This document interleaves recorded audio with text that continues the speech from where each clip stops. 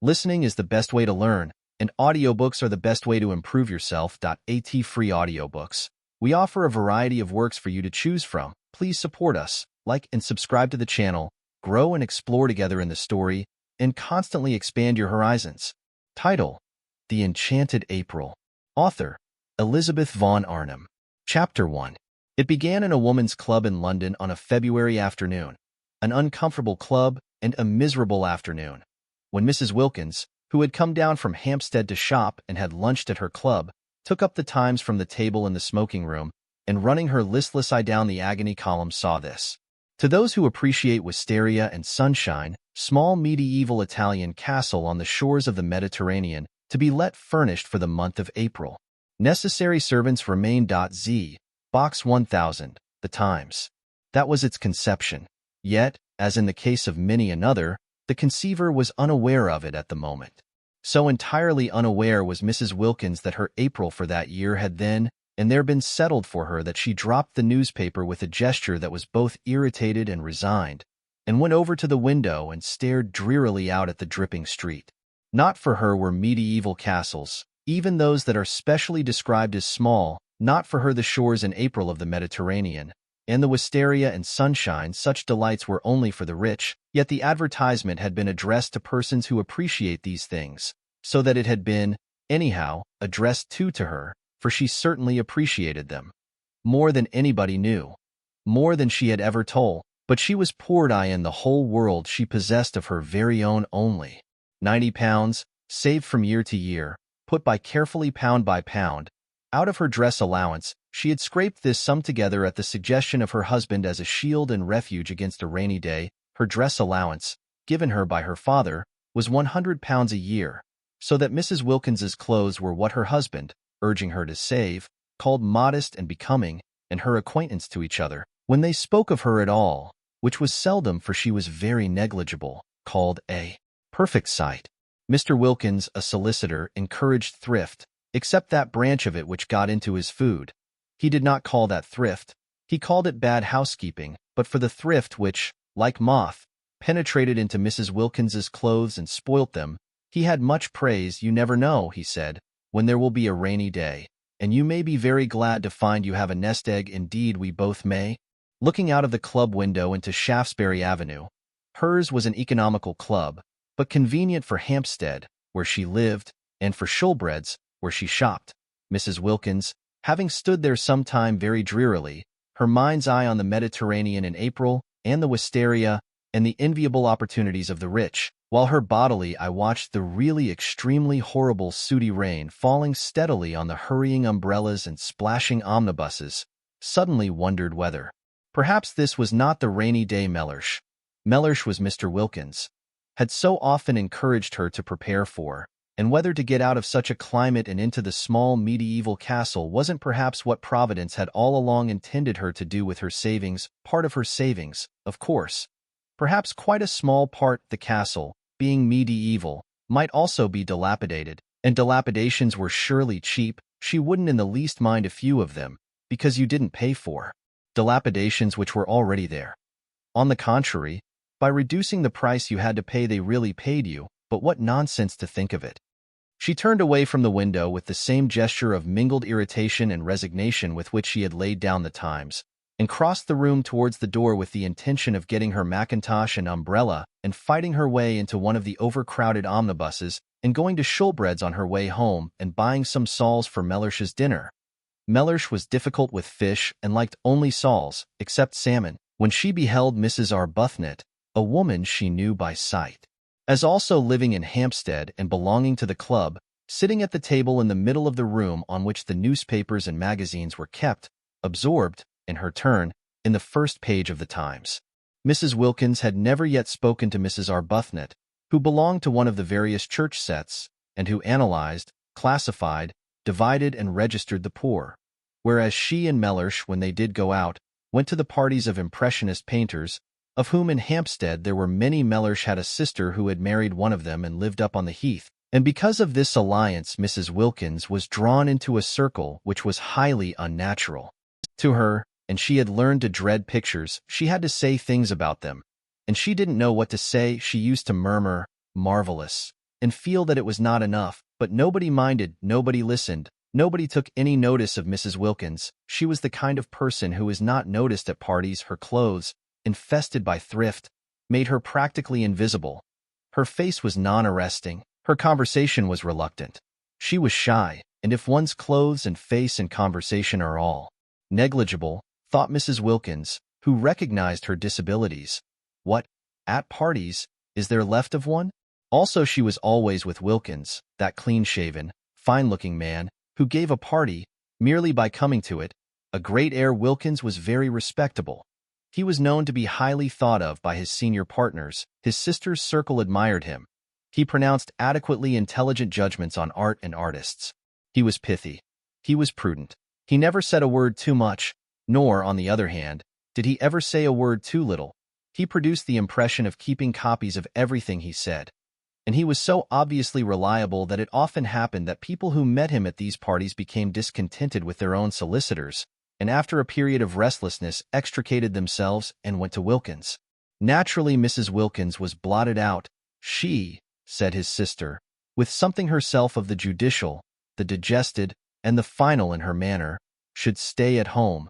But Wilkins could not leave his wife at home. He was a family solicitor, and all such have wives and show them. With his in the week he went to parties, and with his on Sundays he went to church. Being still fairly young, he was 39, and ambitious of old ladies, of whom he had not yet acquired in his practice a sufficient number, he could not afford to miss church, and it was there that Mrs. Wilkins became familiar, though never through words, with Mrs. Arbuthnot.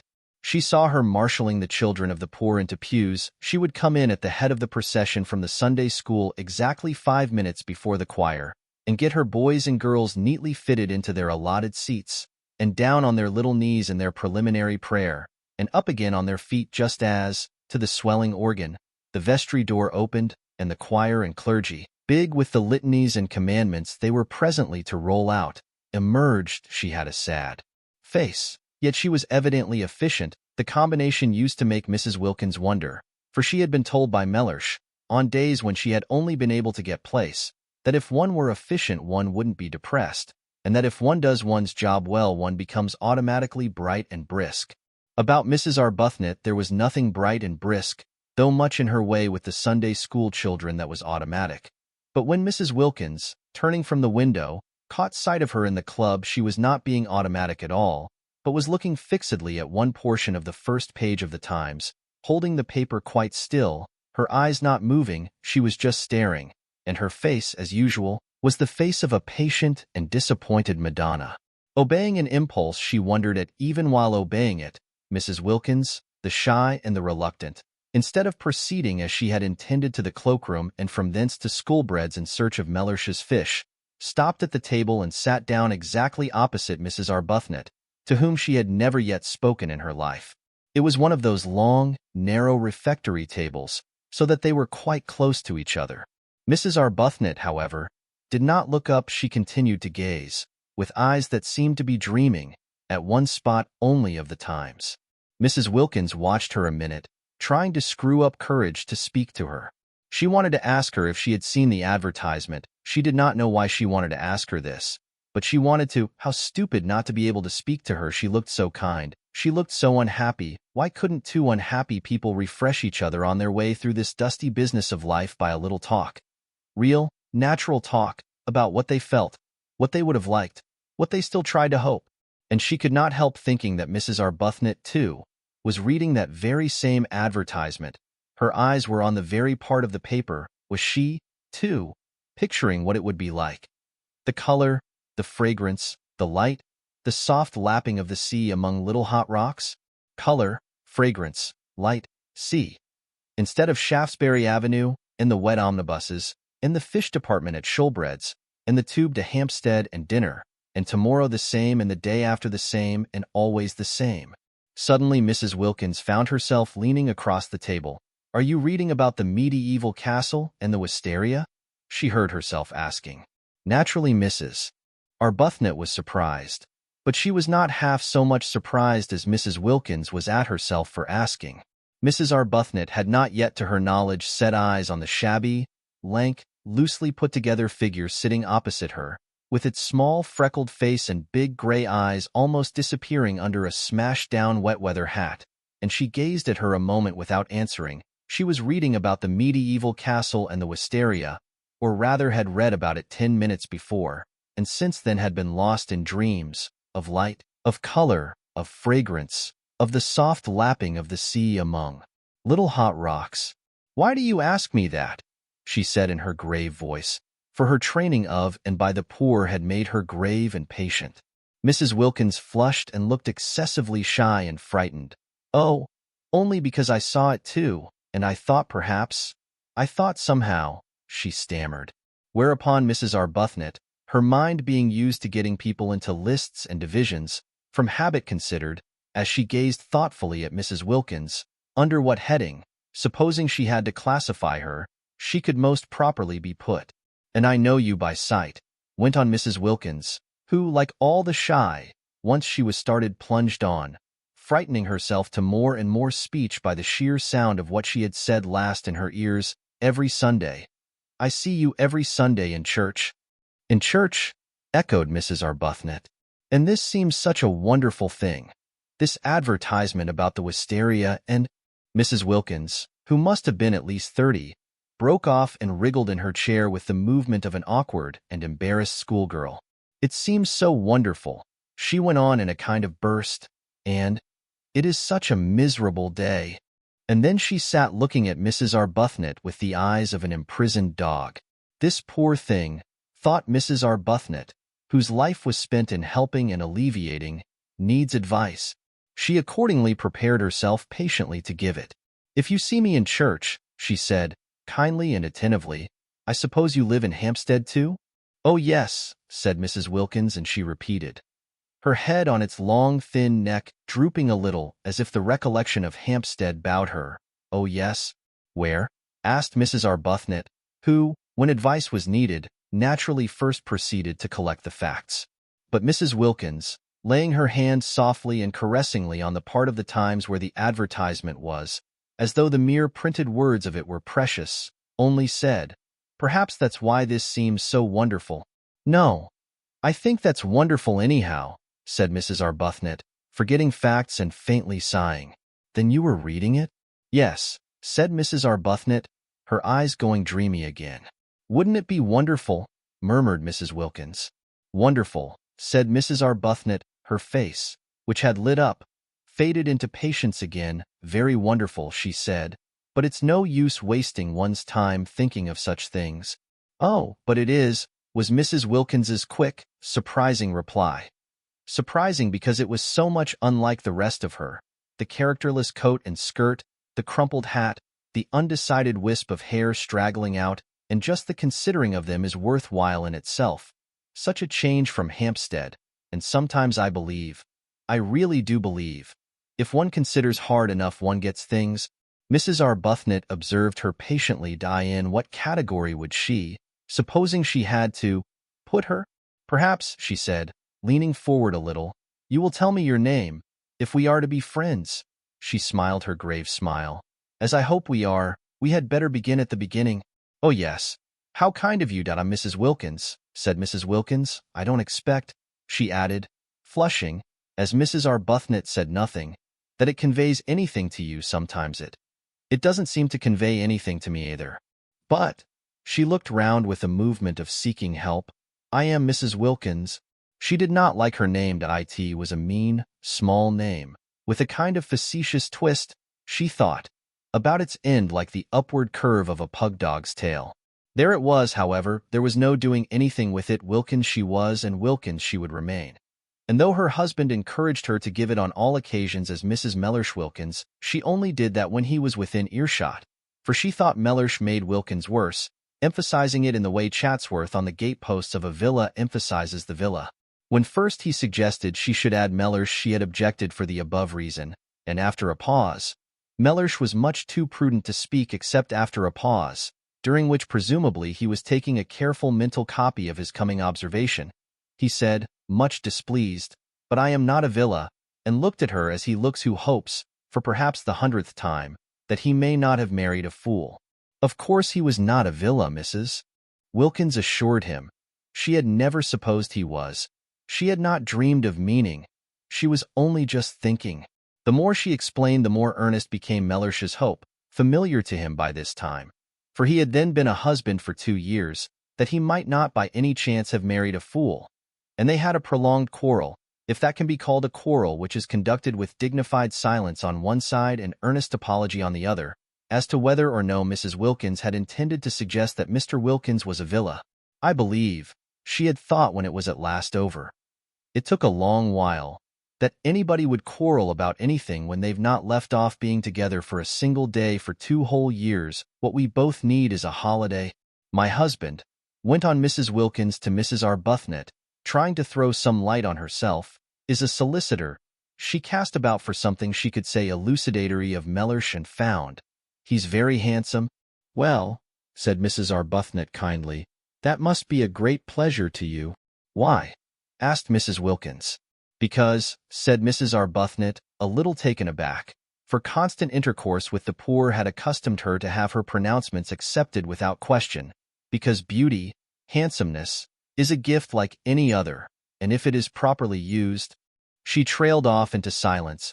Mrs. Wilkins's great gray eyes were fixed on her, and it seemed suddenly to Mrs. Arbuthnot that perhaps she was becoming crystallized into a habit of exposition, and of exposition after the manner of nursemaids, through having an audience that couldn't but agree, that would be afraid, if it wished, to interrupt, that didn't know, that was, in fact, at her mercy. But Mrs. Wilkins was not listening. For just then, absurd as it seemed, a picture had flashed across her brain, and there were 2 figures in it sitting together under a great trailing wisteria that stretched across the branches of a tree she didn't know, and it was herself and Mrs. Arbuthnot. She saw them.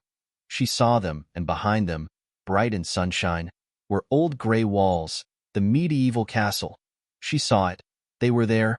She therefore stared at Mrs. Arbuthnot and did not hear a word she said, and Mrs. Arbuthnot stared too at Mrs. Wilkins, arrested by the expression on her face, which was swept by the excitement of what she saw, and was as luminous and tremulous under it as water in sunlight when it is ruffled by a gust of wind.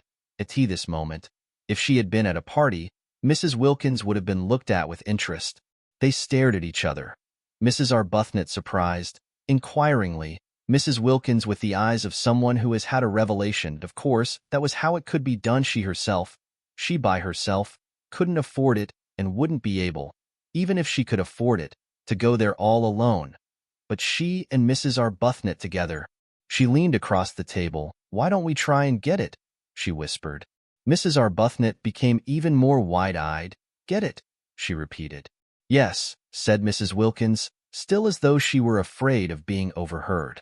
Not just sit here and say how wonderful, and then go home to Hampstead without having put out a finger. Go home just as usual and see about the dinner and the fish just as we've been doing for years and years and will go on doing for years and years. In fact, said Mrs. Wilkins, flushing to the roots of her hair, for the sound of what she was saying, of what was coming pouring out, frightened her, and yet she couldn't stop. I see no end to it. There is no end to it, so that there ought to be a break. There ought to be intervals. In everybody's interests. Why, it would really be being unselfish to go away and be happy for a little, because we would come back so much nicer, you see. After a bit everybody needs a holiday. But, how do you mean, get it? Asked Mrs. Arbuthnot. Take it, said Mrs. Wilkins. Take it. Rent it. Hire it, have it. But, do you mean you and I? Yes, between us share, then it would only cost half, and you look so. You look exactly as if you wanted it just as much as I do, as if you ought to have a rest. Have something happy happen to you. Why, but we don't know each other. But just think how well we would if we went away together for a month. And I've saved for a rainy day, and I expect so have you. And this is the rainy day. Look at it. She is unbalanced, thought Mrs. Arbuthnot. Yet she felt strangely stirred. Think of getting away for a whole month. From everything, to heaven. She shouldn't say things like that, thought Mrs. Arbuthnot, the vicar. Yet she felt strangely stirred. It would indeed be wonderful to have a rest, a cessation. Habit, however, steadied her again. And years of intercourse with the poor made her say, with the slight though sympathetic superiority of the explainer, but then, you see, Heaven isn't somewhere else, it is here and now. We are told so. She became very earnest, just as she did when trying patiently to help and enlighten the poor. Heaven is within us, she said in her gentle, low voice. We are told that on the very highest authority, and you know the lines about the kindred points, don't you? Oh yes, I know them, interrupted Mrs. Wilkins impatiently. The kindred points of heaven and home, continued Mrs. Arbuthnot, who was used to finishing her sentences. Heaven is in our home. It isn't, said Mrs. Wilkins, again surprisingly. Mrs. Arbuthnot was taken aback, then she said gently, Oh, but it is. It is there if we choose, if we make it. I do choose, and I do make it, and it isn't, said Mrs. Wilkins. Then Mrs. Arbuthnot was silent, for she too sometimes had doubts about homes. She sat and looked uneasily at Mrs. Wilkins, feeling more and more the urgent need to getting her classified. If she could only classify Mrs. Wilkins, get her safely under her proper heading, she felt that she herself would regain her balance, which did seem very strangely to be slipping all to one side, for neither had she had a holiday for years, and the advertisement when she saw it had set her dreaming, and Mrs. Wilkins's excitement about it was infectious, and she had the sensation, as she listened to her impetuous, odd talk and watched her lit-up face, that she was being stirred out of sleep. Clearly Mrs. Wilkins was unbalanced, but Mrs. Arbuthnot had met the unbalanced before. Indeed, she was always meeting them, and they had no effect on her own stability at all, whereas this one was making her feel quite wobbly, quite as though to be off and away from her compass points of God, husband, home, and duty.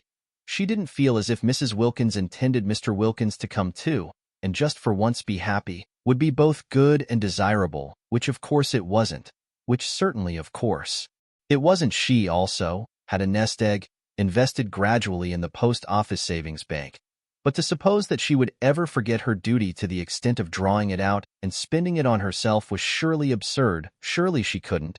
She wouldn't ever do such a thing? Surely she wouldn't.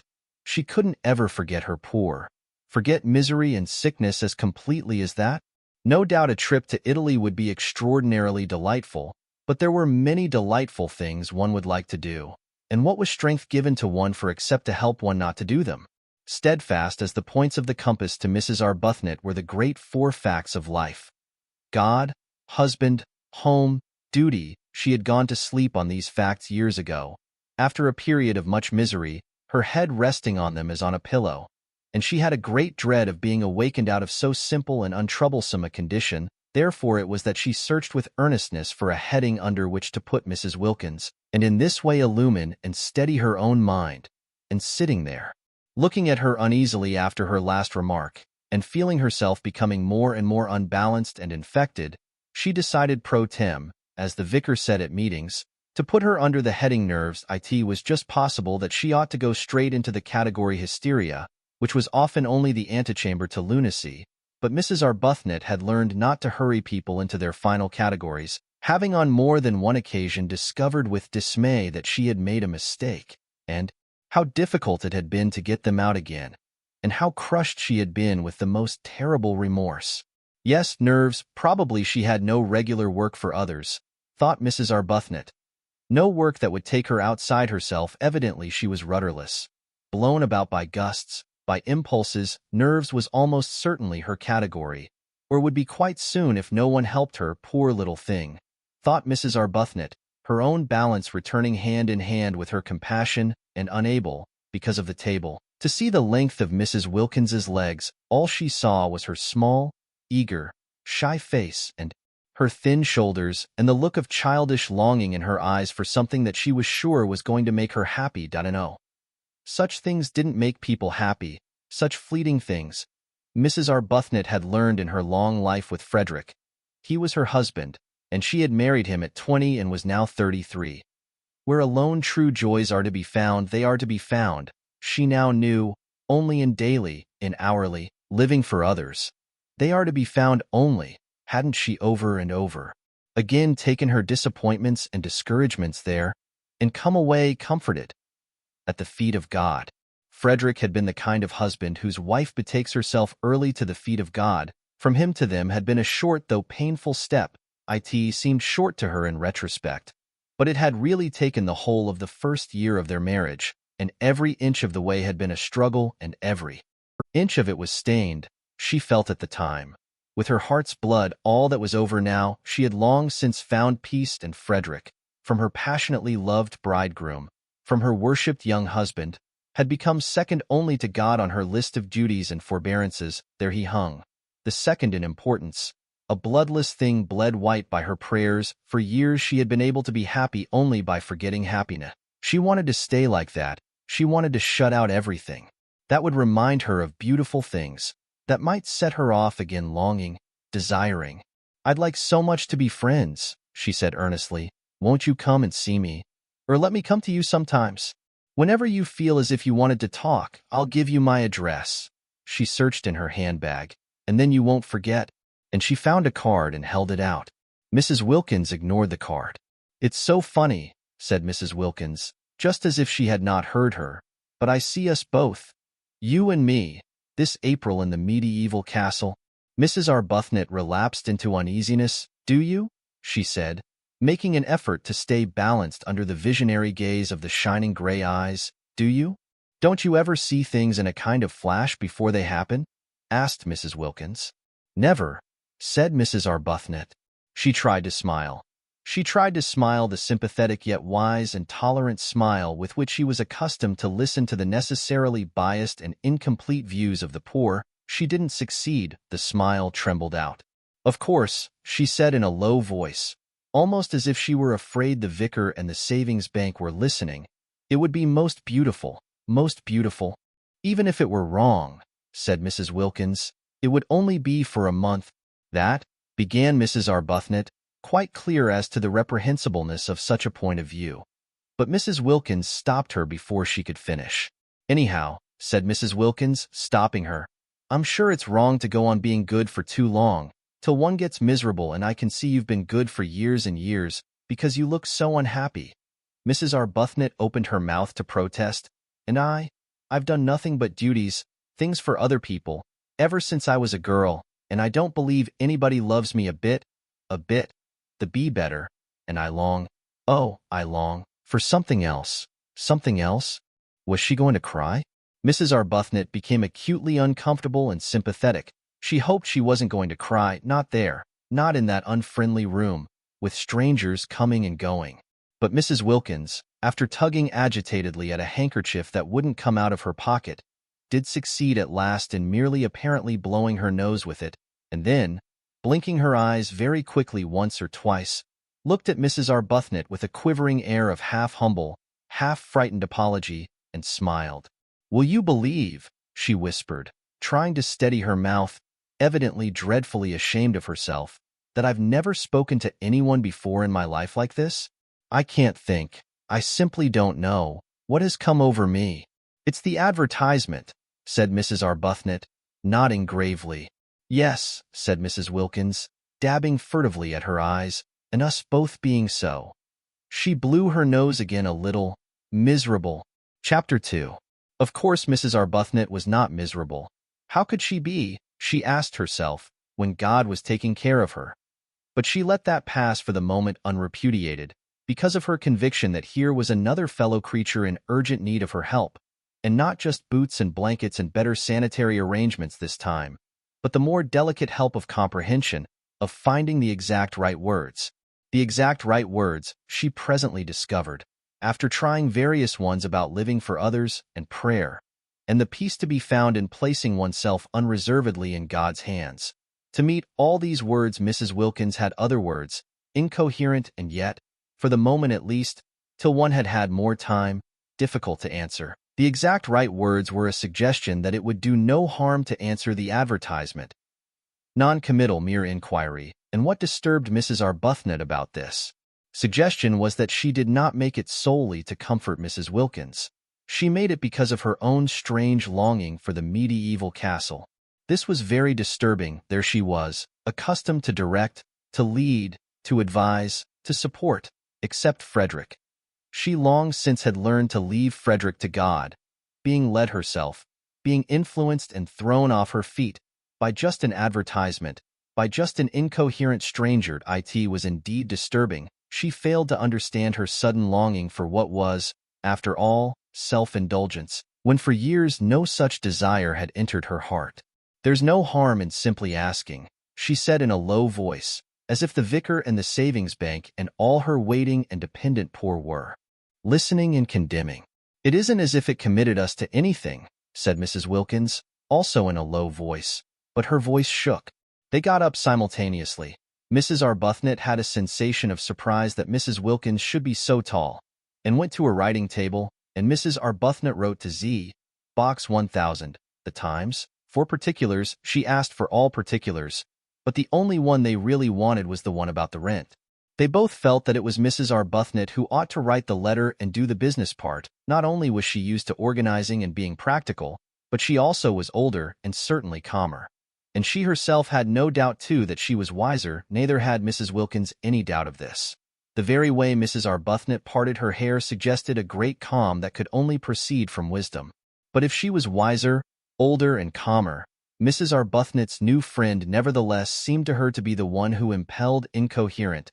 She yet impelled, she appeared to have, apart from her need of help, an upsetting kind of character. She had a curious infectiousness. She led one on, and the way her unsteady mind leaped at conclusions, wrong ones, of course.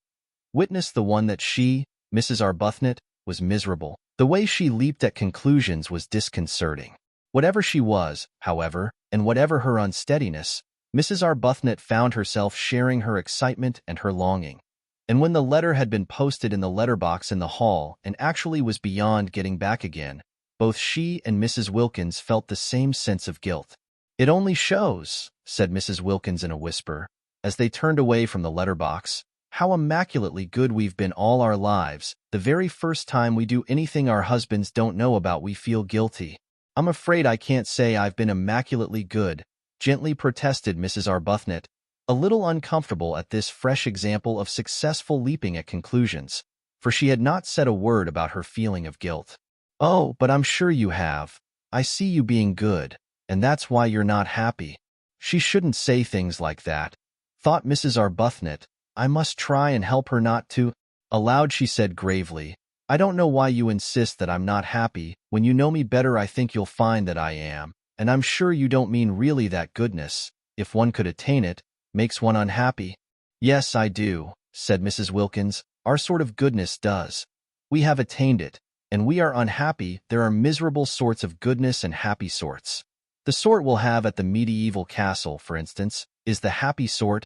That is, supposing we go there," said Mrs. Arbuthnot restrainingly. She felt that Mrs. Wilkins needed holding on to. "After all, we've only written just to ask. Anybody may do that. I think it quite likely we shall find the conditions impossible, and even if they were not, probably by tomorrow we shall not want to go."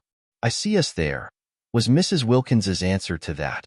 All this was very unbalancing. Mrs. Arbuthnot, as she presently splashed through the dripping streets on her way to a meeting she was to speak at, was in an unusually disturbed condition of mind. She had, she hoped, shown herself very calm to Mrs. Wilkins, very practical and sober, concealing her own excitement. But she was really extraordinarily moved, and she felt happy, and she felt guilty, and she felt afraid, and she had all the feelings, though this she did not know, of a woman who has come away from a secret meeting with her lover. That, indeed, was what she looked like when she arrived late on her platform. She, the open-browed, looked almost furtive as her eyes fell on the staring wooden faces waiting to hear her try and persuade them to contribute to the alleviation of the urgent needs of the Hampstead poor, each one convinced that they needed contributions themselves. She looked as though she were hiding something discreditable but delightful. Certainly her customary clear expression of candor was not there, and its place was taken by a kind of suppressed and frightened pleasedness, which would have led a more worldly-minded audience to the instant conviction of recent and probably impassioned lovemaking. "Beauty, beauty, beauty." The words kept ringing in her ears as she stood on the platform talking of sad things to the sparsely attended meeting. She had never been to Italy. Was that really what her nest egg was to be spent on after all? Though she couldn't approve of the way Mrs. Wilkins was introducing the idea of predestination into her immediate future, just as if she had no choice, just as if to struggle or even to reflect were useless, it yet influenced her. Mrs. Wilkins's eyes had been the eyes of a seer. Some people were like that, Mrs. Arbuthnot knew. And if Mrs. Wilkins had actually seen her at the medieval castle, it did seem probable that struggling would be a waste of time. Still, to spend her nest egg on self-indulgence. The origin of this egg had been corrupt, but she had at least supposed its end was to be creditable. Was she to deflect it from its intended destination, which alone had appeared to justify her keeping it, and spend it on giving herself pleasure? Mrs. Arbuthnot spoke on, so much practiced in the kind of speech that she could have said it all in her sleep, and at the end of the meeting, her eyes dazzled by her secret visions, she hardly noticed that nobody was moved in any way whatever, least of all in the way of contributions. But the vicar noticed. The vicar was disappointed. Usually his good friend and supporter Mrs. Arbuthnot succeeded better than this, and, what was even more unusual, she appeared, he observed, not even to mind. "I can't imagine," he said to her as they parted, speaking irritably, for he was irritated both by the audience and by her. "What these people are coming to, nothing seems to move them. Perhaps they need a holiday," suggested Mrs. Arbuthnot. An unsatisfactory, a queer reply, the vicar thought. "In February?" he called after her sarcastically. "Oh no, not till April," said Mrs. Arbuthnot over her shoulder. Very odd, thought the vicar, very odd indeed. And he went home and was not perhaps quite Christian to his wife. That night in her prayers Mrs. Arbuthnot asked for guidance. She felt she ought really to ask, straight out and roundly, that the medieval castle should already have been taken by someone else and the whole thing thus be settled. But her courage failed her. Suppose her prayer were to be answered? No, she couldn't ask it. She couldn't risk it, and after all, she almost pointed this out to God. If she spent her present nest egg on a holiday, she could quite soon accumulate another. Frederick pressed money on her. And it would only mean, while she rolled up a second egg, that for a time her contributions to the parish charities would be let, and then it could be the next nest egg whose original corruption would be purged away by the use to which it was finally put. For Mrs. Arbuthnot, who had no money of her own, was obliged to live on the proceeds of Frederick's activities, and her very nest egg was the fruit, posthumously ripened, of ancient sin. The way Frederick made his living was one of the standing distresses of her life. He wrote immensely popular memoirs, regularly, every year, of the mistresses of kings. There were in history numerous kings who had had mistresses, and there were still more numerous mistresses who had had kings, so that he had been able to publish a book of memoirs during each year of his married life. And even so there were great further piles of these ladies waiting to be dealt with. Mrs. Arbuthnot was helpless, whether she liked it or not. She was obliged to live on the proceeds. He gave her a dreadful sofa once, after the success of his Du Barry memoir, with swollen cushions and soft, receptive lap, and it seemed to her a miserable thing that there, in her very home, should flaunt this reincarnation of a dead old French sinner. Simply good, convinced that morality is the basis of happiness. The fact that she and Frederick should draw their sustenance from guilt, however much purged by the passage of centuries, was one of the secret reasons of her sadness. The more the memoired lady had forgotten herself, the more his book about her was read and the more free-handed he was to his wife. And all that he gave her was spent, after adding slightly to her nest egg, for she did hope and believe that some day people would cease to want to read of wickedness, and then Frederick would need supporting. On helping the poor, the parish flourished because, to take a handful at random, of the ill behavior of the ladies Du Barry, Montespan, Pompadour, Ninon de l'Enclos, and even of learned Maintenon, the poor were the filter through which the money was passed. To come out, Mrs. Arbuthnot hoped, purified, she could do no more. She had tried in days gone by to think the situation out, to discover the exact right course for her to take, but had found it, as she had found Frederick, too difficult, and had left it, as she had left Frederick. To God, nothing of this money was spent on her house or dress. Those remained, except for the great soft sofa, austere. It was the poor who profited. Their very boots were stout with sins. But how difficult it had been. Mrs. Arbuthnot, groping for guidance, prayed about it to exhaustion. Ought she perhaps to refuse to touch the money, to avoid it as she would have avoided the sins which were its source? But then what about the parish's boots? She asked the vicar what he thought, and, through much delicate language, evasive and cautious, It did finally appear that he was for the boots. At least she had persuaded Frederick. When first he began his terrible successful career, he only began it after their marriage, when she married him. He had been a blameless official attached to the library of the British Museum to publish the memoirs under another name, so that she was not publicly branded. Hampstead read the books with glee, and had no idea that their writer lived in its midst. Frederick was almost unknown, even by sight, in Hampstead. He never went to any of its gatherings. Whatever it was he did in the way of recreation was done in London, but he never spoke of what he did or whom he saw. He might have been perfectly friendless for any mention he ever made of friends to his wife. Only the vicar knew where the money for the parish came from, and he regarded it, he told Mrs. Arbuthnot, as a matter of honor not to mention it. And at least her little house was not haunted by the loose-lived ladies, for Frederick did his work away from home. He had 2 rooms near the British Museum, which was the scene of his exhumations, and there he went every morning, and he came back long after his wife was asleep. Sometimes he did not come back at all. Sometimes she did not see him for several days together. Then he would suddenly appear at breakfast, having let himself in with his latchkey the night before, very jovial and good-natured and free-handed and glad if she would allow him to give her something.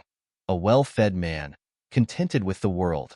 A jolly, full-blooded, satisfied man, and she was always gentle, and anxious that his coffee should be as he liked it. He seemed very happy life, she often thought. However much one tabulated was yet a mystery. There were always some people it was impossible to place. Frederick was one of them. He didn't seem to bear the remotest resemblance to the original Frederick.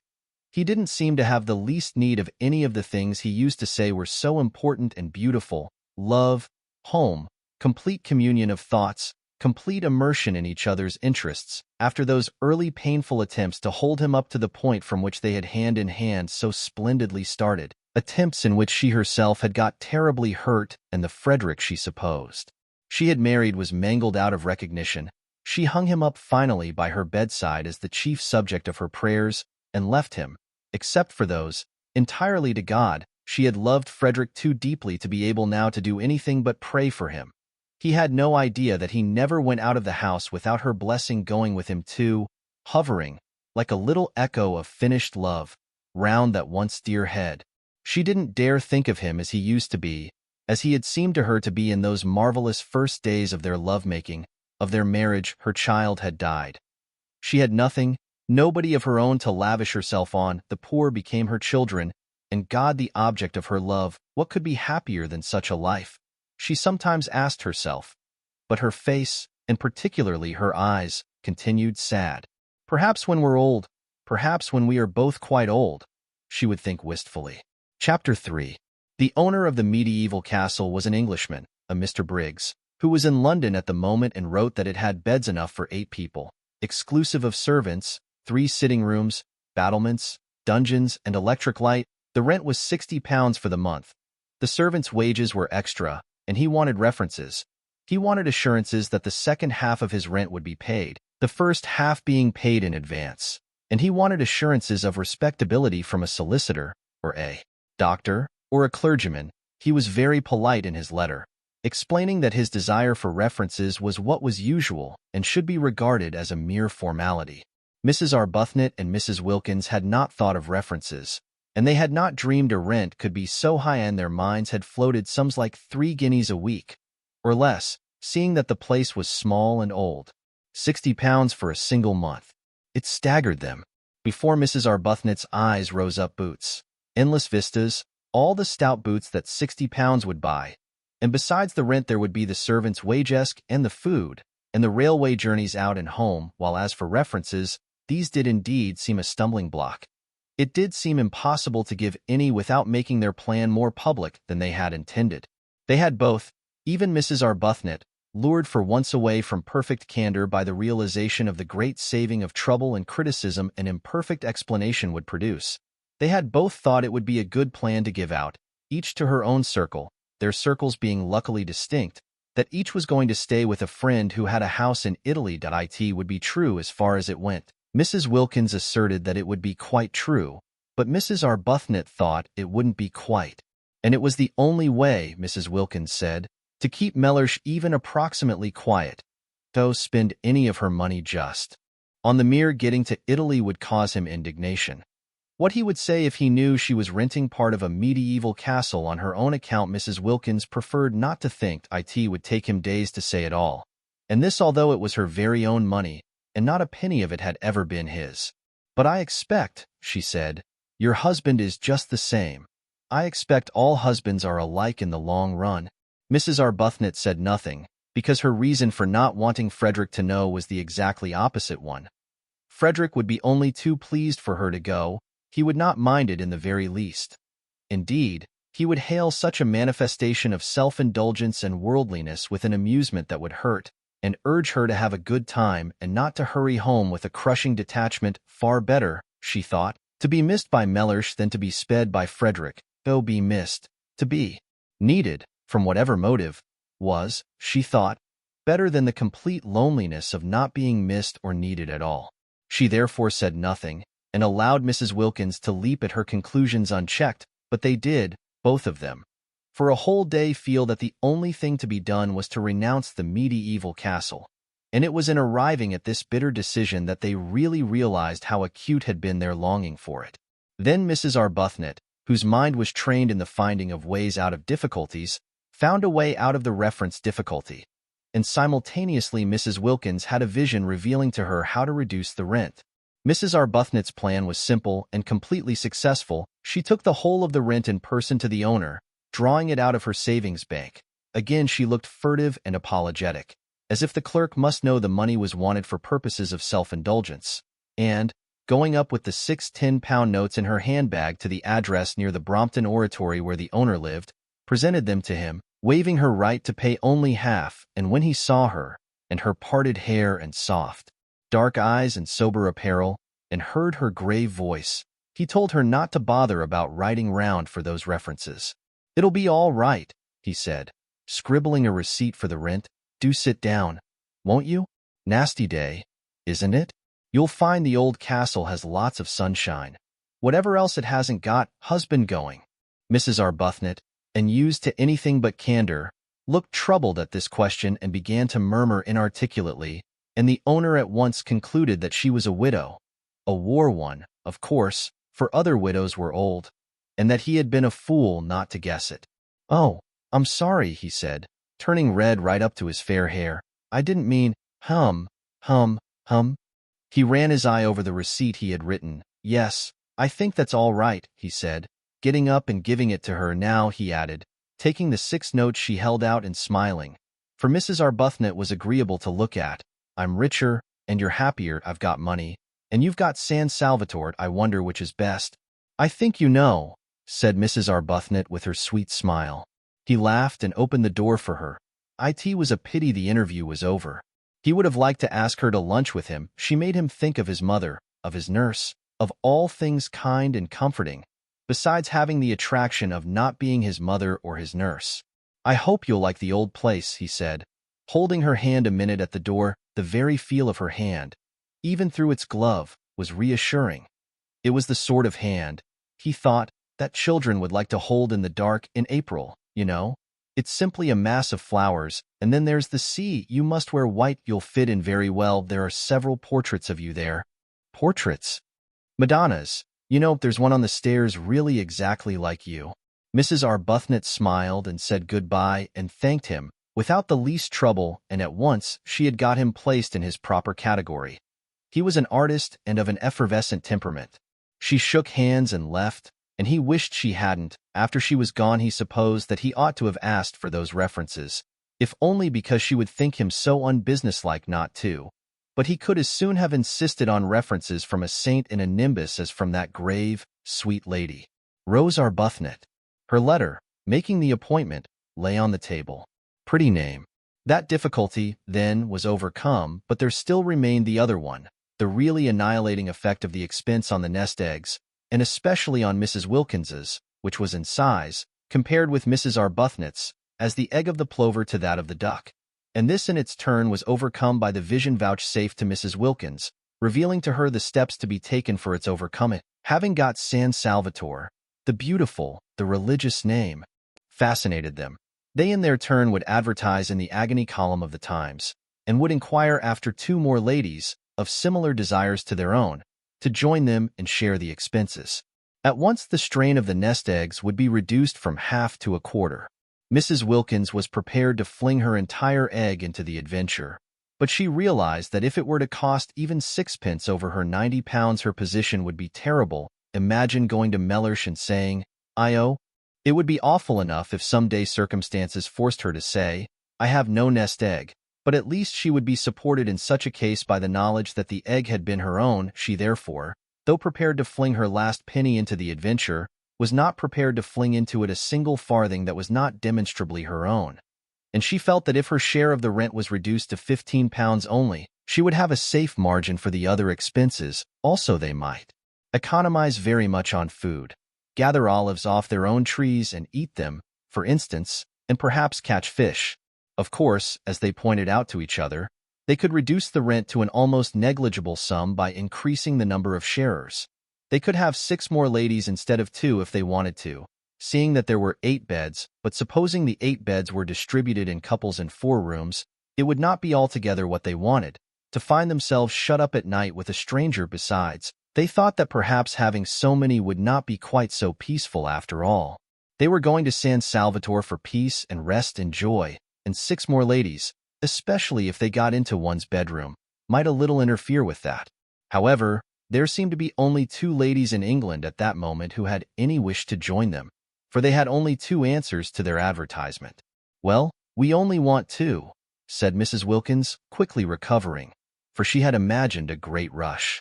"I think a choice would have been a good thing," said Mrs. Arbuthnot. "You mean because then we needn't have had Lady Caroline Dester?" "I didn't say that," gently protested Mrs. Arbuthnot. "We needn't have her," said Mrs. Wilkins. "Just one more person would help us a great deal with the rent. We're not obliged to have 2, but why should we not have her? She seems really quite what we want." "Yes, she does from her letter," said Mrs. Wilkins doubtfully. She felt she would be terribly shy of Lady Caroline, incredible as it may seem. Seeing how they get into everything, Mrs. Wilkins had never come across any members of the aristocracy. They interviewed Lady Caroline, and they interviewed the other applicant, a Mrs. Fisher. Lady Caroline came to the club in Shaftesbury Avenue, and appeared to be wholly taken up by one great longing, a longing to get away from everybody she had ever known. When she saw the club, and Mrs. Arbuthnot and Mrs. Wilkins, she was sure that here was exactly what she wanted. She would be in Italy, a place she adored. She would not be in hotels, places she loathed. She would not be staying with friends, persons she disliked, and she would be in the company of strangers who would never mention a single person she knew, for the simple reason that they had not, could not have, and would not come across them. She asked a few questions about the 4th woman, and was satisfied with the answers. Mrs. Fisher, of Prince of Wales Terrace, a widow. She too would be unacquainted with any of her friends. Lady Caroline did not even know where Prince of Wales Terrace was. "It's in London," said Mrs. Arbuthnot. "Is it?" said Lady Caroline. It all seemed most restful. Mrs. Fisher was unable to come to the club because, she explained by letter, she could not walk without a stick. Therefore Mrs. Arbuthnot and Mrs. Wilkins went to her. "But if she can't come to the club, how can she go to Italy?" wondered Mrs. Wilkins aloud. "We shall hear that from her own lips," said Mrs. Arbuthnot.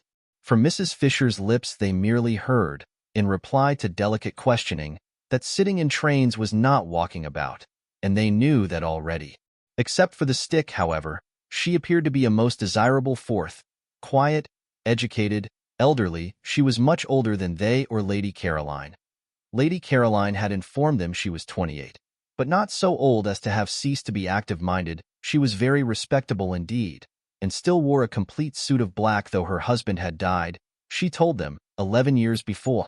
Her house was full of signed photographs of illustrious Victorian dead, all of whom she said she had known when she was little. Her father had been an eminent critic, and in his house she had seen practically everybody who was anybody in letters and art. Carlyle had scowled at her. Matthew Arnold had held her on his knee. Tennyson had sonorously rallied her on the length of her pigtail. She animatedly showed them the photographs, hung everywhere on her walls, pointing out the signatures with her stick, and she neither gave any information about her own husband nor asked for any about the husbands of her visitors, which was the greatest comfort indeed. She seemed to think that they also were widows, for on inquiring who the fourth lady was to be, and being told it was a Lady Caroline Dester, she said, "Is she a widow too?" And on their explaining that she was not, because she had not yet been married, observed with abstracted amiability, "All in good time." But Mrs. Fisher's very abstractedness, and she seemed to be absorbed chiefly in the interesting people she used to know and in their memorial photographs, and quite a good part of the interview was taken up by reminiscent anecdote of Carlyle, Meredith, Matthew Arnold, Tennyson, and a host of others. Her very abstractedness was a recommendation. She only asked, she said, to be allowed to sit quiet in the sun and remember. That was all Mrs. Arbuthnot and Mrs. Wilkins asked of their sharers. It was their idea of a perfect sharer that she should sit quiet in the sun and remember, rousing herself on Saturday evenings sufficiently to pay her share. Mrs. Fisher was very fond, too, she said, of flowers, and once when she was spending a weekend with her father at Box Hill. Who lived at Box Hill? Interrupted Mrs. Wilkins, who hung on Mrs. Fisher's reminiscences, intensely excited by meeting somebody who had actually been familiar with all the really and truly and undoubtedly great. Actually seen them, heard them talking, touched them. Mrs. Fisher looked at her over the top of her glasses in some surprise. Mrs. Wilkins, in her eagerness to tear the heart out quickly of Mrs. Fisher's reminiscences, afraid that at any moment Mrs. Arbuthnot would take her away and she wouldn't have heard half, had already interrupted several times with questions which appeared ignorant to Mrs. Fisher. "Meredith, of course," said Mrs. Fisher rather shortly. "I remember a particular weekend," she continued. "My father often took me, but I always remember this weekend particularly." "Did you know Keats?" eagerly interrupted Mrs. Wilkins. Mrs. Fisher, after a pause, said with sub-acid reserve that she had been unacquainted with both Keats and Shakespeare. "Oh, of course. How ridiculous of me!" cried Mrs. Wilkins, flushing scarlet. "It's because," she floundered, "it's because the immortals somehow still seem alive, don't they? As if they were here, going to walk into the room in another minute. And one forgets they are dead. In fact, one knows perfectly well that they're not dead. Not nearly so dead as you and I even now," she assured Mrs. Fisher, who observed her over the top of her glasses. "I thought I saw Keats the other day," Mrs. Wilkins incoherently proceeded, driven on by Mrs. Fisher's look over the top of her glasses, "in Hampstead, crossing the road in front of that house. You know, the house where he lived." Mrs. Arbuthnot said they must be going. Mrs. Fisher did nothing to prevent them.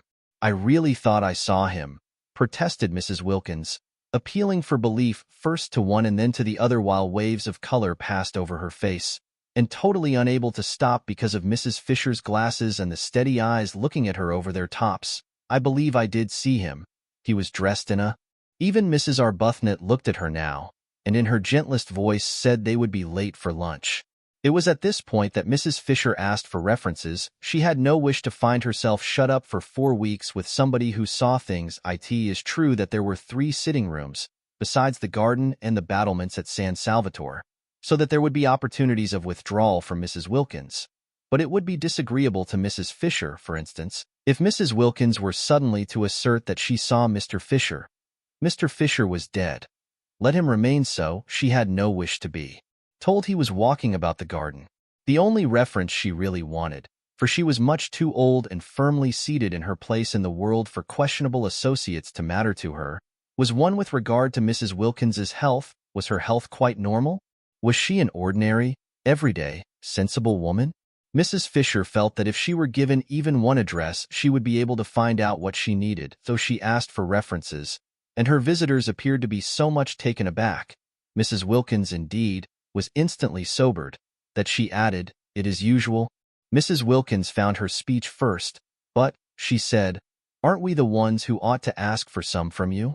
And this seemed to Mrs. Arbuthnot too the right attitude. Surely it was they who were taking Mrs. Fisher into their party, and not Mrs. Fisher who was taking them into it? For answer, Mrs. Fisher, leaning on her stick, went to the writing table and in a firm hand wrote down 3 names and offered them to Mrs. Wilkins, and the names were so respectable, they were so momentous, they were so nearly august, that just to read them was enough. The President of the Royal Academy, the Archbishop of Canterbury, and the Governor of the Bank of England. Who would dare disturb such personages in their meditations with inquiries as to whether a female friend of theirs was all she should be? "They have known me since I was little," said Mrs. Fisher. Everybody seemed to have known Mrs. Fisher since or when she was little. "I don't think references are nice things at all between ordinary decent women," burst out Mrs. Wilkins, made courageous by being, as she felt, at bay. For she very well knew that the only reference she could give without getting into trouble was showbread, and she had little confidence in that, as it would be entirely based on Mellish's fish. "We're not business people. We needn't distrust each other." And Mrs. Arbuthnot said, with a dignity that yet was sweet, "I'm afraid references do bring an atmosphere into our holiday plan that isn't quite what we want, and I don't think we'll take yours up or give you any ourselves, though that I suppose you won't wish to join us." And she held out her hand in goodbye. Then Mrs. Fisher, her gaze diverted to Mrs. Arbuthnot, who inspired trust and liking even in tube officials, felt that she would be idiotic to lose the opportunity of being in Italy in the particular conditions offered, and that she and this calm-browed woman between them would certainly be able to curb the other one when she had her attacks, so she said, taking Mrs. Arbuthnot's offered hand, "Very well, did I waive references?" She waived references. The two, as they walked to the station in Kensington High Street, could not help thinking that this way of putting it was lofty. Even Mrs. Arbuthnot, spendthrift of excuses for lapses, thought Mrs. Fisher might have used other words, and Mrs. Wilkins, by the time she got to the station, and the walk and the struggle on the crowded pavement with other people's umbrellas had warmed her blood, actually suggested waiving Mrs. Fisher. "If there is any waiving to be done, do let us be the ones who waive," she said eagerly. But Mrs. Arbuthnot, as usual, held on to Mrs. Wilkins, and presently, having cooled down in the train, Mrs. Wilkins announced that at San Salvatore Mrs. Fisher would find her level. "I see her finding her level there," she said, her eyes very bright. Whereupon Mrs. Arbuthnot, sitting with her quiet hands folded, turned over in her mind how best she could help Mrs. Wilkins not to see quite so much, or at least, if she must see, to see in silence. Chapter 4. It had been arranged that Mrs. Arbuthnot and Mrs. Wilkins, traveling together, should arrive at San Salvatore on the evening of March 31st. The owner, who told them how to get there, appreciated their disinclination to begin their time in it on April 1st, and Lady Caroline and Mrs. Fisher, as yet unacquainted and therefore under no obligations to bore each other on the journey, for only towards the end would they find out by a process of sifting who they were to arrive on the morning of April 2, and in this way everything would be got nicely ready for the two who seemed, in spite of the equality of the sharing, yet to have something about them of guests. There were disagreeable incidents towards the end of March, when Mrs. Wilkins, her heart in her mouth and her face a mixture of guilt, terror, and determination, told her husband that she had been invited to Italy, and he declined to believe it. Of course he declined to believe it.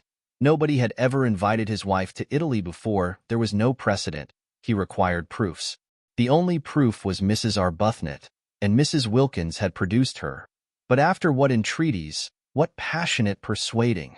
Mrs. Arbuthnot had not imagined she would have to face Mr. Wilkins and say things to him that were short of the truth, and it brought home to her what she had for some time suspected, that she was slipping more and more away from God. Indeed, the whole of March was filled with unpleasant, anxious moments. It was an uneasy month. Mrs. Arbuthnot's conscience, made supersensitive by years of pampering, could not reconcile what she was doing with its own high standard of what was right. It gave her little peace. It nudged her at her prayers. It punctuated her entreaties for divine guidance with disconcerting questions, such as, "Are you not a hypocrite? Do you really mean that? Would you not, frankly, be disappointed if that prayer were granted?" The prolonged wet, raw weather was on the side, too, of her conscience, producing far more sickness than usual among the poor. They had bronchitis. They had fevers. There was no end to the distress, and here she was going off, spending precious money on going off, simply and solely to be happy. One woman being happy, and these piteous multitudes. She was unable to look the vicar in the face. He did not know. Nobody knew what she was going to do. And from the very beginning she was unable to look anybody in the face. She excused herself from making speeches appealing for money. How could she stand up and ask people for money when she herself was spending so much on her own selfish pleasure? Nor did it help her or quiet her that, having actually told Frederick, in her desire to make up for what she was squandering, that she would be grateful if he would let her have some money, he instantly gave her a check £4 100. He asked no questions. She was scarlet. He looked at her a moment, and then looked away. It was a relief to Frederick that she should take some money. She gave it all immediately to the organization she worked with, and found herself more tangled in doubts than ever. Mrs. Wilkins, on the contrary, had no doubts. She was quite certain that it was a most proper thing to have a holiday, and altogether right and beautiful to spend one's own hard-collected savings on being happy. "Think how much nicer we shall be when we come back," she said to Mrs. Arbuthnot, encouraging that pale lady. No, Mrs. Wilkins had no doubts, but she had fears, and March was for her too an anxious month, with the unconscious Mr. Wilkins coming back daily to his dinner and eating his fish in the silence of imagined security. Also, things happened so awkwardly. It really is astonishing how awkwardly they happened. Mrs. Wilkins, who was very careful all this month to give Mellersh only the food he liked, buying it and hovering over its cooking with a zeal more than common, succeeded so well that Mellersh was pleased, definitely pleased. So much pleased that he began to think that he might, after all, have married the right wife instead of, as he had frequently suspected, the wrong one. The result was that on the third Sunday in the month, Mrs. Wilkins had made up her trembling mind that on the fourth Sunday, there being 5 in that March and it being on the 5th of them that she and Mrs. Arbuthnot were to start, she would tell Mellersh of her invitation. On the third Sunday, then, after a very well-cooked lunch in which the Yorkshire pudding had melted in his mouth and the apricot tart had been so perfect that he ate it all, Mellersh, smoking his cigar by the brightly burning fire the while hail gusts banged on the window, said, "I am thinking of taking you to Italy for Easter," and paused for her astounded and grateful ecstasy. None came. The silence in the room, except for the hail hitting the windows and the gay roar of the fire, was complete. Mrs. Wilkins could not speak. She was dumbfounded. The next Sunday was the day she had meant to break her news to him, and she had not yet even prepared the form of words in which she would break it. Mr. Wilkins, who had not been abroad since before the war, and was noticing with increasing disgust, as week followed week of wind and rain, the peculiar persistent vileness of the weather, had slowly conceived a desire to get away from England for Easter. He was doing very well in his business. He could afford a trip. Switzerland was useless in April. There was a familiar sound about Easter in Italy. Oh, Italy he would go. And as it would cause comment if he did not take his wife, take her he must. Besides, she would be useful. A second person was always useful in a country whose language one did not speak, for holding things, for waiting with the luggage. He had expected an explosion of gratitude and excitement. The absence of it was incredible. She could not, he concluded, have heard. Probably she was absorbed in some foolish day-dream. It was regrettable how childish she remained. He turned his head. Their chairs were in front of the fire, and looked at her. She was staring straight into the fire, and it was no doubt the fire that made her face so red. "I am thinking," he repeated, raising his clear, cultivated voice and speaking with acerbity, for inattention at such a moment was deplorable, "of taking you to Italy for Easter. Did you not hear me?" Yes, she had heard him, and she had been wondering at the extraordinary coincidence. Really most extraordinary. She was just going to tell him how she had been invited. A friend had invited her. Easter, too. Easter was in April, wasn't it? Her friend had a house there. In fact, Mrs. Wilkins, driven by terror, guilt, and surprise, had been more incoherent, if possible, than usual. It was a dreadful afternoon. Mellersh, profoundly indignant, besides having his intended treat coming back on him like a blessing to roost, cross-examined her with the utmost severity. He demanded that she refuse the invitation. He demanded that, since she had so outrageously accepted it without consulting him, she should write and cancel her acceptance, finding himself up against an unsuspected, shocking rock of obstinacy in her. He then declined to believe she had been invited to Italy at all. He declined to believe in this Mrs. Arbuthnot, of whom till that moment he had never heard, and it was only when the gentle creature was brought round, with such difficulty, with such a desire on her part to throw the whole thing up rather than tell Mr. Wilkins less than the truth, and herself endorsed his wife's statements, that he was able to give them credence. He could not but believe Mrs. Arbuthnot. She produced the precise effect on him that she did on tube officials. She hardly needed to say anything, but that made no difference to her conscience. which knew and would not let her forget that she had given him an incomplete impression. Do you, asked her conscience, see any real difference between an incomplete impression and a completely stated lie? God sees none. The remainder of March was a confused bad dream. Both Mrs. Arbuthnot and Mrs. Wilkins were shattered. Try as they would not to, both felt extraordinarily guilty. And when on the morning of the 30th they did finally get off, there was no exhilaration about the departure, no holiday feeling at all. We've been too good. Much too good. Mrs. Wilkins kept on murmuring as they walked up and down the platform at Victoria, having arrived there an hour before they need have. And that's why we feel as though we're doing wrong. We're browbeaten. We're not any longer real human beings. Real human beings aren't ever as good as we've been, Detto. She clenched her thin hands. To think that we ought to be so happy now, here on the very station, actually starting, and we're not. And it's being spoilt for us just simply because we've spoilt them. What have we done? What have we done? I should like to know, she inquired of Mrs. Arbuthnot indignantly, except for once want to go away by ourselves and have a little rest from them. Mrs. Arbuthnot, patiently pacing, did not ask who she meant by them, because she knew. Mrs. Wilkins meant their husbands, persisting in her assumption that Frederick was as indignant as Mellersh over the departure of his wife, whereas Frederick did not even know his wife had gone.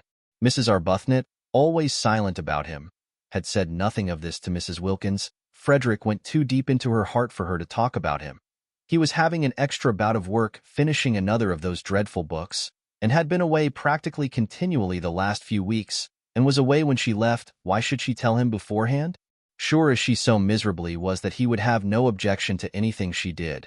She merely wrote him a note and put it on the hall table ready for him if and when he should come home. She said she was going for a month's holiday as she needed a rest, and she had not had one for so long, and that Gladys, the efficient parlor-maid, had orders to see to his comforts. She did not say where she was going.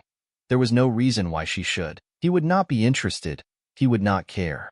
The day was wretched, blustering and wet. The crossing was atrocious, and they were very sick, but after having been very sick, just to arrive at Calais and not be sick was happiness, and it was there that the real splendor of what they were doing first began to warm their benumbed spirits. I got hold of Mrs. Wilkins first, and spread from her like a rose-colored flame over her pale companion Mellersh at Calais, where they restored themselves with sols, because of Mrs. Wilkins's desire to eat a sole Mellersh wasn't having. Mellersh at Calais had already begun to dwindle and seem less important. None of the French porters knew him. Not a single official at Calais cared a fig for Mellersh. In Paris, there was no time to think of him because their train was late, and they only just caught the Turin train at the Gare de Lyons. And by the afternoon of the next day when they got into Italy, England, Frederick, Mellersh, the vicar, the poor, Hampstead, the club, Shoolbred, everybody and everything, the whole inflamed sore dreariness, had faded to the dimness of a dream. Chapter 5. It was cloudy in Italy, which surprised them. They had expected brilliant sunshine, but never mind. It was Italy, and the very clouds looked fat. Neither of them had ever been there before. Both gazed out of the windows with rapt faces. The hours flew as long as it was daylight, and after that there was the excitement of getting nearer, getting quite near, getting there. Genoa, it had begun to rain. Genoa. Imagine actually being at Genoa, seeing its name written up in the station just like any other name. At Nervi it was pouring, and when at last towards midnight, for again the train was late, they got to Mezzago, the rain was coming down in what seemed solid sheets, but it was Italy. Nothing it did could be bad. The very rain was different. Straight rain, falling properly onto one's umbrella. Not that violently blowing English stuff that got in everywhere, and it did leave off.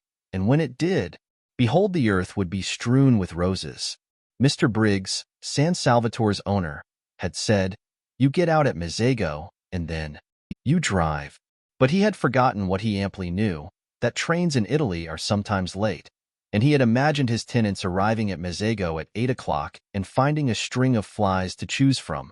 The train was 4 hours late, and when Mrs. Arbuthnot and Mrs. Wilkins scrambled down the ladder-like high steps of their carriage into the black downpour, their skirts sweeping off great pools of sooty wet because their hands were full of suitcases, if it had not been for the vigilance of Domenico, the gardener at San Salvatore, they would have found nothing for them to drive in. All ordinary flies had long since gone home. Domenico, foreseeing this, had sent his aunt's fly, driven by her son, his cousin, and his aunt and her fly lived in Castagneto, the village crouching at the feet of San Salvatore, and therefore, however late the train was, the fly would not dare come home without containing that which it had been sent to fetch. Domenico's cousin's name was Beppo, and he presently emerged out of the dark where Mrs. Arbuthnot and Mrs. Wilkins stood, uncertain what to do next after the train had gone on, for they could see no porter, and they thought from the feel of it that they were standing not so much on a platform as in the middle of the permanent way. Beppo, who had been searching for them, emerged from the dark with a kind of pounce and talked Italian to them vociferously. Beppo was a most respectable young man, but he did not look as if he were, especially not in the dark, and he had a dripping hat slouched over one eye. They did not like the way he seized their suitcases. He could not be, they thought, a porter. However, they presently from out of his streaming talk discerned the words San Salvatore, and after that they kept on saying them to him, for it was the only Italian they knew, as they hurried after him, unwilling to lose sight of their suitcases, stumbling across rails and through puddles out to where in the road a small, high fly stood. Its hood was up, and its horse was in an attitude of thought. They climbed in, and the minute they were in, Mrs. Wilkins, indeed, could hardly be called in. The horse awoke with a start from its reverie and immediately began going home rapidly. Without Beppo, without the suitcases. Beppo darted after him, making the night ring with his shouts, and caught the hanging reins just in time. He explained proudly, and as it seemed to him with perfect clearness, that the horse always did that, being a fine animal full of corn and blood, and cared for by him, Beppo, as if he were his own son, and the ladies must not be alarmed. He had noticed they were clutching each other, but clear and loud, and profuse of words though he was, they only looked at him blankly. He went on talking, however, while he piled the suitcases up round them, sure that sooner or later they must understand him, especially as he was careful to talk very loud and illustrate everything he said with the simplest elucidatory gestures.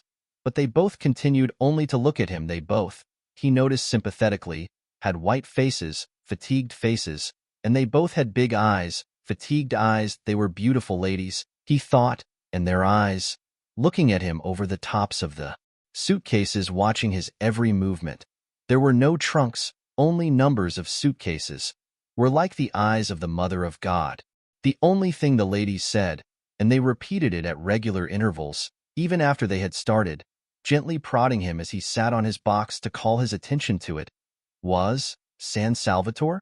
And each time he answered vociferously, encouragingly, Si, San Salvatore. We don't know, of course, if he's taking us there, said Mrs. Arbuthnot at last in a low voice, after they had been driving as it seemed to them a long while, and had got off the paving stones of the sleep-shrouded town and were out on a winding road with what they could just see was a low wall on their left, beyond which was a great black emptiness and the sound of the sea. On their right was something close and steep and high and black. Rocks, they whispered to each other. Huge rocks. No, we don't know, agreed Mrs. Wilkins, a slight coldness passing down her spine.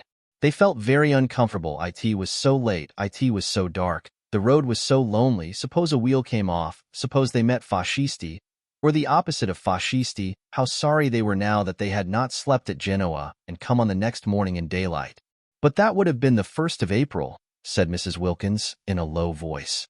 It is that now, said Mrs. Arbuthnot beneath her breath. So it is, murmured Mrs. Wilkins. They were silent. Beppo turned round on his box, a disquieting habit already noticed, for surely his horse ought to be carefully watched, and again addressed them with what he was convinced was lucidity, no patois, and the clearest explanatory movements. How much they wished their mothers had made them learn Italian when they were little. If only now they could have said, "Please sit round the right way and look after the horse." They did not even know what horse was in Italian. It was contemptible to be so ignorant. In their anxiety, for the road twisted round great jutting rocks, and on their left was only the low wall to keep them out of the sea should anything happen, they too began to gesticulate, waving their hands at Beppo, pointing ahead. They wanted him to turn round again and face his horse. That was all. He thought they wanted him to drive faster. And there followed a terrifying 10 minutes during which, as he supposed, he was gratifying them. He was proud of his horse, and it could go very fast, He rose in his seat. The whip cracked. The horse rushed forward. The rocks leaped towards them. The little fly swayed. The suitcases heaved. Mrs. Arbuthnot and Mrs. Wilkins clung, and in this way they continued, swaying, heaving, clattering, clinging, till at a point near Castagneto there was a rise in the road, and on reaching the foot of the rise the horse, who knew every inch of the way, stopped suddenly, throwing everything in the fly into a heap, and then proceeded up at the slowest of walks. Beppo twisted himself round to receive their admiration, laughing with pride in his horse. There was no answering laugh from the beautiful ladies. Their eyes, fixed on him, seemed bigger than ever, and their faces against the black of the night showed milky.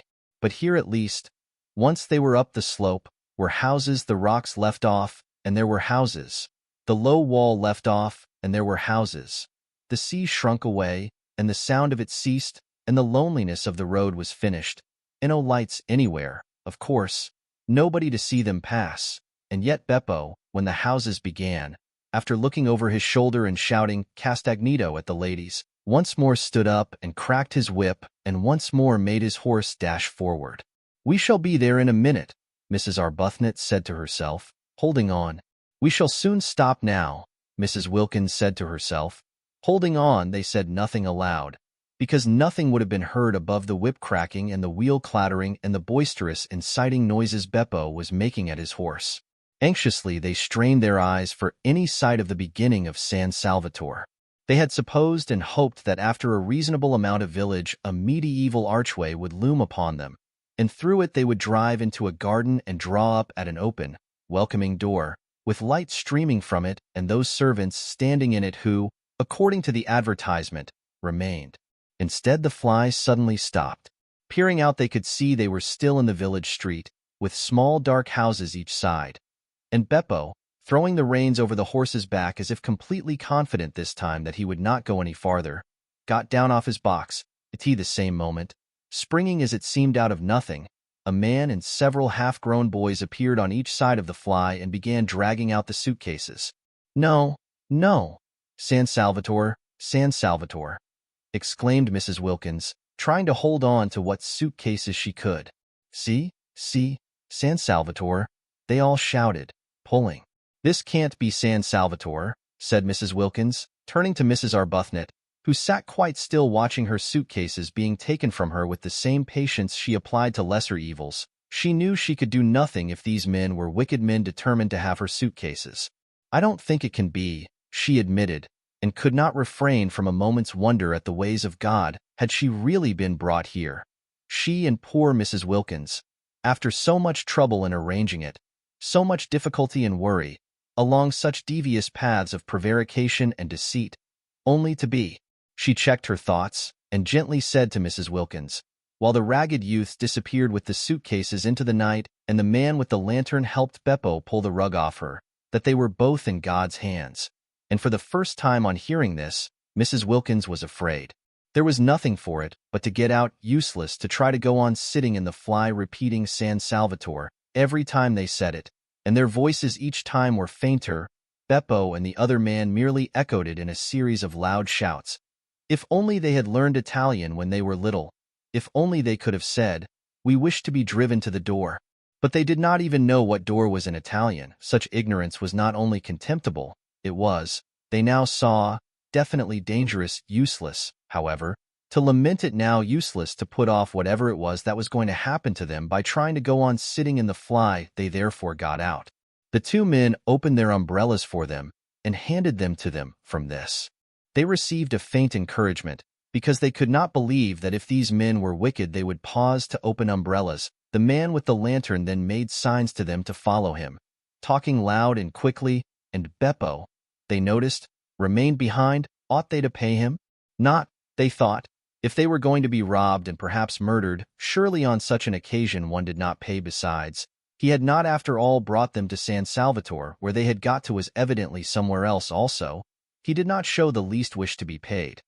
He let them go away into the night with no clamor at all. This, they could not help thinking, was a bad sign. He asked for nothing because presently he was to get so much. They came to some steps. The road ended abruptly in a church and some descending step. The man held the lantern low for them to see the steps. "San Salvatore?" said Mrs. Wilkins once again, very faintly, before committing herself to the steps. It was useless to mention it now, of course, but she could not go down steps in complete silence. No medieval castle, she was sure, was ever built at the bottom of steps. Again, however, came the echoing shout, "See, San Salvatore." They descended gingerly, holding up their skirts just as if they would be wanting them another time, and had not in all probability finished with skirts forever.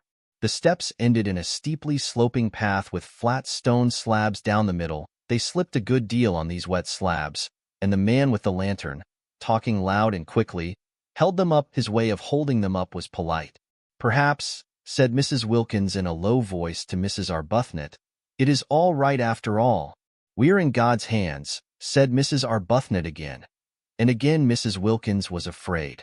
They reached the bottom of the sloping path, and the light of the lantern flickered over an open space with houses round three sides. The sea was the fourth side, lazily washing backwards and forwards on pebbles.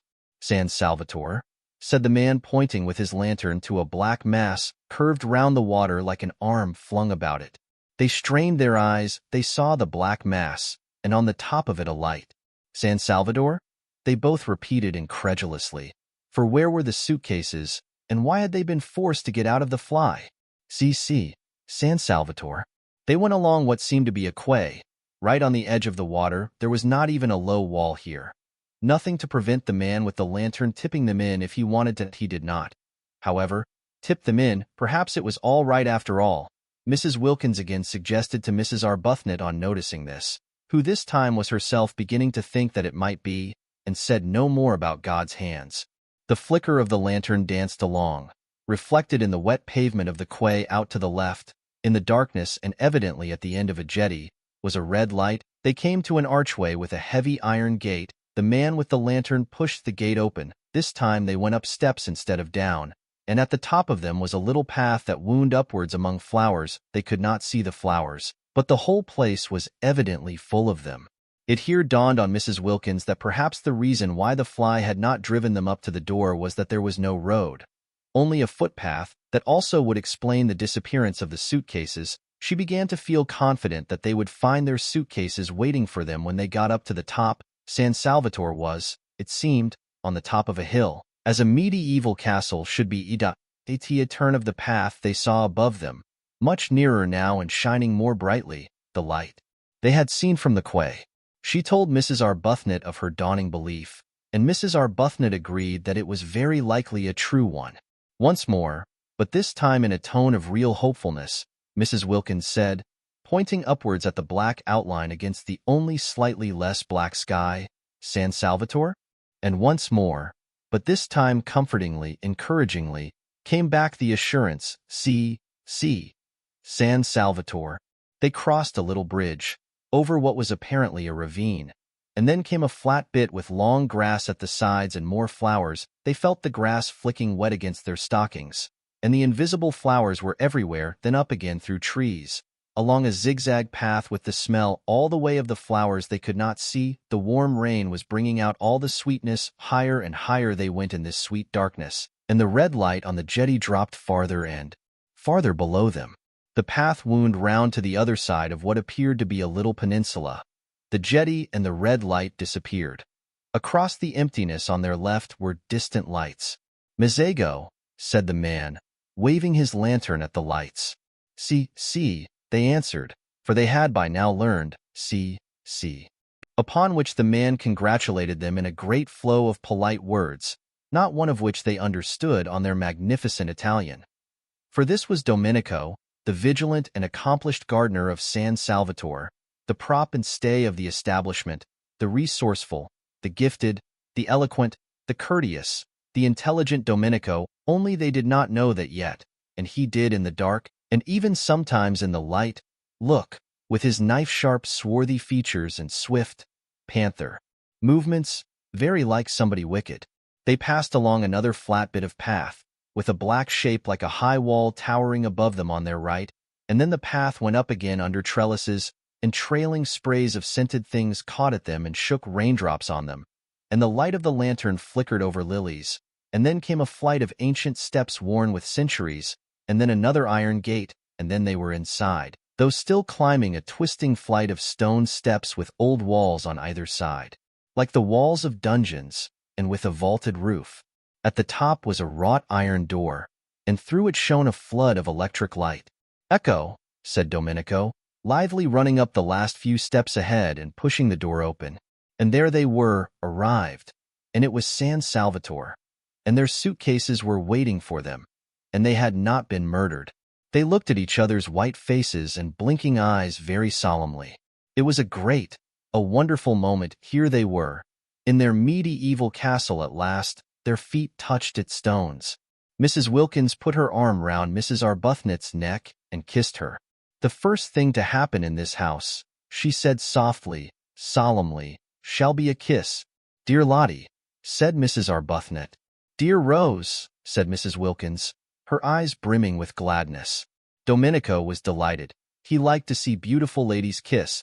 He made them a most appreciative speech of welcome, and they stood arm in arm, holding each other up, for they were very tired, blinking smilingly at him, and not understanding a word. Chapter 6. When Mrs. Wilkins woke next morning, she lay in bed a few minutes before getting up and opening the shutters. What would she see out of her window? A shining world, or a world of rain? But it would be beautiful. Whatever it was would be beautiful. She was in a little bedroom with bare white walls and a stone floor and sparse old furniture. The beds, there were two, were made of iron, enameled black and painted with bunches of gay flowers. She lay putting off the great moment of going to the window as one puts off opening a precious letter, gloating over it. She had no idea what time it was. She had forgotten to wind up her watch ever since, centuries ago, she last went to bed in Hampstead, and no sounds were to be heard in the house, so she supposed it was very early, yet she felt as if she had slept a long while. So completely rested, so perfectly content, she lay with her arms clasped round her head thinking how happy she was, her lips curved upwards in a delighted smile. In bed by herself. Adorable condition. She had not been in a bed without Mellersh once now for 5 whole years, and the cool roominess of it, the freedom of one's movements, the sense of recklessness, of audacity, in giving the blankets a pull if one wanted to, or twitching the pillows more comfortably. It was like the discovery of an entirely new joy. Mrs. Wilkins longed to get up and open the shutters, but where she was really so very delicious. She gave a sigh of contentment, and went on lying there looking round her, taking in everything in her room, her own little room, her very own, to arrange just as she pleased for this one blessed month. Her room bought with her own savings, the fruit of her careful denials, whose door she could bolt if she wanted to, and nobody had the right to come in. It was such a strange little room, so different from any she had known, and so sweet. It was like a cell, except for the 2 beds. It suggested a happy austerity. And the name of the chamber, she thought, quoting and smiling round at it, was Peace. Well, this was delicious, to lie there thinking how happy she was. But outside those shutters it was more delicious still. She jumped up, pulled on her slippers, for there was nothing on the stone floor but one small rug, ran to the window and threw open the shutters. "Oh!" cried Mrs. Wilkins. All the radiance of April in Italy lay gathered together at her feet. The sun poured in on her, the sea lay asleep in it, hardly stirring. Across the bay the lovely mountains, exquisitely different in color, were asleep too in the light. And underneath her window, at the bottom of the flower-starred grass slope from which the wall of the castle rose up, was a great cypress, cutting through the delicate blues and violets and rose colors of the mountains and the sea like a great black sword. She stared. Such beauty! And she there to see it, such beauty! And she alive to feel it. Her face was bathed in light. Lovely scents came up to the window and caressed her. A tiny breeze gently lifted her hair. Far out in the bay a cluster of almost motionless fishing boats hovered like a flock of white birds on the tranquil sea. How beautiful not to have died before this, to have been allowed to see, breathe, feel this. She stared, her lips parted. Happy? Poor, ordinary, everyday word, but what could one say? How could one describe it? It was as though she could hardly stay inside herself. It was as though she were too small to hold so much of joy. It was as though she were washed through with light, and how astonishing to feel this sheer bliss, for here she was, not doing and not going to do a single unselfish thing. Not going to do a thing she didn't want to do. According to everybody she had ever come across, she ought at least to have twinges. She had not one twin. Something was wrong somewhere. Wonderful that at home she should have been so good, so terribly good, and merely felt tormented. Twinges of every sort had there been her portion. Aches, hurts, discouragements, and she the whole time being steadily unselfish. Now she had taken off all her goodness and left it behind her like a heap of rain-sodden clothes, and she only felt joy. She was naked of goodness, and was rejoicing in being naked. She was stripped and exulting, and there, away in the dim mugginess of Hampstead, was Mellersh being angry. She tried to visualize Mellersh. She tried to see him having breakfast and thinking bitter things about her.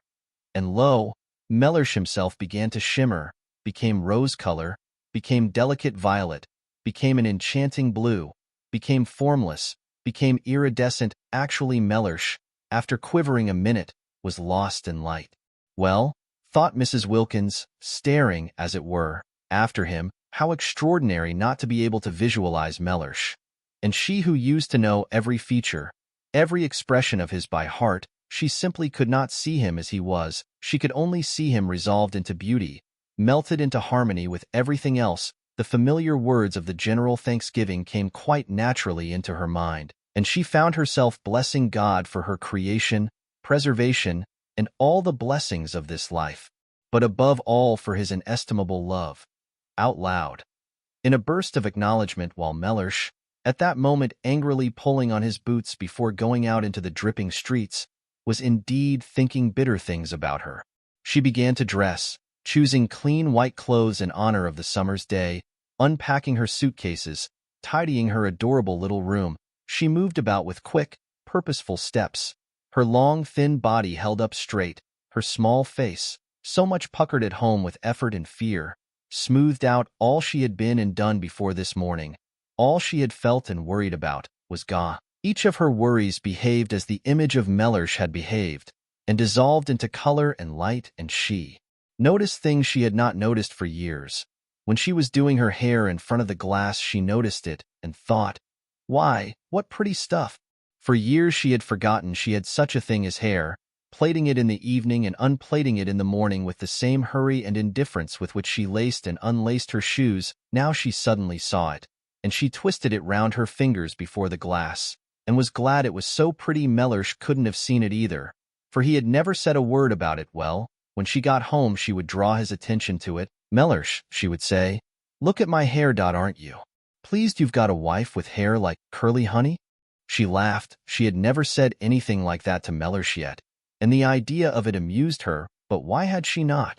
Oh yes, she used to be afraid of him. Funny to be afraid of anybody, and especially of one's husband, whom one saw in his more simplified moments, such as asleep and not breathing properly through his nose. When she was ready, she opened her door to go across to see if Rose, who had been put the night before by a sleepy maidservant into a cell opposite, were awake. She would say good morning to her, and then she would run down and stay with that cypress tree till breakfast was ready, and after breakfast she wouldn't so much as look out of a window till she had helped Rose get everything ready for Lady Caroline and Mrs. Fishett. There was much to be done that day, settling in, arranging the rooms. She mustn't leave Rose to do it alone. They would make it all so lovely for the two to come, have such an entrancing vision ready for them of little cells bright with flowers. She remembered she had wanted Lady Caroline not to come. Fancy wanting to shut someone out of heaven because she thought she would be shy of her. And as though it mattered if she were, and as though she would be anything so self-conscious as shy. Besides, what a reason! She could not accuse herself of goodness over that, and she remembered she had wanted not to have Mrs. Fisher either, because she had seemed lofty. How funny of her, so funny to worry about such little things, making them important. The bedrooms and two of the sitting rooms at San Salvatore were on the top floor, and opened into a roomy hall with a wide glass window at the north end. San Salvatore was rich in small gardens in different parts and on different levels. The garden this window looked down on was made on the highest part of the walls, and could only be reached through the corresponding spacious hall on the floor below. When Mrs. Wilkins came out of her room, this window stood wide open, and beyond it in the sun was a Judas tree in full flower. There was no sign of anybody, no sound of voices or feet. Tubs of arum lilies stood about on the stone floor, and on a table flamed a huge bunch of fierce nasturtiums. Spacious, flowery, silent, with the wide window at the end opening into the garden, and the Judas tree absurdly beautiful in the sunshine. It seemed to Mrs. Wilkins, arrested on her way across to Mrs. Arbuthnot, too good to be true. Was she really going to live in this for a whole month?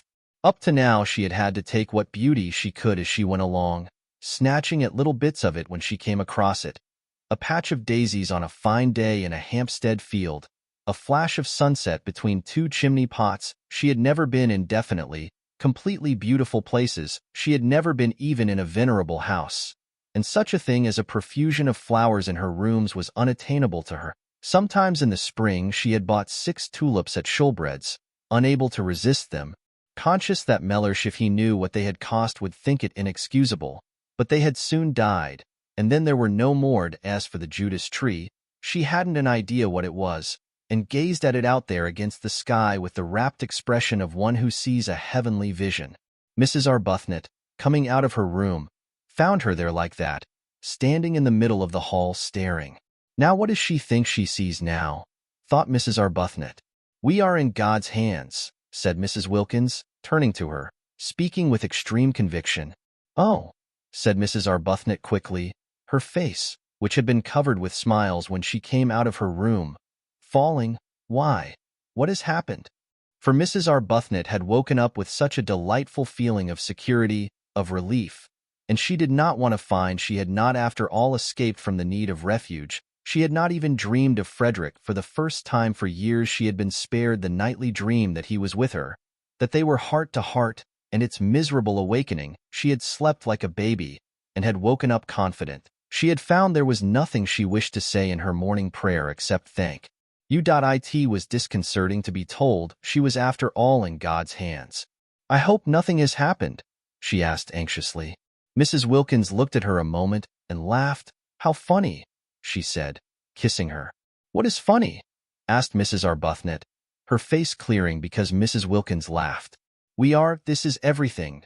It's all so wonderful, it's so funny and so adorable that we should be in it, I dare say, when we finally reach heaven. The one they talk about so much. We shan't find it a bit more beautiful. Mrs. Arbuthnot relaxed to smiling security again. Isn't it divine? She said. Were you ever in your life so happy? Asked Mrs. Wilkins, catching her by the arm. No, said Mrs. Arbuthnot, nor had she been. Not ever. Not even in her first love days with Frederick, because always pain had been close at hand in that other happiness, ready to torture with doubts, to torture even with the very excess of her love. While this was the simple happiness of complete harmony with her surroundings, the happiness that asks for nothing, that just accepts, just breathes, just is. Let's go and look at that tree close, said Mrs. Wilkins. I don't believe it can only be a tree.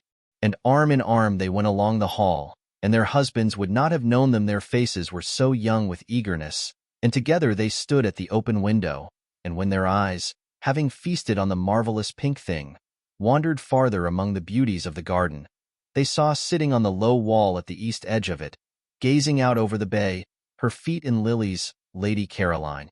They were astonished. They said nothing in their astonishment, but stood quite still, arm in arm, staring down at her. She too had on a white frock, and her head was bare. They had had no idea that day in London, when her hat was down to her nose and her furs were up to her ears, that she was so pretty. They had merely thought her different from the other women in the club, and so had the other women themselves, and so had all the waitresses, eyeing her sideways and eyeing her again as they passed the corner where she sat talking. But they had had no idea she was so pretty. She was exceedingly pretty. Everything about her was very much that which it was. Her fair hair was very fair. Her lovely gray eyes were very lovely and gray. Her dark eyelashes were very dark. Her white skin was very white. Her red mouth was very red. She was extravagantly slender, the merest thread of a girl, though not without little curves beneath her thin frock where little curves should be. She was looking out across the bay, and was sharply defined against the background of empty blue. She was full in the sun. Her feet dangled among the leaves and flowers of the lilies, just as if it did not matter that they should be bent or bruised. She ought to have a headache, whispered Mrs. Arbuthnot at last, sitting there in the sun like that. She ought to have a hat, whispered Mrs. Wilkins. She's treading on lilies. But they're hers as much as ours. Only 1/4 of them. Lady Caroline turned her head. She looked up at them a moment, surprised to see them so much younger than they had seemed that day at the club, and so much less unattractive indeed. They were really almost quite attractive. If anyone could ever be really quite attractive in the wrong clothes, her eyes, swiftly glancing over them, took in every inch of each of them in the half-second before she smiled and waved her hand and called out good morning. There was nothing, she saw at once, to be hoped. For in the way of interest from their clothes, she did not consciously think this, for she was having a violent reaction against beautiful clothes and the slavery they impose on one, her experience being that the instant one had got them they took one in hand and gave one no peace till they had been everywhere and been seen by everybody. You didn't take your clothes to parties. They took you to it. Was quite a mistake to think that a woman, a really well-dressed woman, wore out her clothes. It was the clothes that wore out the woman, dragging her about at all hours of the day and night. In a wonder men stayed young longer. Just new trousers couldn't excite them. She couldn't suppose that even the newest trousers ever behaved like that, taking the bit between their teeth. Her images were disorderly, but she thought as she chose. She used what images she liked as she got off the wall and came towards the window. It seemed a restful thing to know she was going to spend an entire month with people, in dresses made as she dimly remembered dresses used to be made 5 summers ago. I got here yesterday morning, she said, looking up at them and smiling. She really was bewitching. She had everything, even a dimple. It's a great pity, said Mrs. Arbuthnot, smiling back, because we were going to choose the nicest room for you. Oh, but I've done that, said Lady Caroline. At least, I think it's the nicest. It looks 2 ways. I adore a room that looks 2 ways, don't you? Over the sea to the west, and over this Judas tree to the north. And we had meant to make it pretty for you with flowers, said Mrs. Wilkins. Oh, Domenico did that. I told him to directly I got here. He's the gardener. He's wonderful. It's a good thing, of course, said Mrs. Arbuthnot a little hesitatingly, to be independent, and to know exactly what one wants. Yes, it saves trouble, agreed Lady Caroline. But one shouldn't be so independent, said Mrs. Wilkins, as to leave no opportunity for other people to exercise their benevolences on one. Lady Caroline, who had been looking at Mrs. Arbuthnot, now looked at Mrs. Wilkins. That day at that queer club, she had had merely a blurred impression of Mrs. Wilkins, for it was the other one who did all the talking, and her impression had been of somebody so shy, so awkward that it was best to take no notice of her. She had not even been able to say goodbye properly, doing it in an agony, turning red, turning damp. Therefore she now looked at her in some surprise, and she was still more surprised when Mrs. Wilkins added, gazing at her with the most obvious sincere admiration, speaking indeed with a conviction that refused to remain unuttered, I didn't realize you were so pretty. She stared at Mrs. Wilkins. She was not usually told this quite so immediately and roundly, abundantly as she was used to it. Impossible not to be after 28 solid years. It surprised her to be told it with such bluntness, and by a woman. It's very kind of you to think so, she said. Why, you're lovely, said Mrs. Wilkins, quite lovely. I hope, said Mrs. Arbuthnot pleasantly, you make the most of it. Lady Caroline then stared at Mrs. Arbuthnot. Oh yes, she said, I make the most of it. I've been doing that ever since I can remember. Because, said Mrs. Arbuthnot, smiling and raising a warning forefinger, won't last. Then Lady Caroline began to be afraid these two were originals. If so, she would be bored. Nothing bored her so much as people who insisted on being original, who came and buttonholed her and kept her waiting while they were being original, and the one who admired her. It would be tiresome if she dogged her about in order to look at her. What she wanted of this holiday was complete escape from all she had had before. She wanted the rest of complete contrast. Being admired, being dogged, wasn't contrast, it was repetition.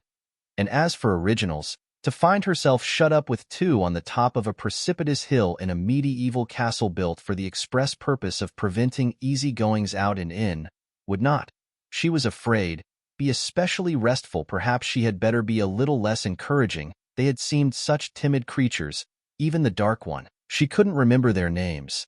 That day at the club, that she had felt it quite safe to be very friendly. Here they had come out of their shells already. Indeed, at once, there was no sign of timidity about either of them here. If they had got out of their shells so immediately, at the very first contact, unless she checked them, they would soon begin to press upon her, and then goodbye to her dream of 30 restful, silent days, lying unmolested in the sun, getting her feathers smooth again, not being spoken to, not waited on, not grabbed at and monopolized, but just recovering from the fatigue, the deep and melancholy fatigue of the too much. Besides, there was Mrs. Fisher. She too must be checked. Lady Caroline had started 2 days earlier than had been arranged for 2 reasons. First, because she wished to arrive before the others in order to pick out the room or rooms she preferred, and second, because she judged it likely that otherwise she would have to travel with Mrs. Fisher. She did not want to travel with Mrs. Fisher. She did not want to arrive with Mrs. Fisher. She saw no reason whatever why for a single moment she should have anything at all to do with Mrs. Fisher.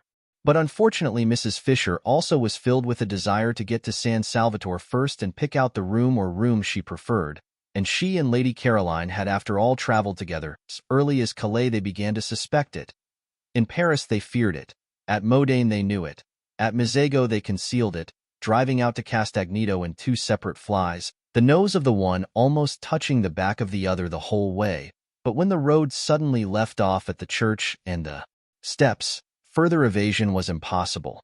And faced by this abrupt and difficult finish to their journey, there was nothing for it but to amalgamate. Because of Mrs. Fisher's stick, Lady Caroline had to see about everything. Mrs. Fisher's intentions, she explained from her fly when the situation had become plain to her, were active, but her stick prevented their being carried out. The 2 drivers told Lady Caroline boys would have to carry the luggage up to the castle, and she went in search of some, while Mrs. Fisher waited in the fly because of her stick. Mrs. Fisher could speak Italian, but only, she explained, the Italian of Dante, which Matthew Arnold used to read with her when she was a girl, and she thought this might be above the heads of boys. Therefore Lady Caroline, who spoke ordinary Italian very well, was obviously the one to go and do things. "I am in your hands," said Mrs. Fisher, sitting firmly in her fly. "You must please regard me as merely an old woman with a stick." And presently, down the steps and cobbles to the piazza, and along the quay, and up the zigzag path, Lady Caroline found herself as much obliged to walk slowly with Mrs. Fisher as if she were her own grandmother. "It's my stick," Mrs. Fisher complacently remarked at intervals. And when they rested at those bends of the zigzag path where seats were, and Lady Caroline, who would have liked to run on and get to the top quickly, was forced in common humanity to remain with Mrs. Fisher because of her stick, Mrs. Fisher told her how she had been on a zigzag path once with Tennyson. "Isn't his cricket wonderful?" said Lady Caroline absently. "The Tennyson," said Mrs. Fisher, turning her head and observing her a moment over her spectacles. "Isn't he?" said Lady Caroline. "I am speaking," said Mrs. Fisher, "of Alfred." "Oh," said Lady Caroline. "And it was a path, too." Mrs. Fisher went on severely, "Curiously like this. No eucalyptus tree, of course, but otherwise curiously like this. And at one of the bends he turned and said to me, I see him now turning and saying to me, yes, Mrs. Fisher would have to be checked, and so would these 2 up at the window. She had better begin at once. She was sorry she had got off the wall. All she need have done was to have waved her hand, and waited till they came down and out into the garden to her. So she ignored Mrs. Arbuthnot's remark and raised forefinger, and said with marked coldness, at least, she tried to make it sound marked, that she supposed they would be going to breakfast, and that she had had hers. But it was her fate that however coldly she sent forth her words, they came out sounding quite warm and agreeable. That was because she had a sympathetic and delightful voice, due entirely to some special formation of her throat and the roof of her mouth, and having nothing whatever to do with what she was feeling. Nobody in consequence ever believed they were. Being snubbed at it was most tiresome, and if she stared icily it did not look icy at all, because her eyes, lovely to begin with, had the added loveliness of very long, soft, dark eyelashes. No icy stare could come out of eyes like that. It got caught and lost in the soft eyelashes, and the person stared at merely thought they were being regarded with a flattering and exquisite attentiveness. And if ever she was out of humor or definitely cross, and who would not be sometimes in such a world? She only looked so pathetic that people all rushed to comfort her, if possible by means of kissing. It was more than tiresome.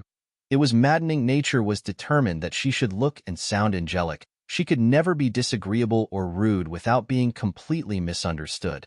"I had my breakfast in my room," she said, trying her utmost to sound curt.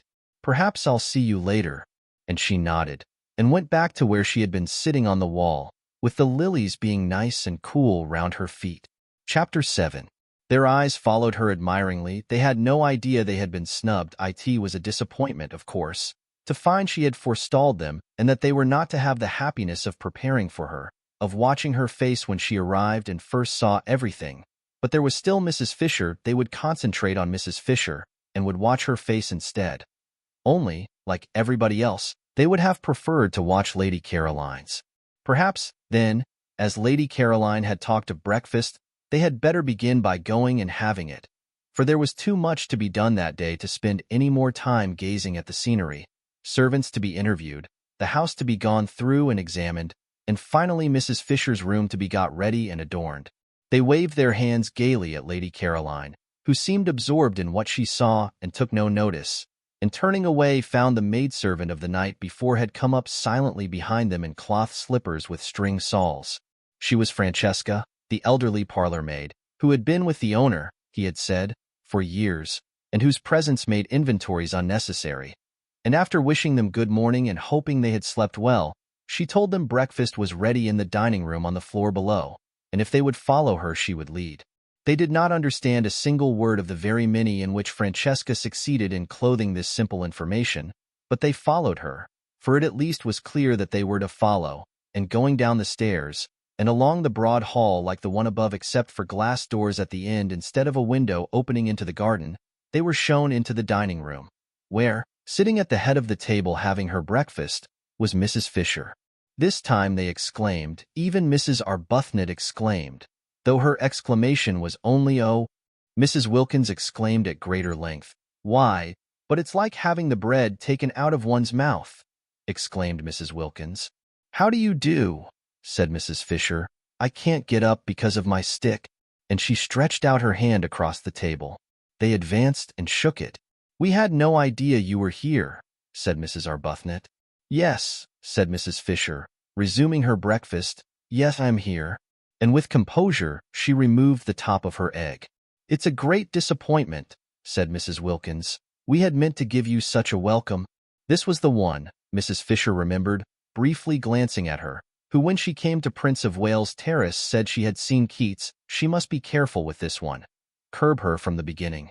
She therefore ignored Mrs. Wilkins and said gravely, with a downward face of impenetrable calm bent on her egg, "Yes, I arrived yesterday with Lady Caroline." "It's really dreadful," said Mrs. Wilkins, exactly as if she had not been ignored. "There's nobody left to get anything ready for now. I feel thwarted. I feel as if the bread had been taken out of my mouth just when I was going to be happy swallowing it." "Where will you sit?" asked Mrs. Fisher of Mrs. Arbuthnot. Markedly of Mrs. Arbuthnot. The comparison with the bread seemed to her most unpleasant. "Oh, thank you," said Mrs. Arbuthnot, sitting down rather suddenly next to her. There were only two places she could sit down in. The places laid on either side of Mrs. Fisher. She therefore sat down in one, and Mrs. Wilkins sat down opposite her in the other. Mrs. Fisher was at the head of the table. Round her was grouped the coffee and the tea. Of course, they were all sharing San Salvatore equally, but it was she herself and Lottie, Mrs. Arbuthnot mildly reflected, who had found it, who had had the work of getting it, who had chosen to admit Mrs. Fisher into it. Without them, she could not help thinking, Mrs. Fisher would not have been there. Morally, Mrs. Fisher was a guest. There was no hostess in this party. But supposing there had been a hostess, it would not have been Mrs. Fisher, nor Lady Caroline. It would have been either herself or Lottie. Mrs. Arbuthnot could not help feeling this as she sat down, and Mrs. Fisher, the hand which Ruskin had wrung suspended over the pots before her, inquired, "Tea or coffee?" She could not help feeling it even more definitely when Mrs. Fisher touched a small gong on the table beside her, as though she had been used to that gong and that table ever since she was little, and on Francesca's appearing, bade her in the language of Dante bring more milk, There was a curious air about Mrs. Fisher, thought Mrs. Arbuthnot, of being in possession. And if she herself had not been so happy, she would have perhaps minded. Mrs. Wilkins noticed it too, but it only made her discursive brain think of cuckoos. She would no doubt immediately have begun to talk of cuckoos, incoherently, unrestrainably, and deplorably, if she had been in the condition of nerves and shyness she was in last time she saw Mrs. Fisher, but happiness had done away with shyness. She was very serene. She could control her conversation. She did not have, horrified, to listen to herself saying things she had no idea of saying when she began. She was quite at her ease and completely natural. The disappointment of not going to be able to prepare a welcome for Mrs. Fisher had evaporated at once, for it was impossible to go on being disappointed in heaven, nor did she mind her behaving as hostess. What did it matter? You did not mind things in heaven. She and Mrs. Arbuthnot, therefore, sat down more willingly than they otherwise would have done, one on either side of Mrs. Fisher, and the sun, pouring through the two windows facing east across the bay, flooded the room, and there was an open door leading into the garden, and the garden was full of many lovely things, especially freesias. The delicate and delicious fragrance of the freesias came in through the door and floated round Mrs. Wilkins's enraptured nostrils. Freesias in London were quite beyond her. Occasionally she went into a shop and asked what they cost, so as just to have an excuse for lifting up a bunch and smelling them, well knowing that it was something awful like a shilling for about 3 flowers. Here they were everywhere, bursting out of every corner and carpeting the rose beds. Imagine it, having freesias to pick in armsful if you wanted to, and with glorious sunshine flooding the room, and in your summer frock, and it's being only the 1st of April. I suppose you realize, don't you, that we've got to heaven? She said, beaming at Mrs. Fisher with all the familiarity of a fellow angel. They are considerably younger than I had supposed, thought Mrs. Fisher, and not nearly so plain, and she mused a moment, while she took no notice of Mrs. Wilkins's exuberance, on their instant and agitated refusal that day at Prince of Wales Terrace to have anything to do with the giving or the taking of references. Nothing could affect her, of course. Nothing that anybody did. She was far too solidly seated in respectability. At her back stood massively in a tremendous row those 3 great names she had offered, and they were not the only ones she could turn to for support and countenance, even if these young women. She had no grounds for believing the one out in the garden to be really Lady Caroline Dester. She had merely been told she was, even if these young women should all turn out to be what Browning used to call, how well she remembered his amusing and delightful way of putting things, fly-by-nights. What could it possibly, or in any way matter to her? Let them fly by night if they wished. One was not 65 for nothing. In any case, there would only be 4 weeks of it, at the end of which she would see no more of them, and in the meanwhile there were plenty of places where she could sit quietly away from them and remember. Also there was her own sitting room, a charming room, all honey-colored furniture and pictures, with windows to the sea towards Genoa, and a door opening onto the battlement. The house possessed 2 sitting rooms, and she had explained to that pretty creature Lady Caroline, certainly a pretty creature, whatever else she was. Tennyson would have enjoyed taking her for blows on the Downs, who had seemed inclined to appropriate the honey-colored one, that she needed some little refuge entirely to herself because of her stick. Nobody wants to see an old woman hobbling about everywhere, she had said. I shall be quite content to spend much of my time by myself in here, or sitting out on these convenient battlements. And she had a very nice bedroom, too. It looked 2 ways across the bay to the morning sun. She liked the morning sun. And onto the garden. There were only 2 of these bedrooms with cross views in the house, she and Lady Caroline had discovered, and they were by far the airiest. They each had 2 beds in them, and she and Lady Caroline had had the extra beds taken out at once and put into 2 of the other rooms. In this way there was much more space and comfort. Lady Caroline, indeed, had turned hers into a bed-sitting room, with the sofa out of the bigger drawing room and the writing table and the most comfortable chair.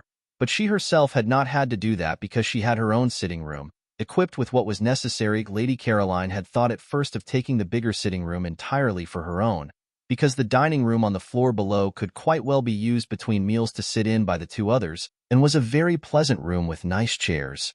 But she had not liked the bigger sitting room's shape. It was a round room in the tower, with deep slit windows pierced through the massive walls, and a domed and ribbed ceiling arranged to look like an open umbrella, and it seemed a little dark. Undoubtedly Lady Caroline had cast covetous glances at the honey-colored room, and if she, Mrs. Fisher, had been less firm would have installed herself in it, which would have been absurd. "I hope," said Mrs. Arbuthnot, smilingly making an attempt to convey to Mrs. Fisher that though she, Mrs. Fisher, might not be exactly a guest, she certainly was not in the very least a hostess. "Your room is comfortable." "Quite," said Mrs. Fisher. "Will you have some more coffee?" "No. Thank you, will you?" "No, thank you. There were 2 beds in my bedroom, filling it up unnecessarily, and I had one taken out. He has made it much more convenient." "Oh, that's why I've got 2 beds in my room," exclaimed Mrs. Wilkins, illuminated. The second bed in her little cell had seemed an unnatural and inappropriate object from the moment she saw it. "I gave no directions," said Mrs. Fisher, addressing Mrs. Arbuthnot.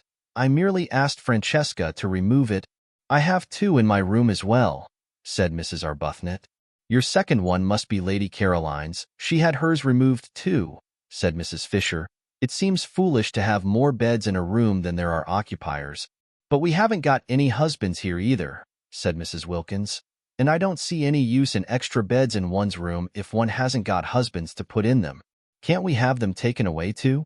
"Beds," said Mrs. Fisher coldly, "cannot be removed from one room after another. They must remain somewhere." Mrs. Wilkins's remarks seemed to Mrs. Fisher persistently unfortunate. Each time she opened her mouth, she said something best left unsaid. Loose talk about husbands had never in Mrs. Fisher's circle been encouraged. In the 80s, when she chiefly flourished, husbands were taken seriously, as the only real obstacles to sin. Beds, too, if they had to be mentioned, were approached with caution, and a decent reserve prevented them and husbands ever being spoken of in the same breath. She turned more markedly than ever to Mrs. Arbuthnot. "Do let me give you a little more coffee," she said. "No, thank you, but won't you have some more?" "No, indeed, I never have more than 2 cups at breakfast. Would you like an orange?" "No, thank you, would you?"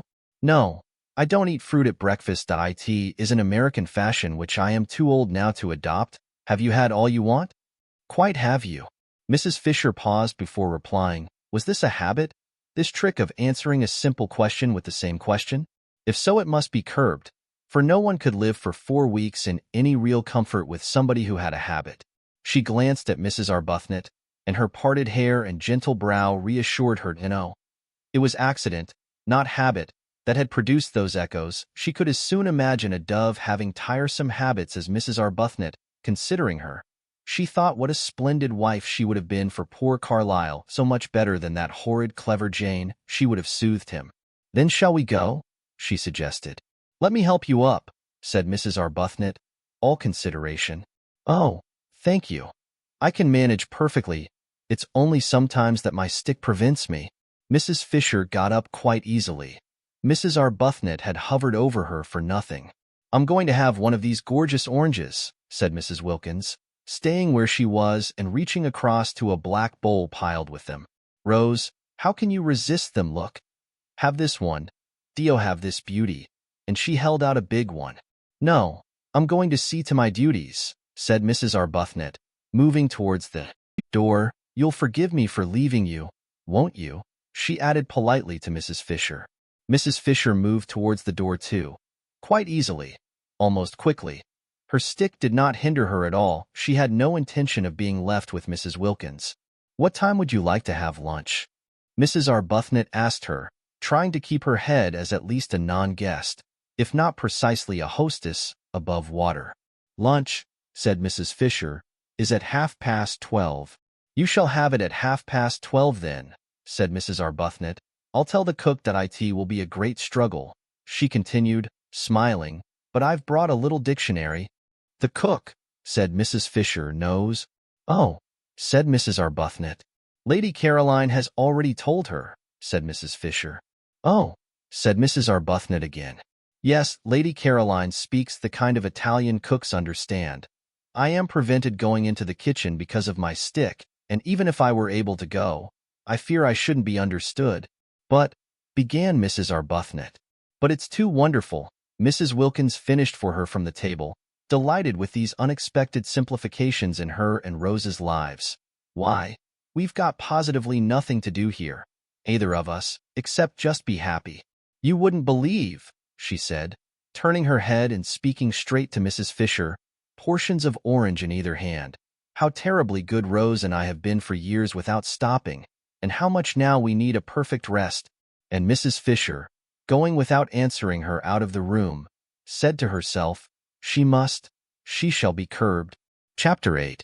Presently, when Mrs. Wilkins and Mrs. Arbuthnot, unhampered by any duties, wandered out and down the worn stone steps and under the pergola into the lower garden, Mrs. Wilkins said to Mrs. Arbuthnot, who seemed pensive, "Don't you see that if somebody else does the ordering it frees us?" Mrs. Arbuthnot said she did see, but nevertheless she thought it rather silly to have everything taken out of their hands. "I love things to be taken out of my hands," said Mrs. Wilkins. "But we found San Salvatore," said Mrs. Arbuthnot, "and it is rather silly that Mrs. Fisher should behave as if it belonged only to her." "What is rather silly," said Mrs. Wilkins with much serenity, "is to mind I can't see the least point in being an authority at the price of one's liberty."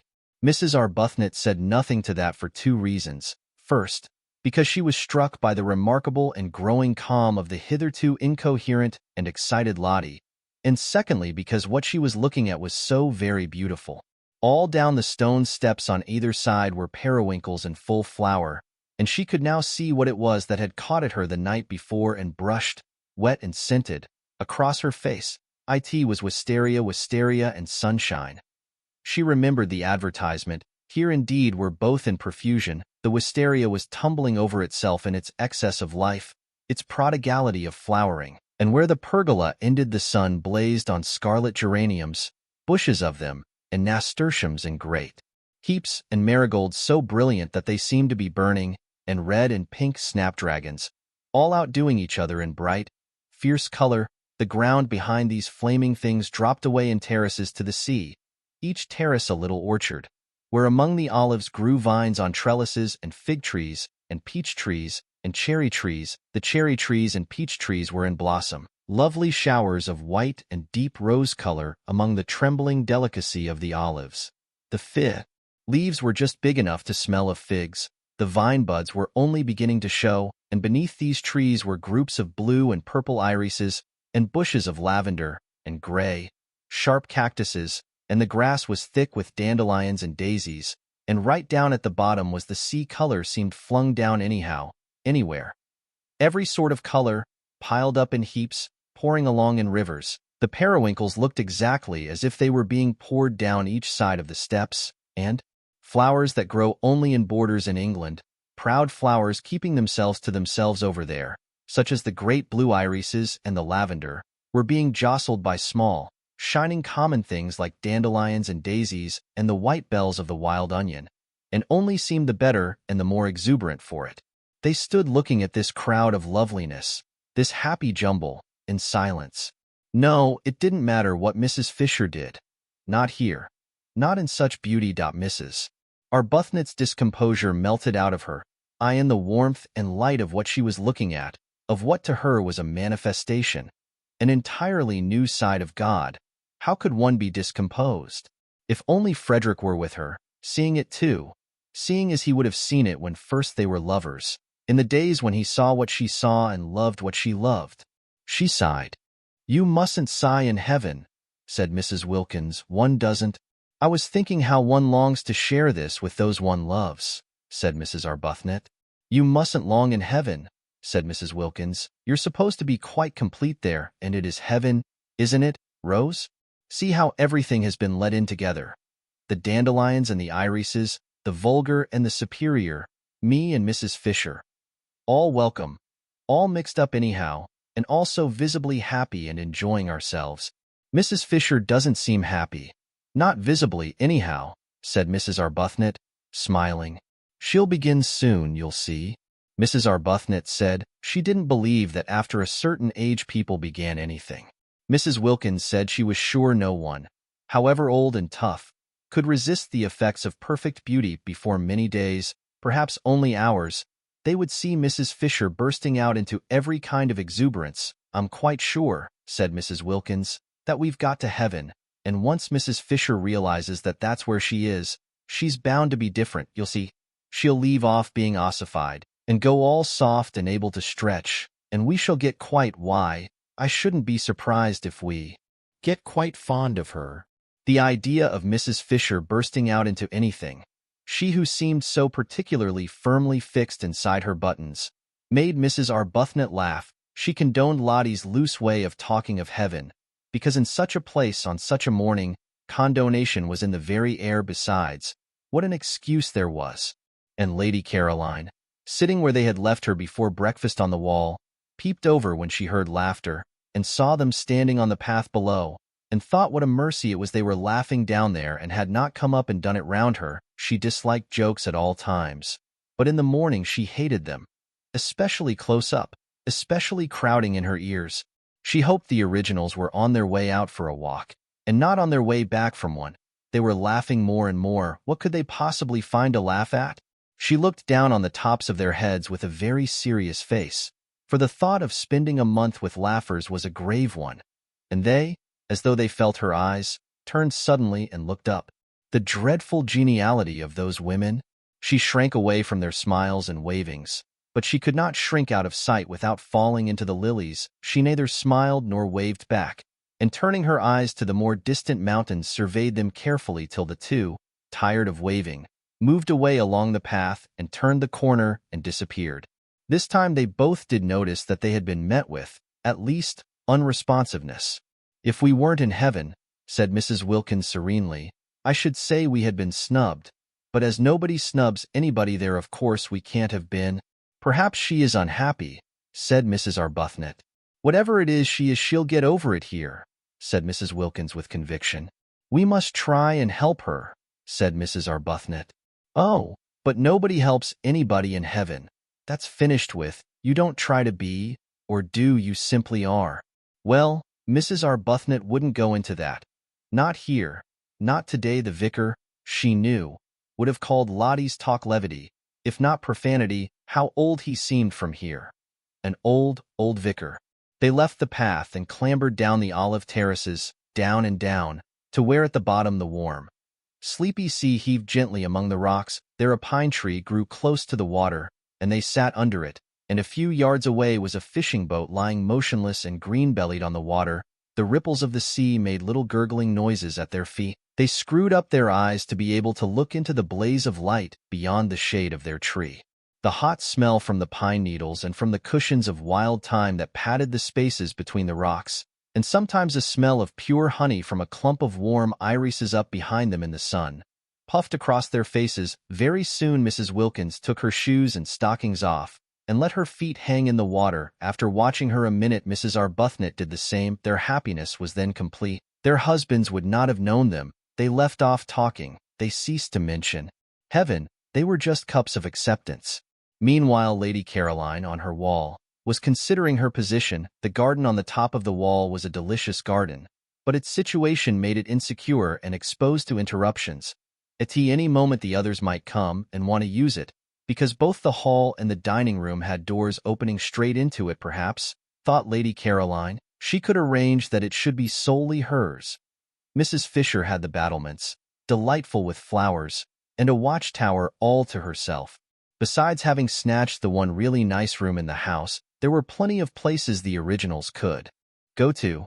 She had herself seen at least 2 other little gardens, while the hill the castle stood on was itself a garden, with walks and seats. Why should not this one spot be kept exclusively for her? She liked it. She liked it best of all. It had the Judas tree and an umbrella pine. It had the freesias and the lilies. It had a tamarisk beginning to flush pink. It had the convenient low wall to sit on.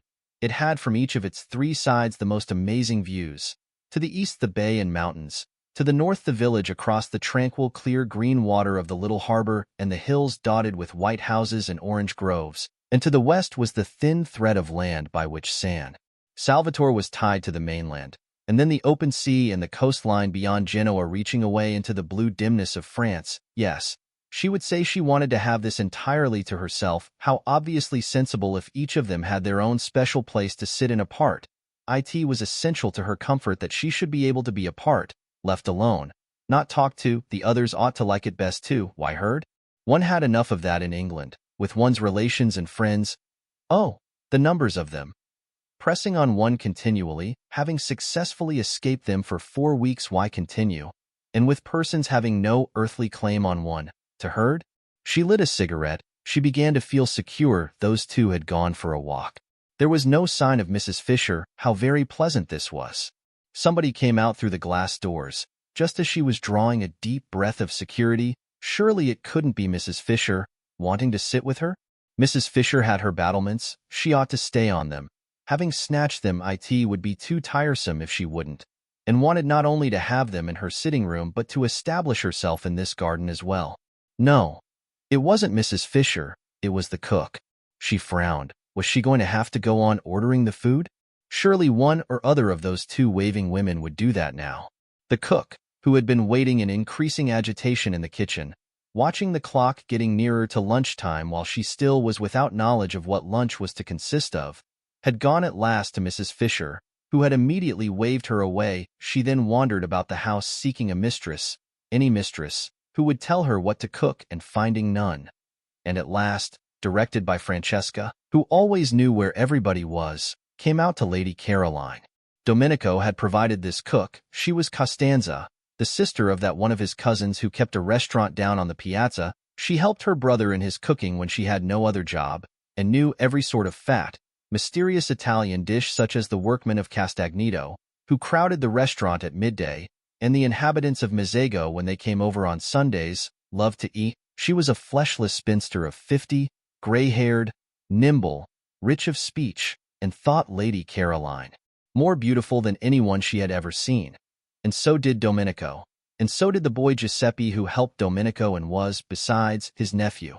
And so did the girl Angela who helped Francesca and was, besides, Domenico's niece. And so did Francesca herself. Domenico and Francesca, the only two who had seen them, thought the two ladies who arrived last very beautiful, but compared to the fair young lady who arrived first, they were as candles to the electric light that had lately been installed, and as the tin tubs in the bedrooms to the wonderful new bathroom their master had arranged on his last visit. Lady Caroline scowled at the cook. The scowl, as usual, was transformed on the way into what appeared to be an intent and beautiful gravity, and Costanza threw up her hands and took the saints aloud to witness that here was the very picture of the Mother of God. Lady Caroline asked her crossly what she wanted, and Costanza's head went on one side with delight at the sheer music of her voice. She said, after waiting a moment in case the music was going to continue, for she didn't wish to miss any of it, that she wanted orders. She had been to the Signorina's mother, but in vain. She is not my mother, repudiated Lady Caroline angrily, and her anger sounded like the regretful wail of a melodious orphan. Costanza poured forth pity. She too, she explained, had no mother. Lady Caroline interrupted with the curt information that her mother was alive and in London. Costanza praised God and the saints that the young lady did not yet know what it was like to be without a mother. Quickly enough did misfortunes overtake one. No doubt the young lady already had a husband. No, said Lady Caroline icily, worse than jokes in the morning did she hate the idea of husbands, and everybody was always trying to press them on her. All her relations, all her friends, all the evening papers. After all, she could only marry one. Anyhow, but you would think from the way everybody talked, and especially those persons who wanted to be husbands, that she could marry at least a dozen. Her soft, pathetic no made Costanza, who was standing close to her, well with sympathy. Poor little one, said Costanza, moved actually to pat her encouragingly on the shoulder. Take hope there is still time. For lunch, said Lady Caroline freezingly, marveling as she spoke that she should be patted. She who had taken so much trouble to come to a place, remote and hidden, where she could be sure that among other things of a like oppressive nature pattings also were not. We will have. Costanza became businesslike. She interrupted with suggestions, and her suggestions were all admirable and all expensive. Lady Caroline did not know they were expensive, and fell in with them at once. They sounded very nice. Every sort of young vegetables and fruits came into them, and much butter and a great deal of cream and incredible numbers of eggs. Costanza said enthusiastically at the end, as a tribute to this acquiescence, that of the many ladies and gentlemen she had worked for on temporary jobs such as this she preferred the English ladies and gentlemen, she more than preferred them, They roused devotion in her, for they knew what to order. They did not skimp. They refrained from grinding down the faces of the poor. From this Lady Caroline concluded that she had been extravagant, and promptly countermanded the cream. Costanza's face fell, for she had a cousin who had a cow, and the cream was to have come from them both. "And perhaps we had better not have chickens," said Lady Caroline. Costanza's face fell more, for her brother at the restaurant kept chickens in his backyard, and many of them were ready for killing. "Also do not order strawberries till I have consulted with the other ladies," said Lady Caroline, remembering that it was only the 1st of April, and that perhaps people who lived in Hampstead might be poor. Indeed, must be poor, or why live in Hampstead? "It is not I who am mistress here." "Is it the old one?" asked Costanza, her face very long. "No," said Lady Caroline. "Which of the other two ladies is it?" "Neither," said Lady Caroline. Then Costanza's smiles returned, for the young lady was having fun with her and making jokes. She told her so, in her friendly Italian way, and was genuinely delighted. "I never make jokes," said Lady Caroline briefly. "You had better go, or lunch will certainly not be ready by 12:30. And these curt words came out sounding so sweet that Costanza felt as if kind compliments were being paid her, and forgot her disappointment about the cream and the chickens, and went away all gratitude and smiles. "This," thought Lady Caroline, "will never do. I haven't come here to housekeep, and I won't." She called Costanza back. Costanza came running. The sound of her name in that voice enchanted her. "I have ordered the lunch for today," said Lady Caroline, with the serious angel face that was hers when she was annoyed, "and I have also ordered the dinner. But from now on you will go to one of the other ladies for orders. I give no more."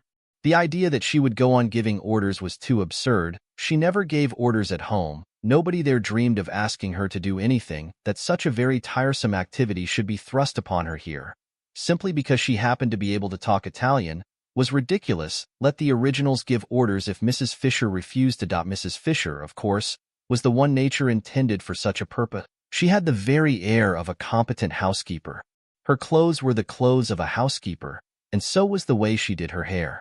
Having delivered herself of her ultimatum with an acerbity that turned sweet on the way, and accompanied it by a peremptory gesture of dismissal that had the grace and loving kindness of a benediction, it was annoying that Costanza should only stand still with her head on one side, gazing at her in obvious delight. "Oh, go away!" exclaimed Lady Caroline in English, suddenly exasperated. There had been a fly in her bedroom that morning which had stuck just as Costanza was sticking. Only one, but it might have been a myriad. It was so tiresome from daylight on. It was determined to settle on her face, and she was determined it should not. Its persistence was uncanny. It woke her, and would not let her go to sleep again. She hit at it, and it eluded her without fuss or effort, and with an almost visible blandness. And she had only hit herself. It came back again instantly, and with a loud buzz alighted on her cheek. She hit at it again and hurt herself. While it skimmed gracefully away, she lost her temper, and sat up in bed and waited, watching to hit at it and kill it. She kept on hitting at it at last with fury, and with all her strength, as if it were a real enemy deliberately trying to madden her. And it elegantly skimmed in and out of her blows, not even angry, to be back again the next instant. It succeeded every time in getting onto her face, and was quite indifferent how often it was driven away. That was why she had dressed and come out so early.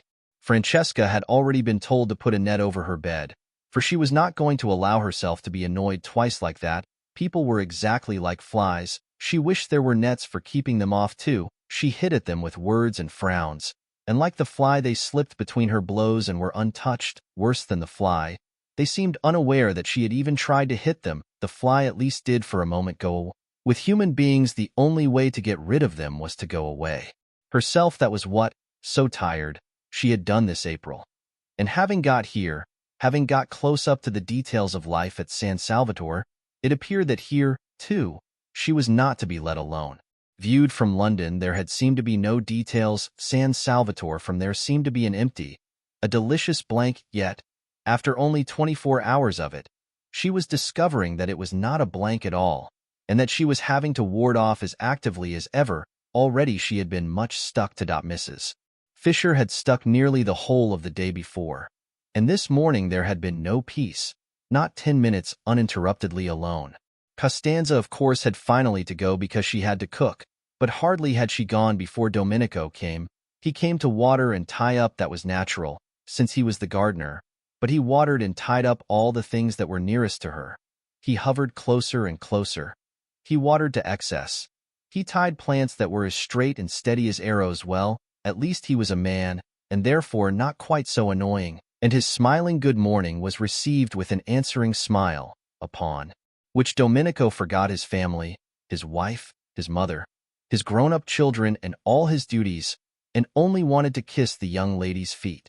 He could not do that, unfortunately, but he could talk while he worked, and talk he did, voluminously, pouring out every kind of information, illustrating what he said with gestures so lively that he had to put down the watering pot, and thus delay the end of the watering.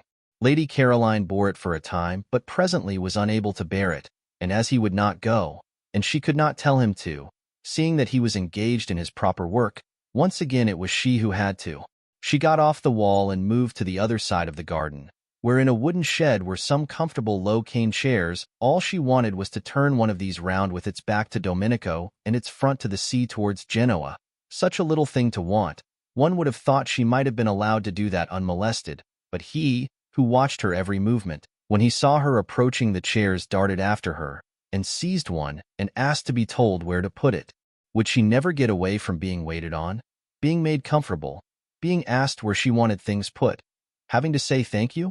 She was short with Domenico, who instantly concluded the sun had given her a headache, and ran in and fetched her a sunshade and a cushion and a footstool, and was skillful, and was wonderful, and was one of nature's gentlemen. She shut her eyes in a heavy resignation. She could not be unkind to Domenico. She could not get up and walk indoors as she would have done if it had been one of the others. Domenico was intelligent and very competent. She had at once discovered that it was he who really ran the house, who really did everything. And his manners were definitely delightful, and he undoubtedly was a charming person. It was only that she did so much long to be let alone. If only she could be left quite quiet for this 1 month. She felt that she might perhaps make something of herself after all. She kept her eyes shut, because then he would think she wanted to sleep and would go away. Domenico's romantic Italian soul melted within him at the sight, for having her eyes shut was extraordinarily becoming to her. He stood entranced, quite still, and she thought he had stolen away, so she opened them again.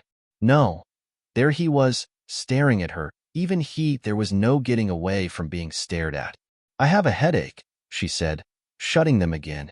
"It is the sun," said Domenico, "and sitting on the wall without a hat. I wish to sleep." "Si, signorina," he said sympathetically, and went softly away. She opened her eyes with a sigh of relief. The gentle closing of the glass doors showed her that he had not only gone quite away but had shut her out in the garden, so that she should be undisturbed. Now perhaps she would be alone till lunchtime. It was very curious, and no one in the world could have been more surprised than she herself. But she wanted to think. She had never wanted to do that before. Everything else that it is possible to do without too much inconvenience she had either wanted to do or had done at one period or another of her life. But not before had she wanted to think. She had come to San Salvatore with the single intention of lying comatose for 4 weeks in the sun, somewhere where her parents and friends were not, lapped in forgetfulness, stirring herself only to be fed, and she had not been there more than a few hours when this strange new desire took hold of her. There had been wonderful stars the evening before, and she had gone out into the top garden after dinner, leaving Mrs. Fisher alone over her nuts and wine, and, sitting on the wall at the place where the lilies crowded their ghost heads, she had looked out into the gulf of the night, and it had suddenly seemed as if her life had been a noise all about nothing. She had been intensely surprised. She knew stars and darkness did produce unusual emotions because, in others, she had seen them being produced, but they had not before done it in herself. A noise all about nothing. Could she be quite well? She had wondered. For a long while past she had been aware that her life was a noise, but it had seemed to be very much about something. A noise, indeed, about so much that she felt she must get out of earshot for a little, or she would be completely, and perhaps permanently, deafened. But suppose it was only a noise about nothing? She had not had a question like that in her mind before. It had made her feel lonely. She wanted to be alone, But not lonely, that was very different. That was something that ached and hurt dreadfully right inside one. It was what one dreaded most. It was what made one go to so many parties. And lately even the parties had seemed once or twice not to be a perfectly certain protection. Was it possible that loneliness had nothing to do with circumstances, but only with the way one met them? Perhaps, she had thought, she had better go to bed. She couldn't be very well. She went to bed, and in the morning, after she had escaped the fly and had her breakfast and got out again into the garden, there was this same feeling again, and in broad daylight, once more she had that really rather disgusting suspicion that her life till now had not only been loud but empty. Well, if that were so, and if her first 28 years, the best ones, had gone just in meaningless noise, she had better stop a moment and look round her. Pause, as they said in tiresome novels, and consider. She hadn't got many sets of 28 years. One more would see her growing very like Mrs. Fisher. Two more. She averted her eyes. Her mother would have been concerned if she had known. Her mother doted. Her father would have been concerned too, for he also doted. Everybody doted, and when, melodiously obstinate, she had insisted on going off to entomb herself in Italy for a whole month with queer people she had got out of an advertisement, refusing even to take her maid, the only explanation her friends could imagine was that poor Scrap, such was her name among them, had overdone it and was feeling a little nervy. Her mother had been distressed at her departure. It was such an odd thing to do. Such a sign of disappointment. She encouraged the general idea of the verge of a nervous breakdown. If she could have seen her adored Scrap, more delightful to look upon than any other mother's daughter had ever yet been, the object of her utmost pride, the source of all her fondest hopes, sitting staring at the empty noonday Mediterranean, considering her 3 possible sets of 28 years, she would have been miserable. To go away alone was bad. To think was worse. No good could come out of the thinking of a beautiful young woman. Complications could come out of it in profusion, but no good. The thinking of the beautiful was bound to result in hesitations, in reluctances, in unhappiness all round. And here, if she could have seen her, sat her Scrap thinking quite hard and such things, such old things nobody ever began to think till they were at least 40. Chapter 9. That one of the 2 sitting rooms which Mrs. Fisher had taken for her own was a room of charm and character. She surveyed it with satisfaction on going into it after breakfast, and was glad it was hers. It had a tiled floor, and walls the color of pale honey, and inlaid furniture the color of amber, and mellow books, many in ivory or lemon-colored covers. There was a big window overlooking the sea towards Genoa, and a glass door through which she could proceed out on to the battlements and walk along past the quaint and attractive watchtower, in itself a room with chairs and a writing table, to where on the other side of the tower the battlements ended in a marble seat, and one could see the western bay and the point round which began the Gulf of Spezia. Her south view, between these 2 stretches of sea, was another hill, higher than San Salvatore, the last of the little peninsula, with the bland turrets of a smaller and uninhabited castle on the top, on which the setting sun still shone when everything else was sunk in shadow. Yes, she was very comfortably established here. And receptacles. Mrs. Fisher did not examine their nature closely, but they seemed to be small stone troughs, or perhaps little sarcophagi, ringed round the battlements with flowers. These battlements, she thought, considering them, would have been a perfect place for her to pace up and down gently in moments when she least felt the need of her stick, or to sit in on the marble seat, having first put a cushion on it, if there had not unfortunately been a second glass door opening onto them, destroying their complete privacy, spoiling her feeling that the place was only for her. The second door belonged to the round drawing-room, which both she and Lady Caroline had rejected.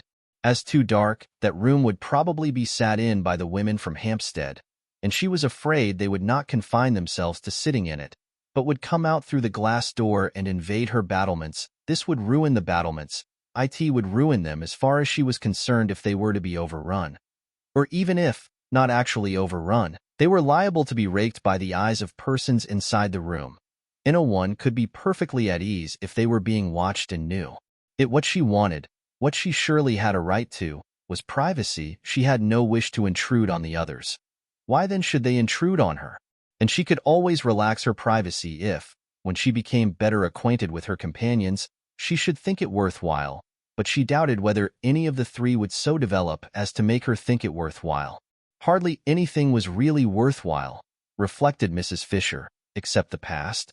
It was astonishing. It was simply amazing.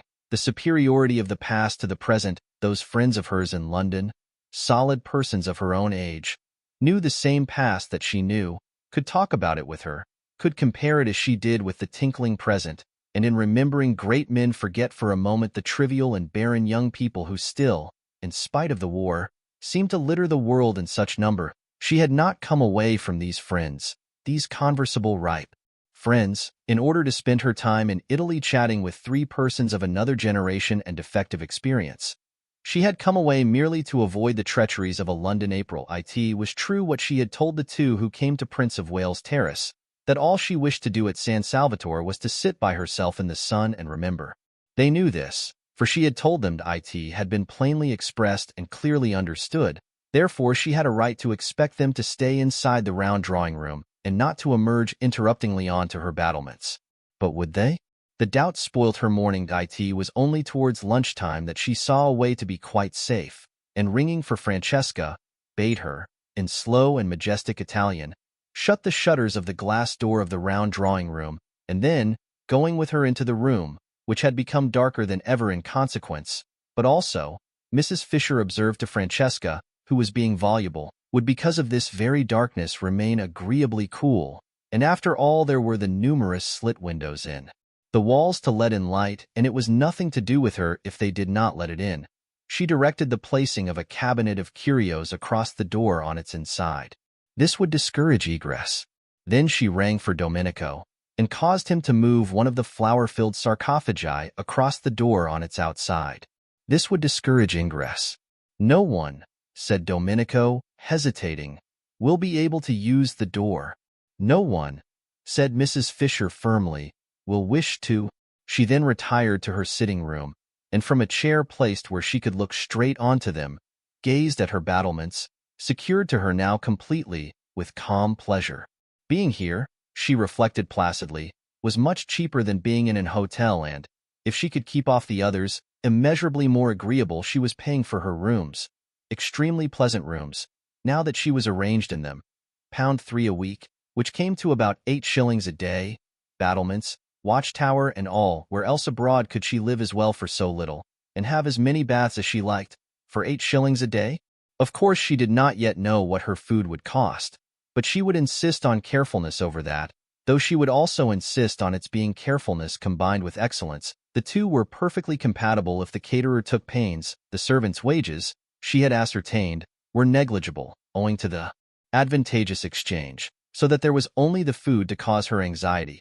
If she saw signs of extravagance, she would propose that they each hand over a reasonable sum every week to Lady Caroline, which should cover the bills, any of it that was not used to be returned, and if it were exceeded the loss to be borne by the caterer.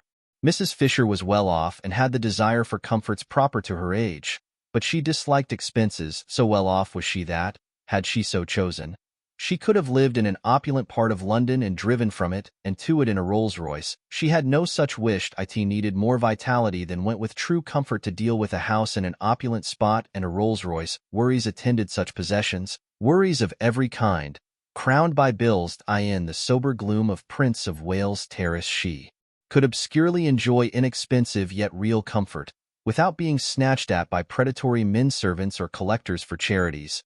And a taxi stand was at the end of the road. Her annual outlay was small. The house was inherited. Death had furnished it for her. She trod in the dining-room on the Turkey carpet of her father's. She regulated her day by the excellent black marble clock on the mantelpiece which she remembered from childhood. Her walls were entirely covered by the photographs her illustrious deceased friends had given either herself or her father, with their own handwriting across the lower parts of their bodies, and the windows, shrouded by the maroon curtains of all her life, were decorated besides with the selfsame aquariums to which she owed her first lessons in sea lore, and in which still swam slowly the goldfishes of her youth. Were they the same goldfish? She did not know. Perhaps, like carp, they outlived everybody. Perhaps, on the other hand, behind the deep-sea vegetation provided for them at the bottom, they had from time to time as the years went by withdrawn and replaced themselves. Were they or were they not?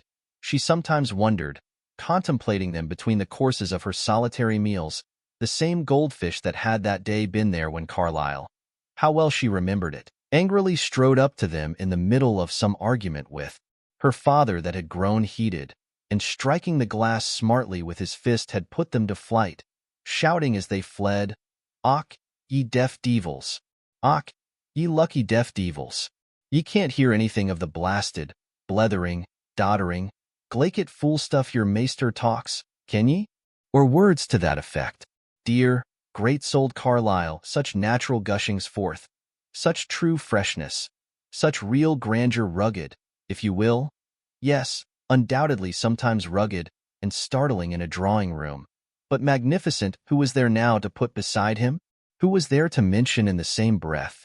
Her father, than whom no one had had more flair, said, "Thomas is immortal."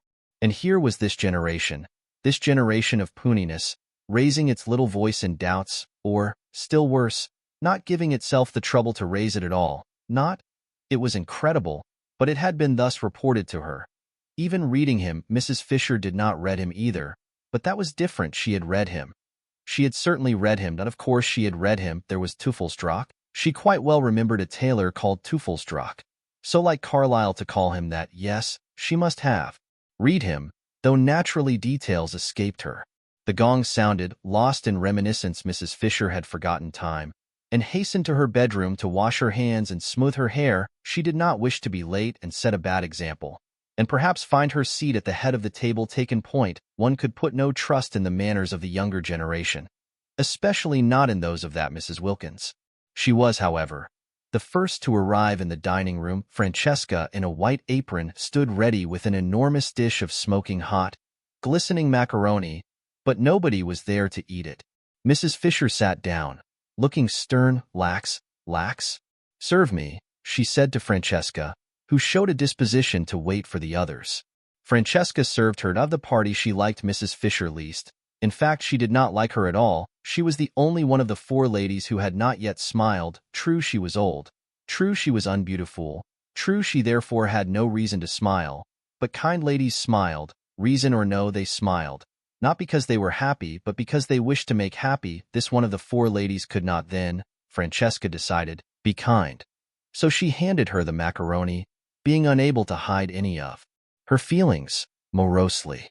It was very well cooked, but Mrs. Fisher had never cared for macaroni, especially not this long, worm-shaped variety. She found it difficult to eat. Slippery, wriggling off her fork, making her look, she felt, undignified when, having got it as she supposed into her mouth, ends of it yet hung out. Always, too, when she ate it she was reminded of Mr. Fisher. He had during their married life behaved very much like macaroni. He had slipped, he had wriggled.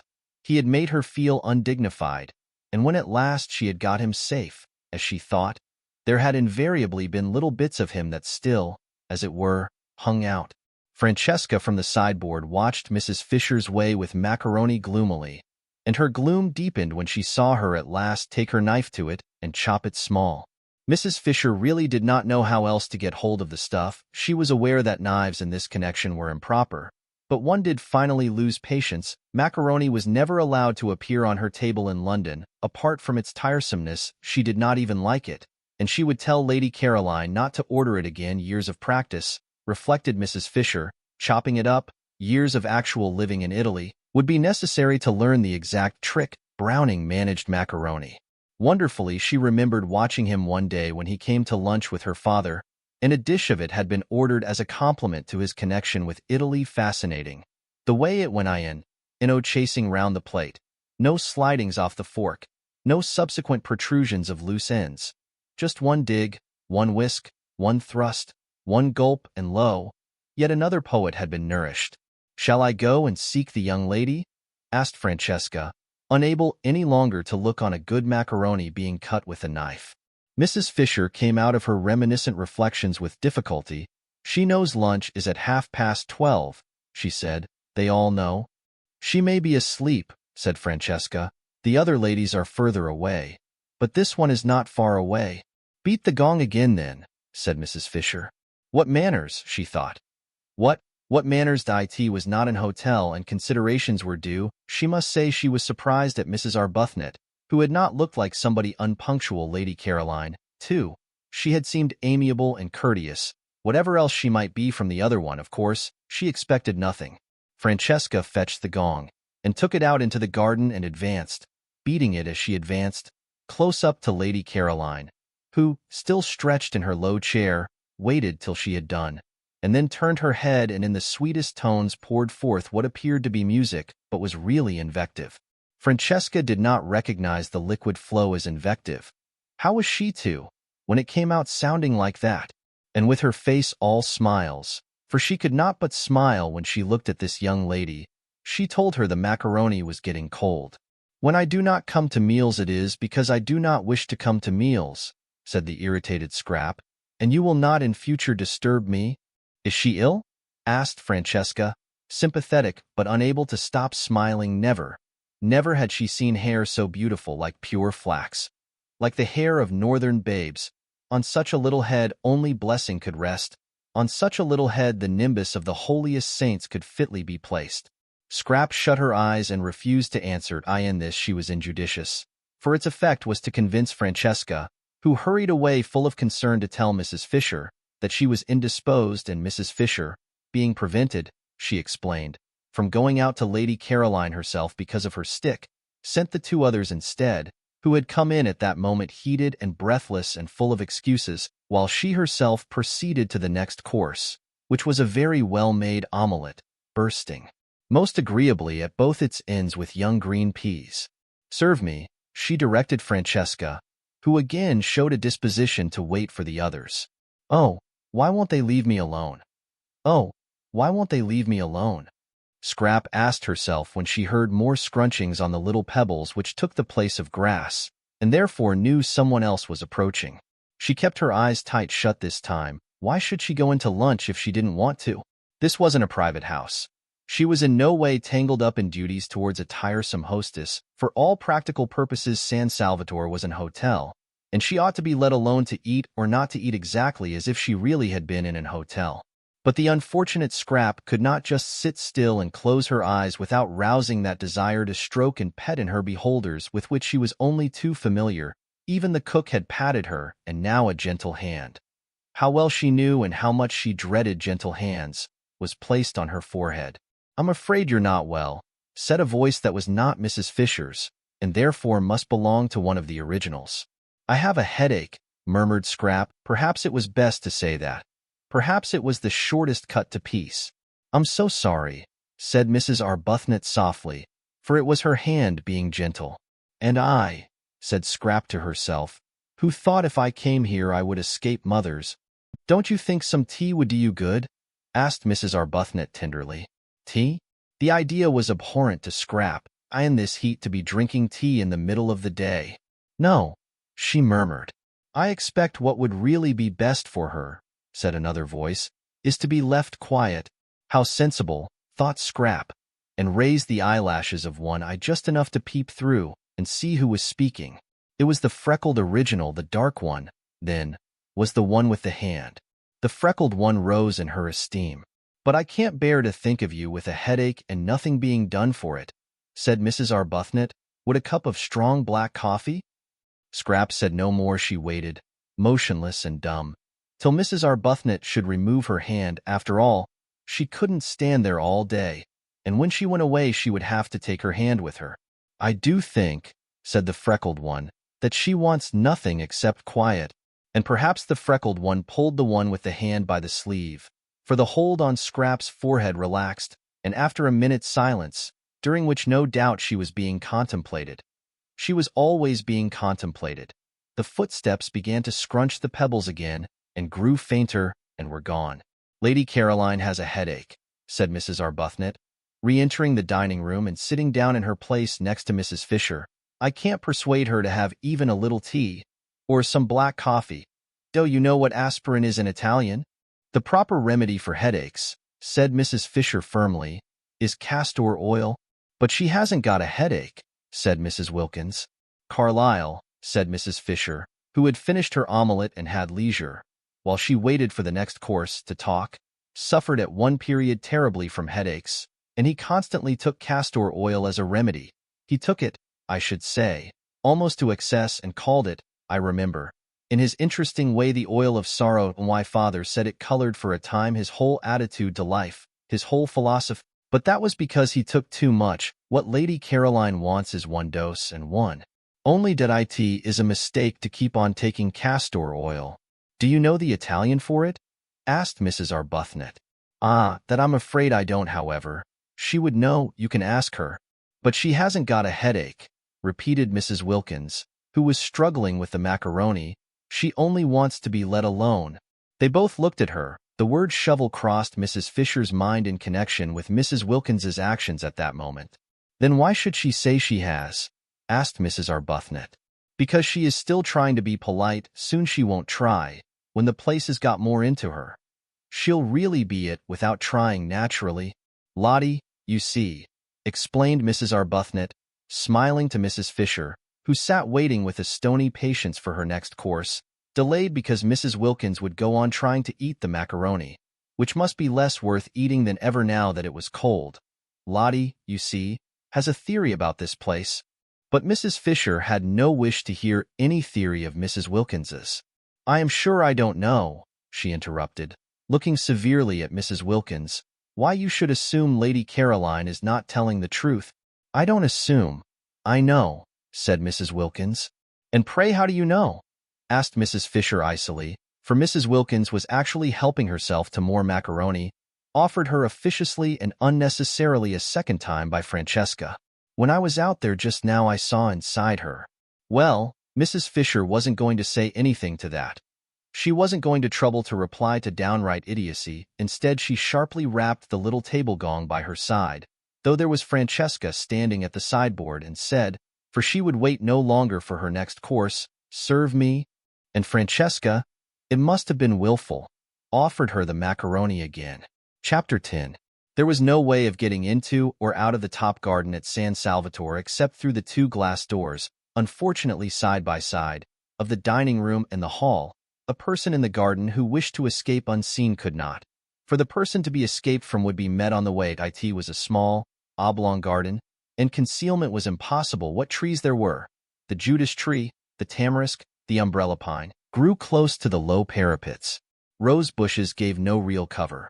One step to right or left of them, and the person wishing to be private was discovered. Only the northwest corner was a little place jutting out from the great wall, a kind of excrescence or loop, no doubt used in the old distrustful days for observation, where it was possible to sit really unseen, because between it and the house was a thick clump of daphne. Scrap, after glancing round to see that no one was looking, got up and carried her chair into this place, stealing away as carefully on tiptoe as those steal, whose purpose is sin. There was another excrescence on the walls just like it at the northeast corner, but this, though the view from it was almost more beautiful, for from it you could see the bay and the lovely mountains behind Mezzago, was exposed, and no bushes grew near it, nor had it any shade. The northwest loop then was where she would sit, and she settled into it, and nestling her head in her cushion, and putting her feet comfortably on the parapet, from whence they appeared to the villagers, on the piazza below as two white doves, thought that now indeed she would be safe. Mrs. Fisher found her there, guided by the smell of her cigarette. The incautious Scrap had not thought of that. Mrs. Fisher did not smoke herself, and all the more distinctly could she smell the smoke of others. The virile smell met her directly she went out into the garden from the dining room after lunch in order to have her coffee. She had bidden Francesca set the coffee in the shade of the house, just outside the glass door, and when Mrs. Wilkins, seeing a table being carried there, reminded her, very officiously and tactlessly, Mrs. Fisher considered, that Lady Caroline wanted to be alone, she retorted, and with what propriety, that the garden was for everybody. Into it accordingly she went, and was immediately aware that Lady Caroline was smoking. She said to herself, these modern young women, and proceeded to find her. Her stick, now that lunch was over, being no longer the hindrance to action that it was before her meal had been securely, as Browning once said. Surely it was Browning? Yes, she remembered how much diverted she had been. Roped in. Nobody diverted her now, reflected Mrs. Fisher, making straight for the clump of daphne. The world had grown very dull. and had entirely lost its sense of humor. Probably they still had their jokes, these people. In fact, she knew they did, for Punch still went on.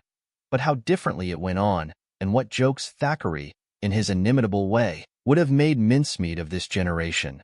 Of how much it needed the tonic properties of that astringent pin, it was of course unaware it no longer even held him, at least, so she had been informed, in any particular esteem. Well, she could not give it eyes to see and ears to hear and a heart to understand.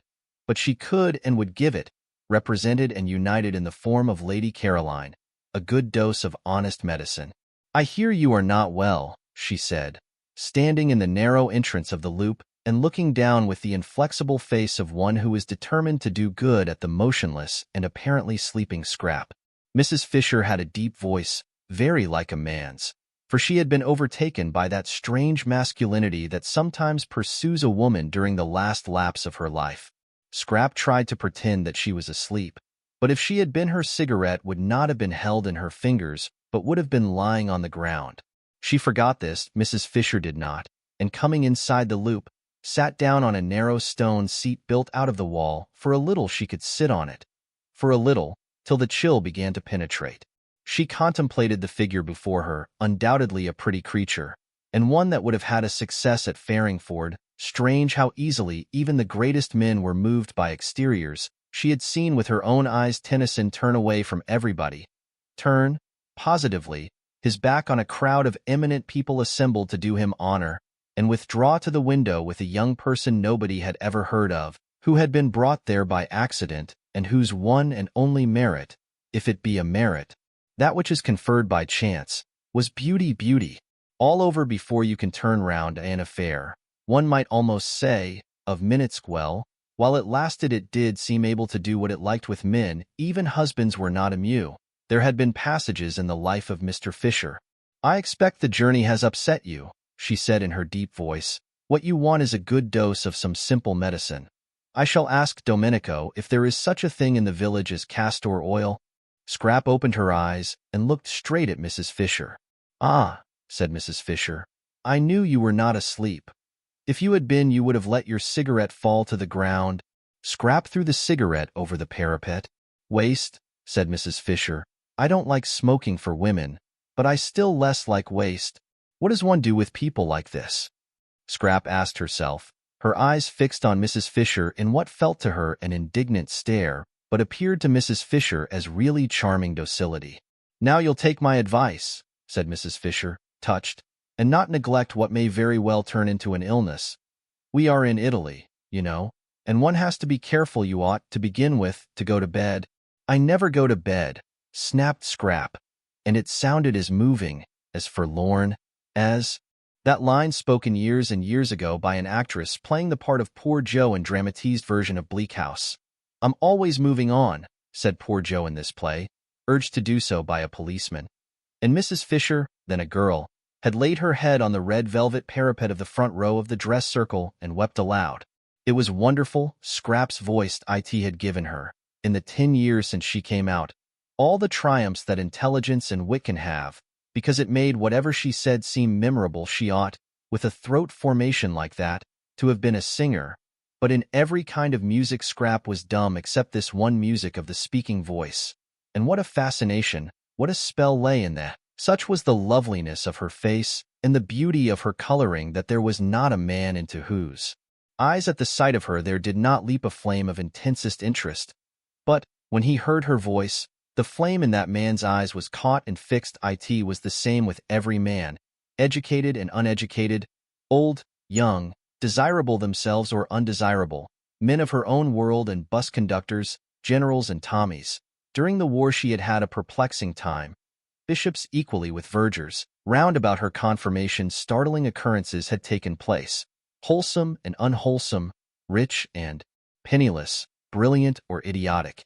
And it made no difference at all what they were, or how long and securely married. Into the eyes of every one of them, when they saw her, leapt this flame, and when they heard her it stayed there. Scrap had had enough of this look. It only led to difficulties. At first it had delighted her. She had been excited, triumphant. Be apparently incapable of doing or saying the wrong thing.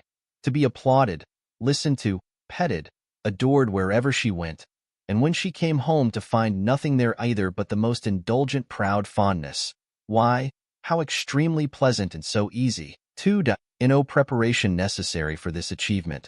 No hard work, nothing to learn, she need take no trouble she had. Only to appear, and presently say something. But gradually experiences gathered round her after all.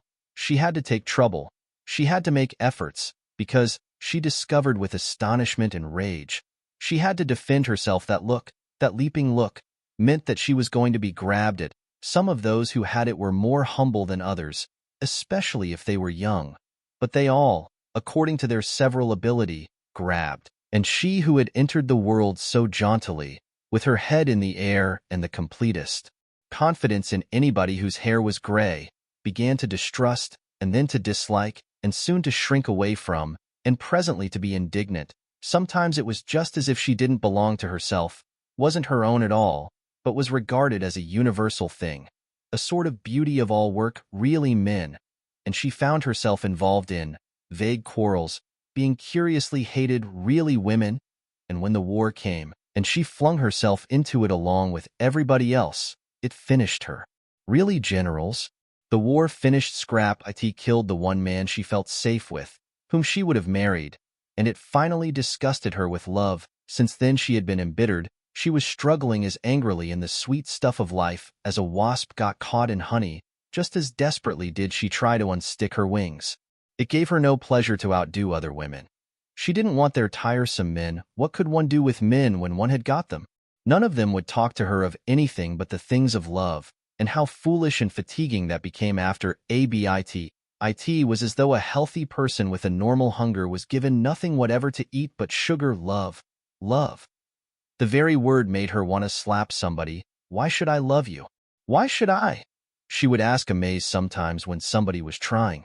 Somebody was always trying to propose to her, but she never got a real answer, only further incoherence.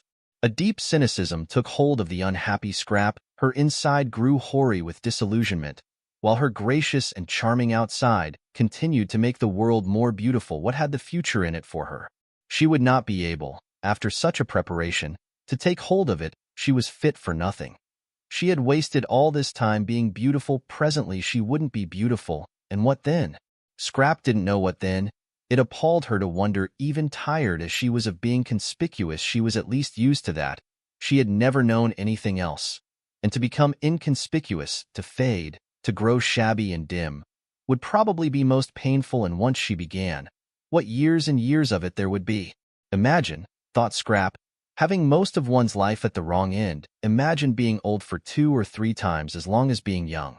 Stupid, stupid, everything was stupid. There wasn't a thing she wanted to do. There were thousands of things she didn't want to do. Avoidance, silence, invisibility, if possible unconsciousness. These negations were all she asked for at the moment. And here, even here, she was not allowed a minute's peace, and this absurd woman must come pretending, merely because she wanted to exercise power and make her go to bed and make her hideous, drink castor oil, that she thought she was ill. "I'm sure," said Mrs. Fisher, who felt the cold of the stone beginning to come through and knew she could not sit much longer, "you'll do what is reasonable. Your mother would wish. Have you a mother?" A faint wonder came into Scrap's eyes. Have you a mother? If ever anybody had a mother, it was Scrap. It had not occurred to her that there could be people who had never heard of her mother. She was one of the major marchionesses, there being, as no one knew better than Scrap, marchionesses and marchionesses, and had held high positions at court. Her father, too, in his day had been most prominent. His day was a little over, poor dear, because in the war he had made some important mistakes, and besides he was now grown old. Still, there he was, an excessively well-known person. How restful, how extraordinarily restful to have found someone who had never heard of any of her lot, or at least had not yet connected her with them. She began to like Mrs. Fisher. Perhaps the originals didn't know anything about her either when she first wrote to them and signed her name, that great name of Dester which twisted in and out of English history like a bloody thread, for its bearers constantly killed. She had taken it for granted that they would know who she was, and at the interview in Shaftesbury Avenue she was sure they did know, because they hadn't asked, as they otherwise would have, for references. Scrap began to cheer up. If nobody at San Salvador had ever heard of her, if for a whole month she could shed herself, get right away from everything connected with herself, be allowed really to forget the clinging and the clogging and all the noise, why, perhaps she might make something of herself after all. She might really think, really clear up her mind, really come to some conclusion. What I want to do here, she said, leaning forward in her chair and clasping her hands round her knees and looking up at Mrs. Fisher, whose seat was higher than hers, almost with animation. So much pleased was she that Mrs. Fisher knew nothing about her, is to come to a conclusion. That's all. It isn't much to want, is it? Just that. She gazed at Mrs. Fisher and thought that almost any conclusion would do. The great thing was to get hold of something, catch something tight, cease to drift. Mrs. Fisher's little eyes surveyed her. I should say, she said, that what a young woman like you wants is a husband and children. Well, that's one of the things I'm going to consider, said Scrap amiably. But I don't think it would be a conclusion. And meanwhile, said Mrs. Fisher, getting up, for the cold of the stone was now through, I shouldn't trouble my head if I were you with considerings and conclusions. Women's heads weren't made for thinking. I assure you I should go to bed and get well. I am well, said Scrap. Then why did you send a message that you were ill? I didn't. Then I've had all the trouble of coming out here for nothing. But wouldn't you prefer coming out and finding me well than coming out and finding me ill? Asked Scrap, smiling. Even Mrs. Fisher was caught by the smile. Well, you're a pretty creature, she said forgivingly. It's a pity you weren't born 50 years ago. My friends would have liked looking at you. I'm very glad I wasn't, said Scrap. I dislike being looked at. Absurd, said Mrs. Fisher, growing stern again. That's what you are made for. Young women like you, for what else, pray? And I assure you that if my friends had looked at you, you would have been looked at by some very great people. I dislike very great people, said Scrap, frowning. There had been an incident quite recently. Really potentates. What I dislike, said Mrs. Fisher, now as cold as the stone she had got up from, is the pose of the modern young woman. It seems to me pitiful, positively pitiful in its silliness. And, her stick crunching the pebbles, she walked away. That's all right, Scrap said to herself, dropping back into her comfortable position with her head in the cushion and her feet on the parapet. If only people would go away. She didn't in the least mind why they went. Don't you think darling Scrap is growing a little, just a little, peculiar? Her mother had asked her father a short time before that latest peculiarity of the flight to San Salvador, uncomfortably struck by the very odd things Scrap said and the way she had taken to slinking out of reach whenever she could and avoiding everybody except, such a sign of age, quite young men, almost boys. What? Peculiar? Well, let her be peculiar if she likes. The woman with her looks can be any damned thing she pleases, was the infatuated answer. I do let her, said her mother meekly. And indeed, if she did not, what difference would it make? Mrs. Fisher was sorry she had bothered about Lady Caroline. She went along the hall towards her private sitting room, and her stick as she went struck the stone floor with a vigor in harmony with her feelings, sheer silliness. These poses, she had no patience with them, unable to be or do anything of themselves. The young of the present generation tried to achieve a reputation for cleverness by decrying all that was obviously great and obviously good and by praising everything, however obviously bad, that was different. Apes, thought Mrs. Fisher, roused apes, and in her sitting room she found more apes, or what seemed to her in her present mood more, for there was Mrs. Arbuthnot placidly drinking coffee, while at the writing table she already looked upon as sacred, using her pen, her own pen brought for her hand alone from Prince of Wales Terrace, sat Mrs. Wilkins writing, at the table, in her room, with her pen. Isn't this a delightful place? Said Mrs. Arbuthnot cordially. We have just discovered it. I'm writing to Mellersh, said Mrs. Wilkins, turning her head and also cordially. As though, Mrs. Fisher thought, she cared a straw who she was writing to and anyhow knew who the person she called Mellersh was. He'll want to know, said Mrs. Wilkins, optimism induced by her surroundings, that I've got here safely. Chapter 11. The sweet smells that were everywhere in San Salvador were alone enough to produce concord. They came into the sitting room from the flowers on the battlements, and met the ones from the flowers inside the room, and almost, thought Mrs. Wilkins, could be seen greeting each other with a holy kiss, who could be angry in the middle of such gentlenesses, who could be acquisitive, selfish, in the old rasped London way, in the presence of this bounteous beauty. Yet Mrs. Fisher seemed to be all three of these things. There was so much beauty, so much more than enough for everyone, that it did appear to be a vain activity to try and make a corner in it. Yet Mrs. Fisher was trying to make a corner in it, and had railed off a portion for her exclusive use. Well, she would get over that presently.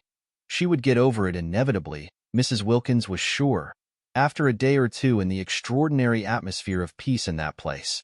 Meanwhile, she obviously hadn't even begun to get over it. She stood looking at her and Rose with an expression that appeared to be one of anger, fancy. Silly old nerve-racked London feelings, thought Mrs. Wilkins, whose eyes saw the room full of kisses, and everybody in it being kissed, Mrs. Fisher as copiously as she herself and Rose. "You don't like us being in here," said Mrs. Wilkins, getting up and at once, after her manner, fixing on the truth. "Why, I should have thought," said Mrs. Fisher, leaning on her stick, "you could have seen that it is my room." "You mean because of the photographs," said Mrs. Wilkins. Mrs. Arbuthnot, who was a little red and surprised, got up too. "And the notepaper," said Mrs. Fisher, "notepaper with my London address on it. That pin," she pointed. "It was still in Mrs. Wilkins's hand. "Is yours? I'm very sorry," said Mrs. Wilkins, laying it on the table, and she added, smiling, that it had just been writing some very amiable things. "But why?" asked Mrs. Arbuthnot, who found herself unable to acquiesce in Mrs. Fisher's arrangements without at least a gentle struggle. "Ought we not to be here? It's a sitting room." "There is another one," said Mrs. Fisher. "You and your friend cannot sit in 2 rooms at once, and if I have no wish to disturb you in yours, I am unable to see why you should wish to disturb me in mine." "But why?" began Mrs. Arbuthnot again. "It's quite natural," Mrs. Wilkins interrupted, for Rose was looking stubborn. And turning to Mrs. Fisher, she said that although sharing things with friends was pleasant, she could understand that Mrs. Fisher, still steeped in the Prince of Wales Terrace attitude to life, did not yet want to, but that she would get rid of that after a bit and feel quite different. "Soon you'll want us to share," said Mrs. Wilkins reassuringly. "Why, you may even get so far as asking me to use your pin if you knew I hadn't got one." Mrs. Fisher was moved almost beyond control by this speech. To have a ramshackle young woman from Hampstead patting her on the back, as it were, in breezy certitude that quite soon she would improve, stirred her more deeply than anything had stirred her since her first discovery that Mr. Fisher was not what he seemed. Mrs. Wilkins must certainly be curbed, but how? There was a curious imperviousness about her. At tea that moment, for instance, she was smiling, as pleasantly and with as unclouded a face, as if she were saying nothing in the least impertinent. Would she know she was being curbed? If she didn't know, if she were too tough to feel it, then what? Nothing, except avoidance, except, precisely, one's own private sitting room. "I'm an old woman," said Mrs. Fisher, "and I need a room to myself. I cannot get about. Because of my stick.as I cannot get about. I have to sit. Why should I not sit quietly and undisturbed, as I told you in London I intended to? If people are to come in and out all day long, chattering and leaving doors open, you will have broken the agreement, which was that I was to be quiet." "But we haven't the least wish," began Mrs. Arbuthnot, who was again cut short by Mrs. Wilkins. "We're only too glad," said Mrs. Wilkins, "for you to have this room if it makes you happy. We didn't know about it. That's all. We wouldn't have come in if we had. Not till you invited us, anyhow, I expect." She finished, looking down cheerfully at Mrs. Fisher. "You soon will." And picking up her letter, she took Mrs. Arbuthnot's hand and drew her towards the door. Mrs. Arbuthnot did not want to go. She, the mildest of women, was filled with a curious and surely unchristian desire to stay and fight, not, of course, really, nor even with any definitely aggressive words, She only wanted to reason with Mrs. Fisher, and to reason patiently, but she did feel that something ought to be said, and that she ought not to allow herself to be rated and turned out as if she were a schoolgirl caught in ill behavior by authority. Mrs. Wilkins, however, drew her firmly to and through the door, and once again Rose wondered at Lottie, at her balance, her sweet and equable temper. She who in England had been such a thing of gusts, from the moment they got into Italy it was Lottie who seemed the elder. She certainly was very happy. blissful. In fact, did happiness so completely protect one? Did it make one so untouchable, so wise? Rose was happy herself, but not anything like so happy. Evidently not. For not only did she want to fight Mrs. Fisher, but she wanted something else, something more than this lovely place, something to complete it.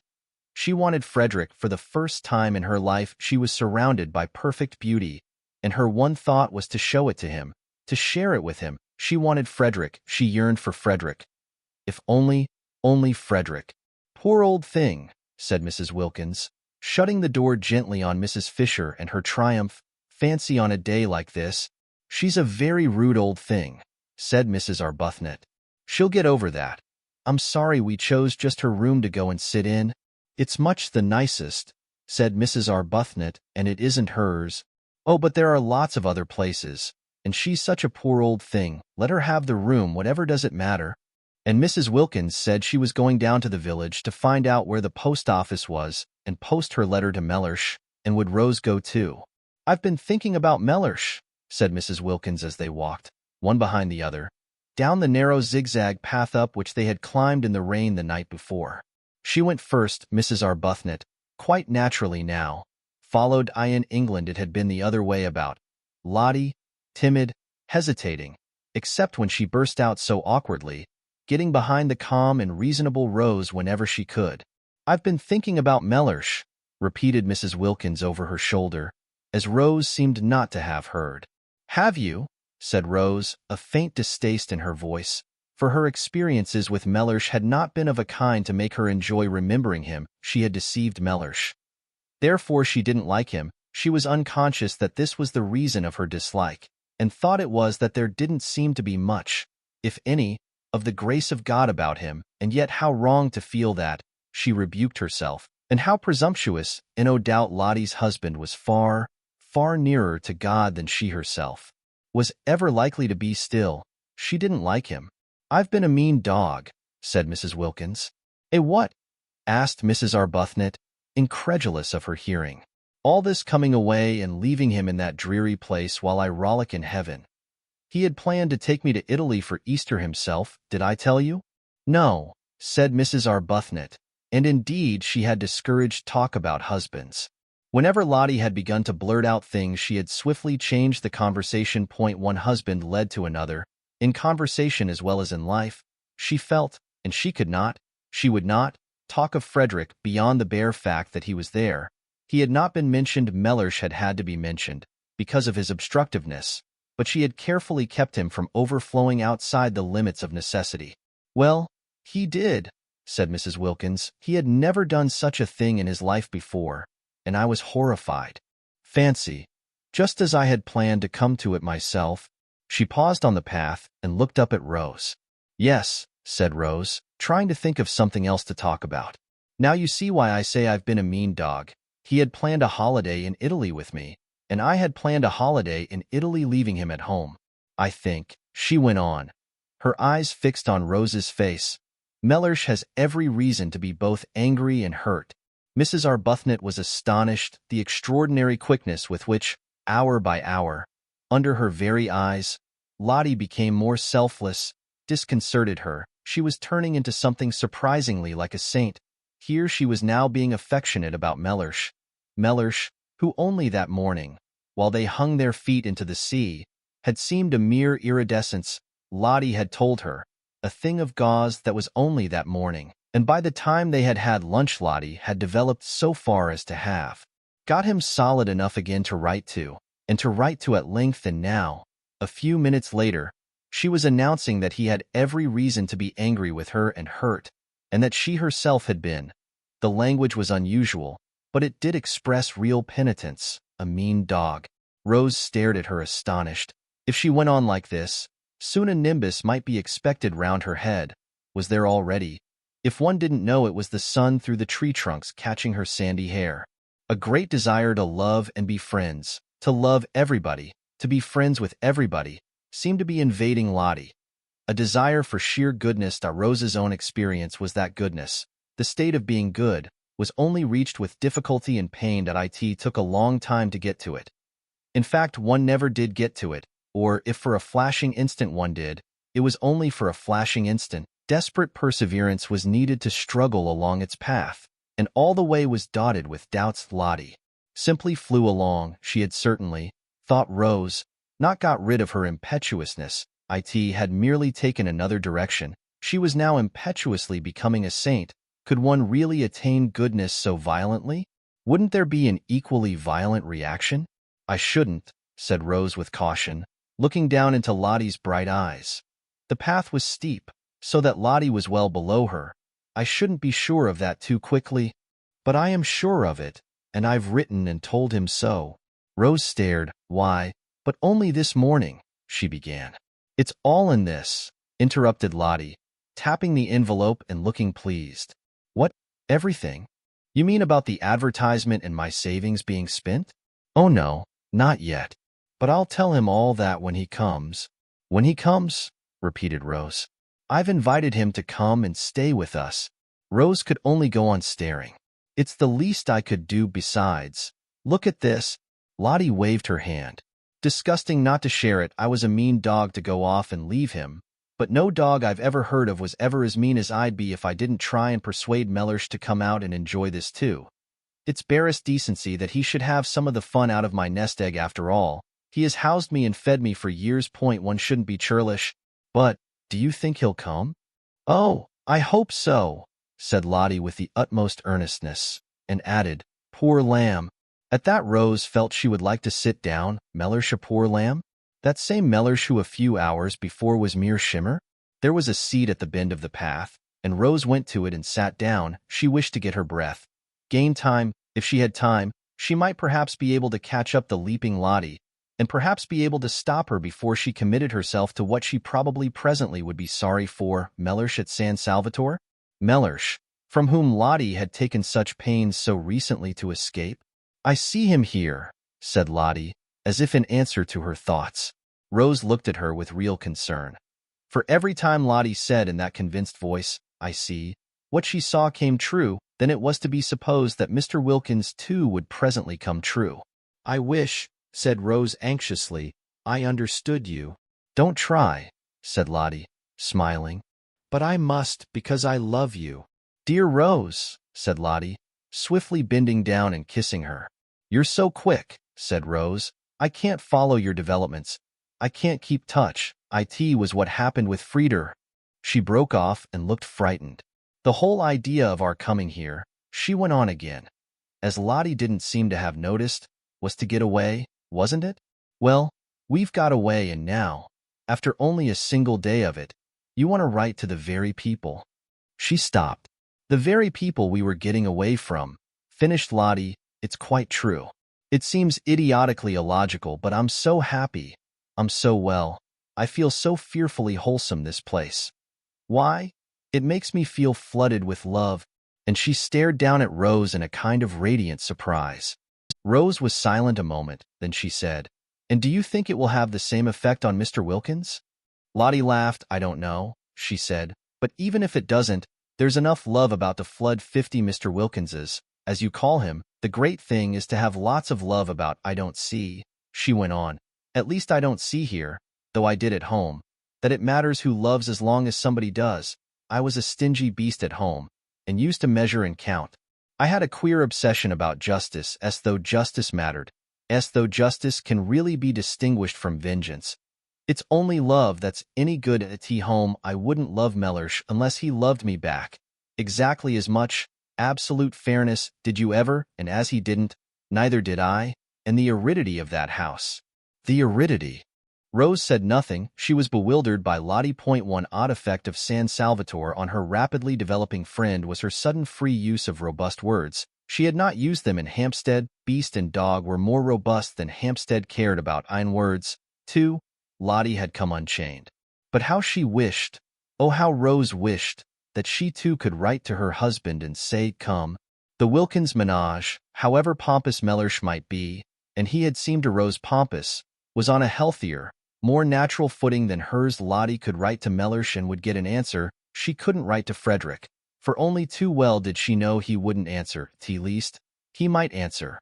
A hurried scribble, showing how much bored he was at doing it, with perfunctory thanks for her letter. But that would be worse than no answer at all.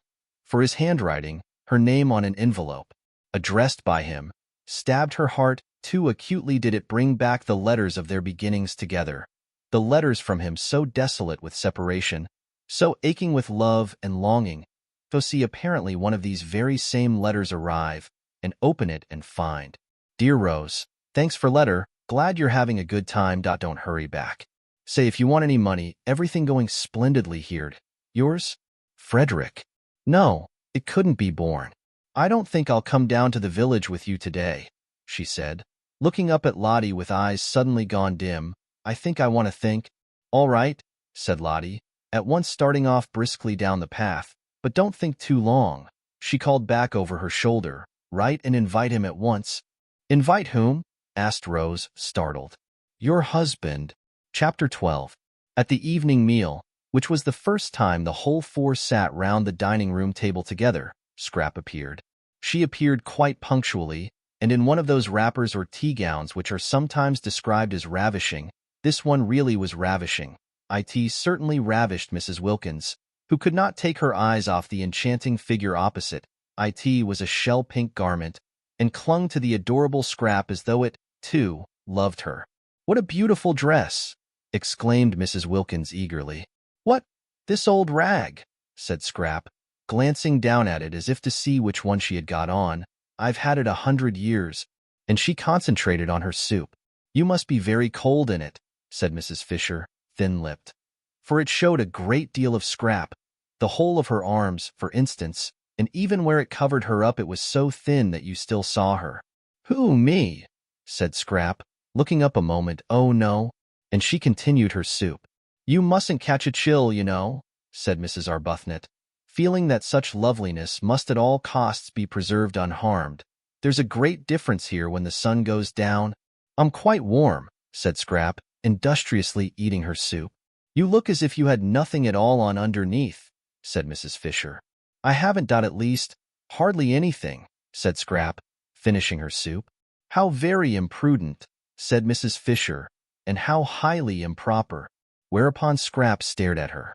Mrs. Fisher had arrived at dinner feeling friendly towards Lady Caroline. She at least had not intruded into her room and sat at her table and written with her pen. She did, Mrs. Fisher had supposed, know how to behave. Now it appeared that she did not know.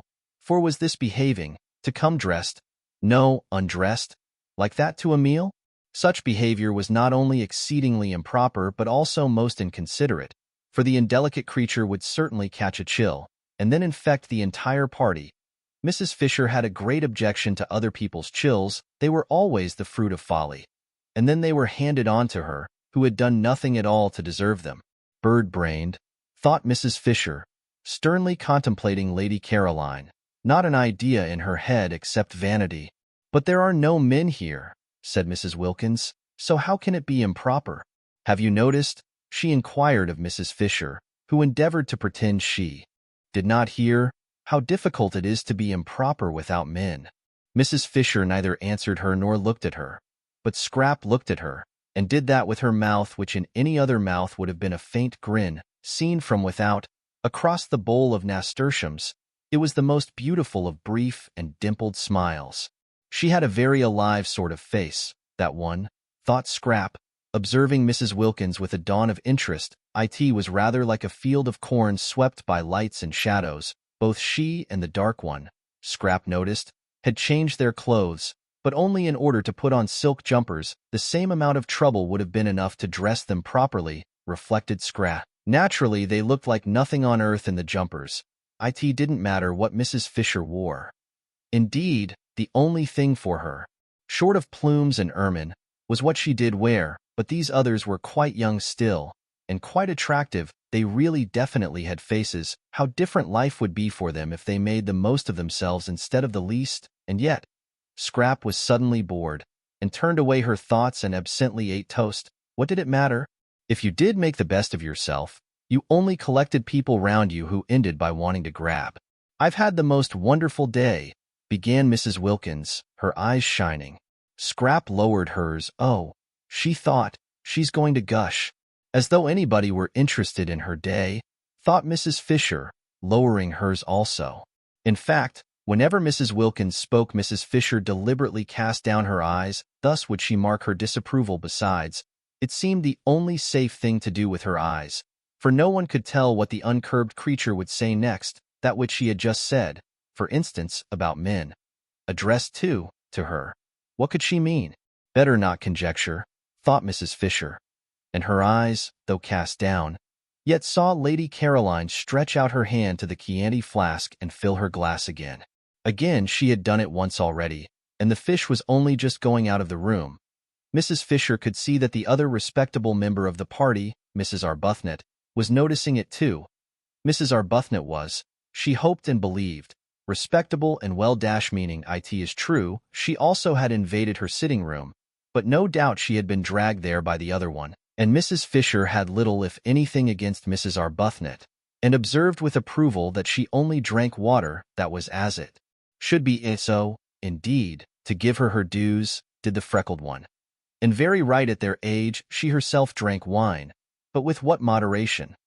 One meal, one glass, and she was 65, and might properly and even beneficially have had at least two. That, she said to Lady Caroline, cutting right across what Mrs. Wilkins was telling them about her wonderful day and indicating the wine-glass, is very bad for you. Lady Caroline, however, could not have heard, for she continued to sip, her elbow on the table, and listen to what Mrs. Wilkins was saying. And what was it she was saying? She had invited somebody to come and stay? A man? Mrs. Fisher could not credit her ears, yet it evidently was a man, for she spoke of the person as he, suddenly and for the first time. But then this was most important. Mrs. Fisher addressed Mrs. Wilkins directly. She was 65, and cared very little what sorts of women she happened to be with for a month. But if the women were to be mixed with men, it was a different proposition altogether. She was not going to be made a catspaw. She had not come out there to sanction by her presence what used in her day to be called fast behavior. Nothing had been said at the interview in London about men. If there had been, she would have declined, of course, to come. "What is his name?" asked Mrs. Fisher, abruptly interposing. Mrs. Wilkins turned to her with a slight surprise. "Wilkins," she said. "Wilkins?" "Yes." "Your name?" "And his?" "A relation?" "Not blood." "A connection?" "A husband." Mrs. Fisher once more cast down her eyes. She could not talk to Mrs. Wilkins. There was something about the things she said, a husband, suggesting one of many, always that unseemly twist to everything. Why could she not say my husband? Besides, Mrs. Fisher had, she herself knew not for what reason, taken both the Hampstead young women for widows, war ones. There had been an absence of mention of husbands at the interview which would not, she considered, be natural if such persons did after all exist, and if a husband was not a relation, who was? Not blood. What a way to talk! Why, a husband was the first of all relations. How well she remembered Ruskin. No, it was not Ruskin. It was the Bible that said a man should leave his father and mother and cleave only to his wife, showing that she became by marriage an even more than blood relation, and if the husband's father and mother were to be nothing to him, compared to his wife, how much less than nothing ought the wife's father and mother be to her compared to her husband? She herself had been unable to leave her father and mother in order to cleave to Mr. Fisher because they were no longer, when she married, alive. But she certainly would have left them if they had been there to leave, not blood, indeed, silly talk.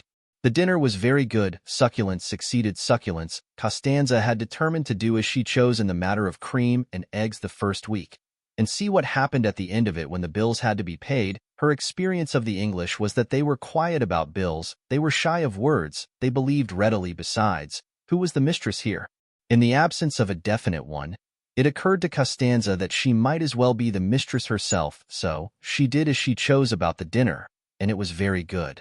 The four, however, were so much preoccupied by their own conversation that they ate it without noticing how good it was. Even Mrs. Fisher, she who in such matters was manly, did not notice. The entire excellent cooking was to her as though it were not, which shows how much she must have been stirred.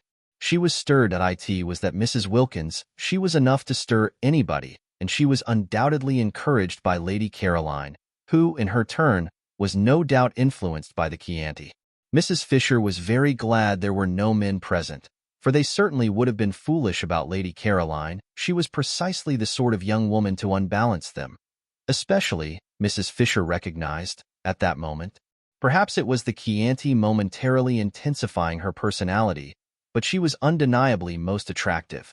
And there were few things Mrs. Fisher disliked more than having to look on while sensible, intelligent men, who the moment before were talking seriously and interestingly about real matters, became merely foolish and simpering.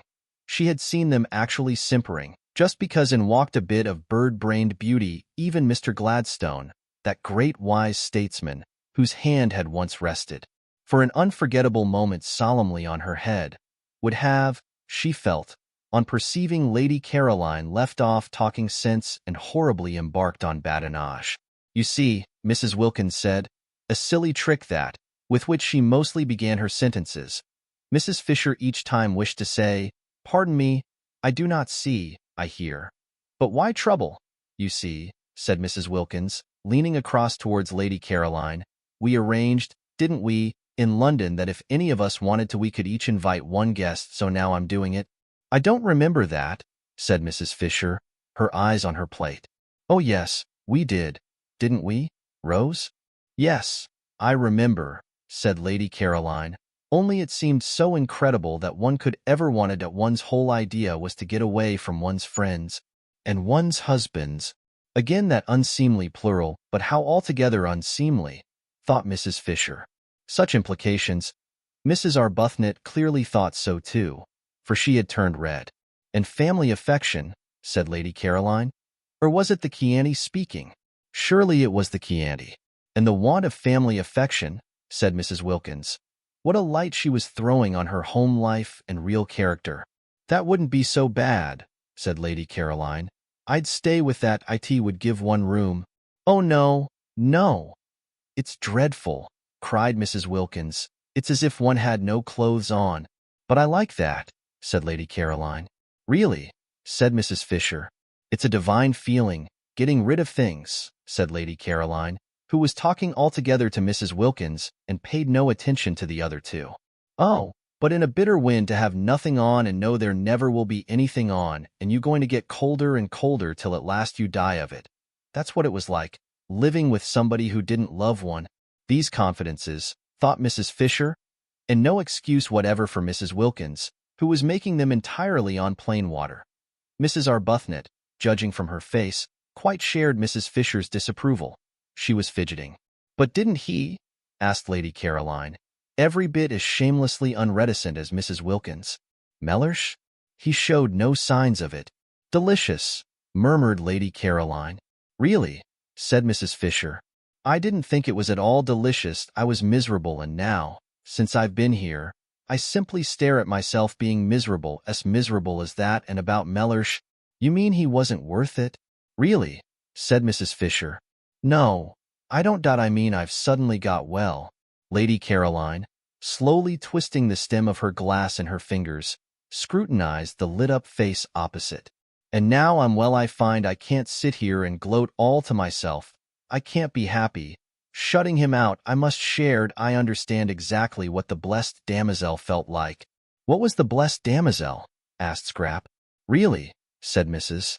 Fisher, and with such emphasis this time that Lady Caroline turned to her. "Ought I to know?" she asked. "I don't know any natural history. T sounds like a bird."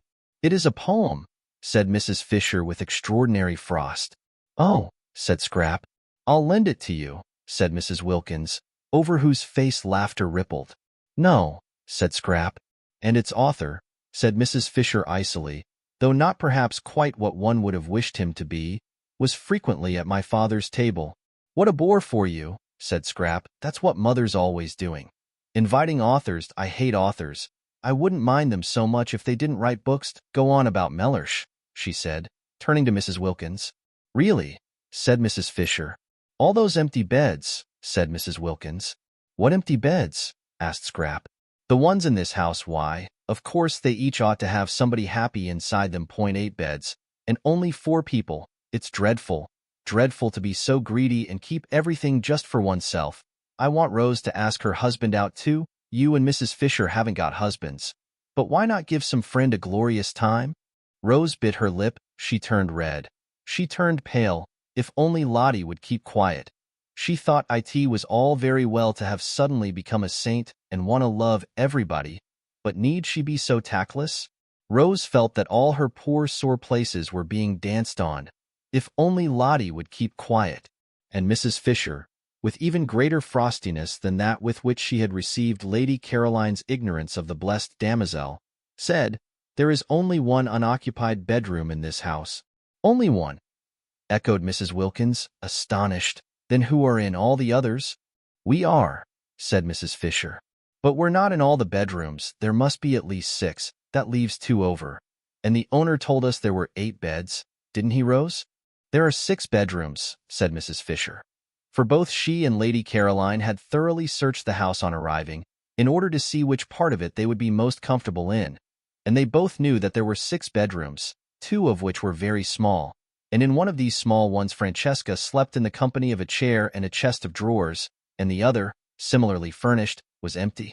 Mrs. Wilkins and Mrs. Arbuthnot had hardly looked at the house, having spent most of their time out of doors gaping at the scenery, and had, in the agitated inattentiveness of their minds when first they began negotiating for San Salvatore, got into their heads that the 8 beds of which the owner spoke were the same as 8 bedrooms, which they were not. There were indeed 8 beds, but 4 of them were in Mrs. Wilkins's and Mrs. Arbuthnot's rooms.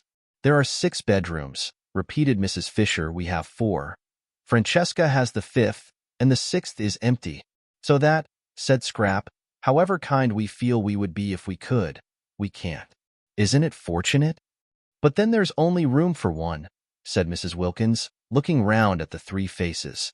"Yes, and you've got him," said Scrap. Mrs. Wilkins was taken aback. This question of the beds was unexpected. In inviting Mellersh, she had intended to put him in one of the 4 spare rooms that she imagined were there. When there were plenty of rooms and enough servants, there was no reason why they should, as they did in their small, 2-servant house at home, share the same one. Love, even universal love, the kind of love with which she felt herself flooded, should not be tried. Much patience and self-effacement were needed for successful married sleep, placidity, a steady faith. These 2 were needed. She was sure she would be much fonder of Mellersh, and he not mind her nearly so much, if they were not shut up together at night.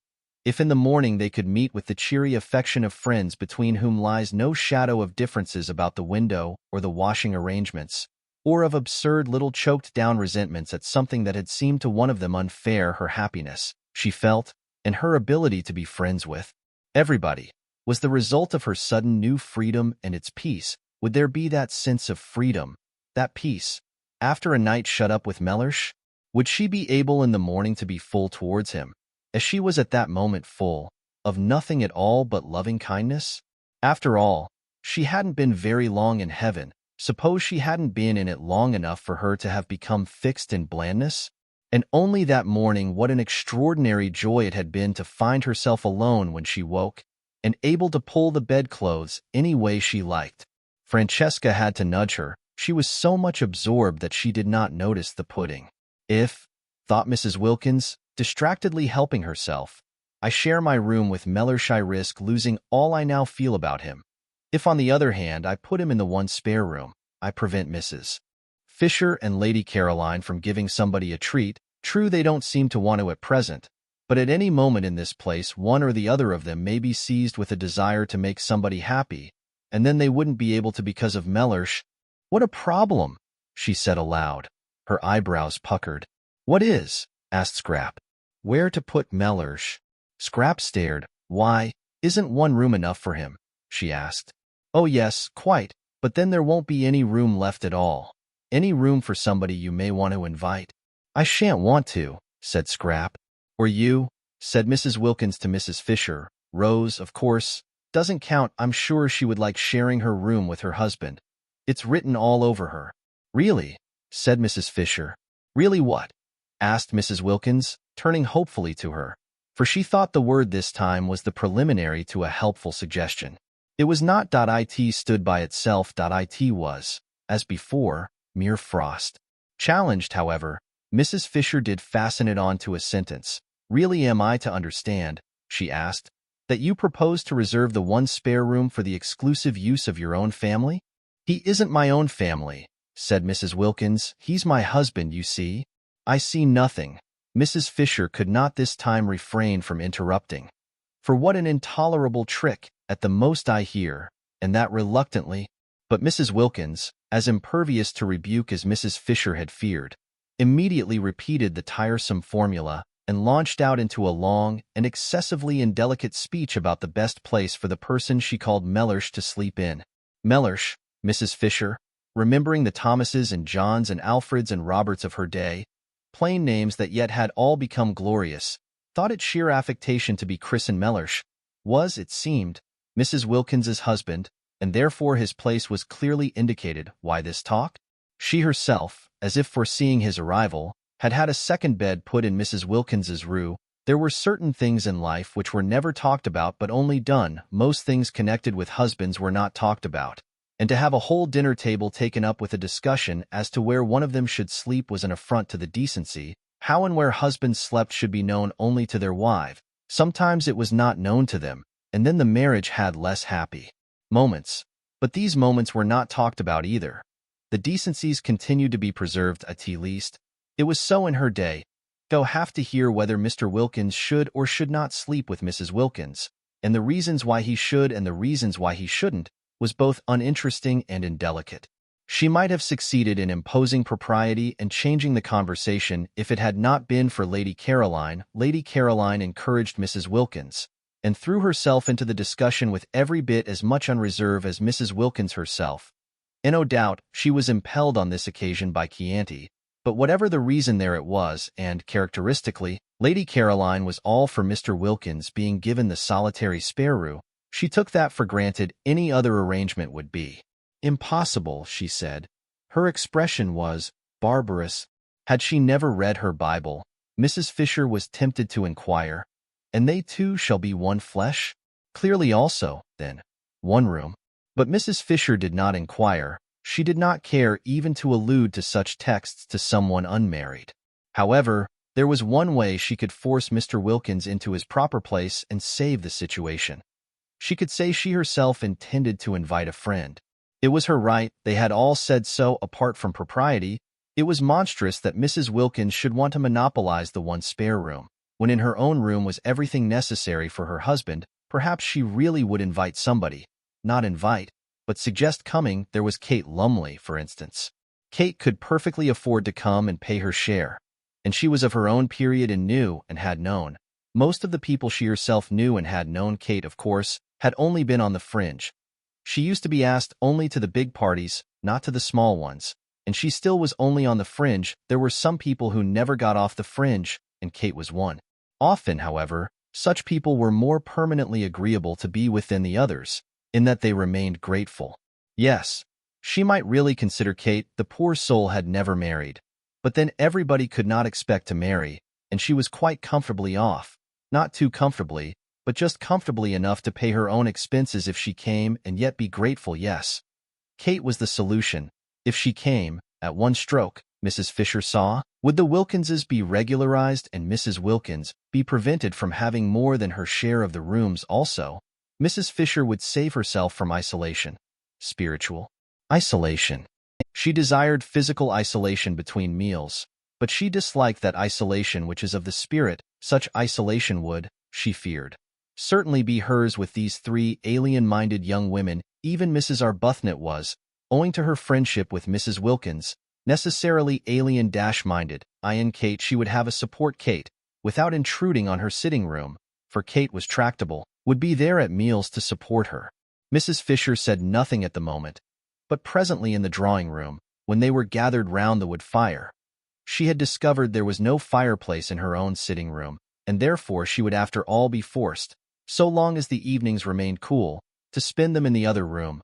Presently, while Francesca was handing coffee round and Lady Caroline was poisoning the air with smoke, Mrs. Wilkins, looking relieved and pleased, said, "Well, if nobody really wants that room and wouldn't use it anyhow, I shall be very glad if Mellersh may have it." "Of course he must have it," said Lady Caroline. Then Mrs. Fisher spoke. "I have a friend," she said in her deep voice, and sudden silence fell upon the others. "Kate Lumley," said Mrs. Fisher. Nobody spoke.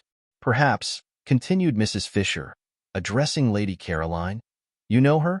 "No," Lady Caroline did not know Kate Lumley, and Mrs. Fisher, without asking the others if they did, for she was sure they knew no one, proceeded, "I wish to invite her to join me," said Mrs. Fisher. Complete silence. Then Scrap said, turning to Mrs. Wilkins, "That settles Mellersh, then?" "It settles the question of Mr. Wilkins," said Mrs. Fisher, "although I am unable to understand that there should ever have been a question, in the only way that is right." "I'm afraid you're in for it, then," said Lady Caroline, again to Mrs. Wilkins. "Unless," she added, "he can't come." But Mrs. Wilkins, her brow perturbed, for suppose after all she were not yet quite stable in heaven, could only say, a little uneasily, "I see him here." Chapter 13. The uneventful days, only outwardly uneventful, slipped by in floods of sunshine, and the servants, watching the four ladies, came to the conclusion there was very little life in them. To the servants, San Salvatore seemed asleep, and no one came to tea. Nor did the ladies go anywhere to tea. Other tenants in other springs had been far more active. There had been stir and enterprise. The boat had been used. Excursions had been made. Beppo's fly was ordered. People from Mezzago came over and spent the day. The house rang with voices. Even sometimes champagne had been drunk. Life was varied. Life was interesting, but this? What was this? The servants were not even scolded. They were left completely to themselves. They yawned. Perplexing, too, was the entire absence of gentlemen. How could gentlemen keep away from so much beauty? For, added up, and even after the subtraction of the old one, the three younger ladies produced a formidable total of that which gentlemen usually sought. Also, the evident desire of each lady to spend long hours separated from the other ladies puzzled the servants. The result was a deathly stillness in the house. Except at meal-times, it might have been as empty as it had been all the winter. For any sounds of life there were, the old lady sat in her room, alone. The dark-eyed lady wandered off alone, loitering, so Domenico told them, who sometimes came across her in the course of his duties, incomprehensibly among the rocks. The very beautiful fair lady lay in her low chair in the top garden, alone. The less, but still beautiful fair lady went up the hills and stayed up them for hours, alone. And every day the sun blazed slowly round the house, and disappeared at evening into the sea, and nothing at all had happened. The servants yawned. Yet the four visitors, while their bodies sat, that was Mrs. Fisher's, or lay, that was Lady Caroline's, or loitered, that was Mrs. Arbuthnot's, or went in solitude up into the hills, that was Mrs. Wilkins's, were anything but torpid. Really, their minds were unusually busy. Even at night their minds were busy, and the dreams they had were clear, thin, quick things, entirely different from the heavy dreams of Ho. There was that in the atmosphere of San Salvatore which produced active-mindedness in all. Except the natives, they, as before, whatever the beauty around them, whatever the prodigal seasons did, remained immune from thoughts other than those they were accustomed to. All their lives they had seen, year by year, the amazing recurrent spectacle of April in the gardens, and custom had made it invisible to them. They were as blind to it, as unconscious of it, as Domenico's dog asleep in the sun. The visitors could not be blind to it. It was too arresting after London in a particularly wet and gloomy March suddenly to be transported to that place where the air was so still that it held its breath, where the light was so golden that the most ordinary things were transfigured, to be transported into that delicate warmth, that caressing fragrance, and to have the old gray castle as the setting, and in the distance, the serene clear hills of Perugini's backgrounds, was an astonishing contrast. Even Lady Caroline, used all her life to beauty, who had been everywhere and seen everything, felt the surprise of it was, that year, a particularly wonderful spring, and of all the months at San Salvatore, April, if the weather was fine, was best. May scorched and withered. March was restless, and could be hard and cold in its brightness. But April came along softly like a blessing, and if it were a fine April it was so beautiful that it was impossible not to feel different, not to feel stirred and touched. Mrs. Wilkins, we have seen, responded to it instantly. She, so to speak, at once flung off all her garments and dived straight into glory, unhesitatingly, with a cry of rapture. Mrs. Arbuthnot was stirred and touched, but differently. She had odd sensations, presently to be described. Mrs. Fisher, being old, was of a closer, more impermeable texture, and offered more resistance. But she too had odd sensations, also in their place to be described. Lady Caroline, already amply acquainted with beautiful houses and climates, to whom they could not come quite with the same surprise, yet was very nearly as quick to react as Mrs. Wilkins. The place had an almost instantaneous influence on her as well, and of one part of this influence she was aware. It had made her, beginning on the very first evening, want to think, and acted on her curiously like a conscience. What this conscience seemed to press upon her notice with an insistence that startled her. Lady Caroline hesitated to accept the word, but it would keep on coming into her head, was that she was tawdry. Tawdry, chic fancy. She must think that out. The morning after the first dinner together, she woke up in a condition of regret that she should have been so talkative to Mrs. Wilkins the night before. What had made her be? She wondered now. Of course, Mrs. Wilkins would want to grab. She would want to be inseparable. And the thought of a grabbing and an inseparableness that should last 4 weeks made Scrap's spirit swoon within her. And no doubt the encouraged Mrs. Wilkins would be lurking in the top garden waiting to waylay her when she went out, and would hail her with morning cheerfulness. How much she hated being hailed with morning cheerfulness, or indeed, hailed at all. She oughtn't to have encouraged Mrs. Wilkins the night before. Fatal to encourage. It was bad enough not to encourage, for just sitting there and saying nothing seemed usually to involve her, but actively to encourage was suicidal. What on earth had made her? Now she would have to waste all the precious time, the precious, lovely time for thinking for getting square with herself, in shaking Mrs. Wilkins off. With great caution and on the tips of her toes, balancing herself carefully lest the pebble should scrunch, she stole out when she was dressed to her corner. But the garden was empty. Oh, shaking off was necessary. Neither Mrs. Wilkins nor anybody else was to be seen. She had it entirely to herself except for Domenico, who presently came and hovered, watering his plants, again especially all the plants that were nearest her. No one came out at all. And when, after a long while of following up thoughts which seemed to escape her just as she had got them, and dropping off exhausted to sleep in the intervals of this chase, she felt hungry and looked at her watch and saw that it was past 3. She realized that nobody had even bothered to call her in to lunch, though that, Scrap could not but remark, if anyone was shaken off it was she herself. Well, but how delightful, and how very new, now she would really be able to think, uninterruptedly, delicious to be forgotten. Still, she was hungry, and Mrs. Wilkins, after that excessive friendliness the night before, might at least have told her lunch was ready, and she had really been excessively friendly. So nice about Mellish's sleeping arrangements, wanting him to have the spare room and all. She wasn't usually interested in arrangements. In fact, she wasn't ever interested in them, so that Scrap considered she might be said almost to have gone out of her way to be agreeable to Mrs. Wilkins, and in return, Mrs. Wilkins didn't even bother whether or not she had any lunch. Fortunately, though she was hungry, she didn't mind missing a meal. Life was full of meals. They took up an enormous proportion of one's time. And Mrs. Fisher was, she was afraid, one of those persons who at meals linger. Twice now had she dined with Mrs. Fisher, and each time she had been difficult at the end to dislodge, lingering on slowly cracking innumerable nuts, and slowly drinking a glass of wine that seemed as if it would never be finished. Probably it would be a good thing to make a habit of missing lunch, and as it was quite easy to have tea brought out to her, and as she breakfasted in her room, only once a day would she have to sit at the dining-room table and endure the nuts. Scrap burrowed her head comfortably in the cushions, and with her feet crossed on the low parapet gave herself up to more thought. She said to herself, as she had said at intervals throughout the morning, "Now I'm going to think," but, never having thought out anything in her life, it was difficult, extraordinary how one's attention wouldn't stay fixed. Extraordinary how one's mind slipped sideway. Settling herself down to a review of her past as a preliminary to the consideration of her future, and hunting in it to begin with for any justification of that distressing word tawdry. The next thing she knew was that she wasn't thinking about this at all, but had somehow switched on to Mr. Wilkins.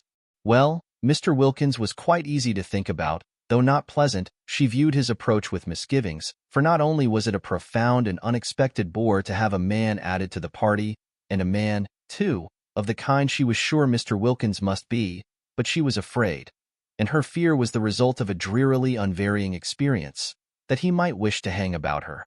This possibility had evidently not yet occurred to Mrs. Wilkins, and it was not one to which she could very well draw her attention. Not, that is, without being too fatuous to live, she tried to hope that Mr. Wilkins would be a wonderful exception to the dreadful rule.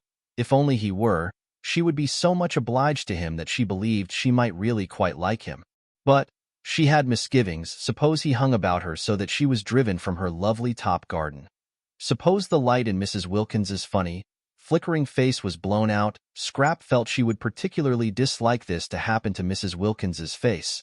Yet she had never in her life met any wives, not any at all, who had been able to understand that she didn't in the least want their husband. Often she had met wives who didn't want their husbands either, but that made them none the less indignant.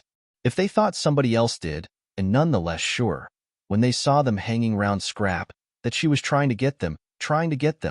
The bare thought, the bare recollection of these situations, filled her with a boredom so extreme that it instantly sent her to sleep again. When she woke up, she went on with Mr. Wilkins.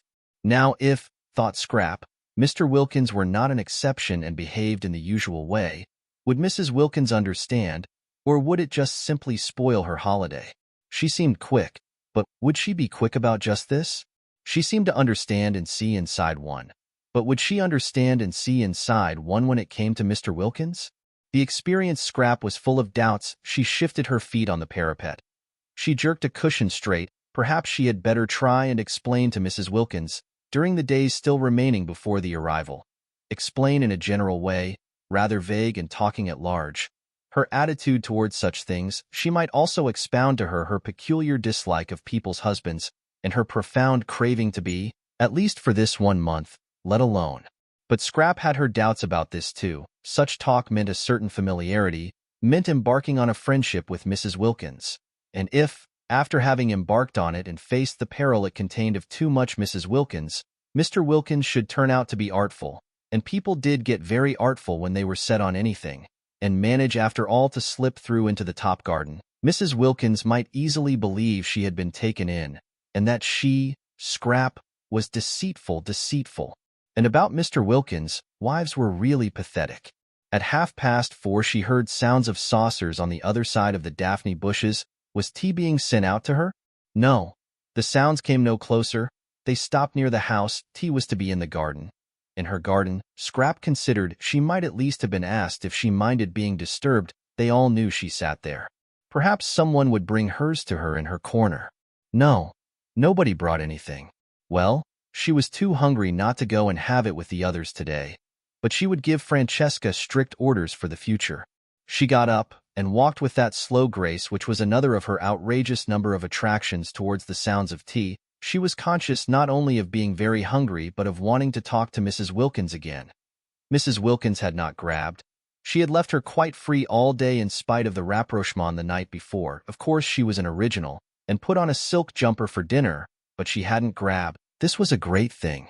Scrap went towards the tea table quite looking forward to Mrs. Wilkins, and when she came in sight of it, she saw only Mrs. Fisher and Mrs. Arbuthnot.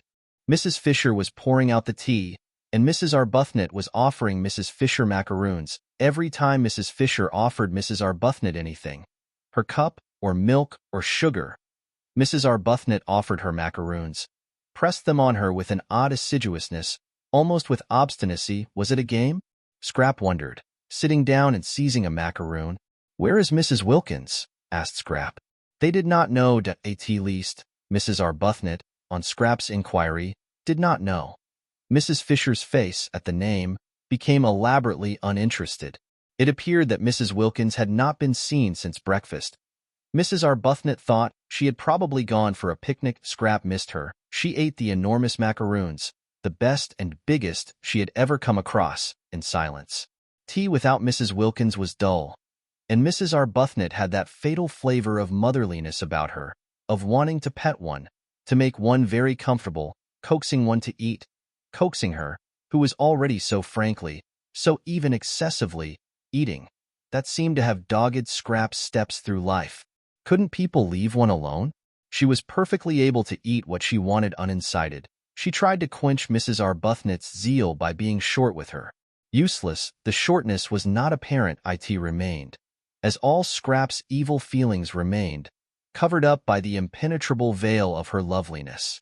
Mrs. Fisher sat monumentally and took no notice of either of them. She had had a curious day and was a little worried she had been quite alone, for none of the three had come to lunch, and none of them had taken the trouble to let her know they were not coming, and Mrs. Arbuthnot, drifting casually into tea, had behaved oddly till Lady Caroline joined them and distracted her attention.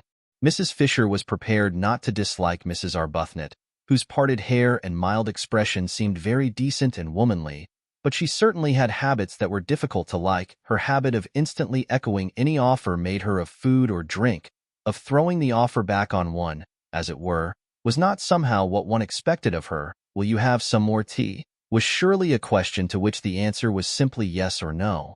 But Mrs. Arbuthnot persisted in the trick she had exhibited the day before at breakfast, of adding to her yes or no the words, "Will you?" She had done it again that morning at breakfast, and here she was doing it at tea, the two meals at which Mrs. Fisher presided and poured out. Why did she do it? Mrs. Fisher failed to understand. But this was not what was worrying her.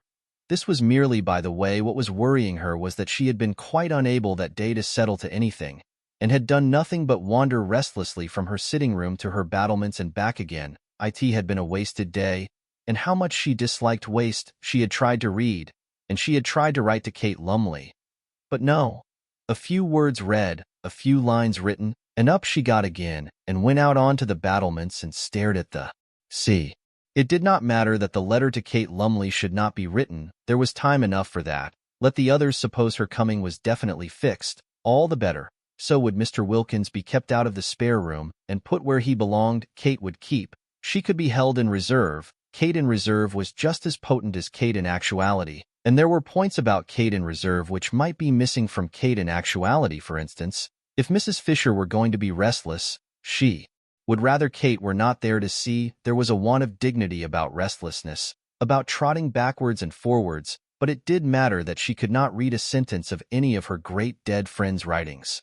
No, not even of Browning's, who had been so much in Italy, nor of Ruskin's, whose Stones of Venice she had brought with her to reread so nearly on the very spot, nor even a sentence of a really interesting book like the one she had found in her sitting room about the home life of the German emperor, poor man, written in the 90s, when he had not yet begun to be more sinned against than sinning, which was, she was firmly convinced, what was the matter with him now, and full of exciting things about his birth and his right arm and accoutreurs, without having to put it down and go and stare at the sea. Reading was very important.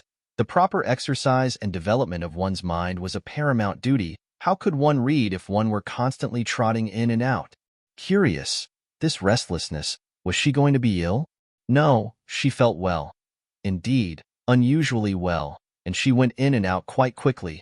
Trotted, in fact, and without her stick. Very odd that she shouldn't be able to sit still, she thought, frowning across the tops of some purple hyacinths at the Gulf of Spezia glittering beyond a headland.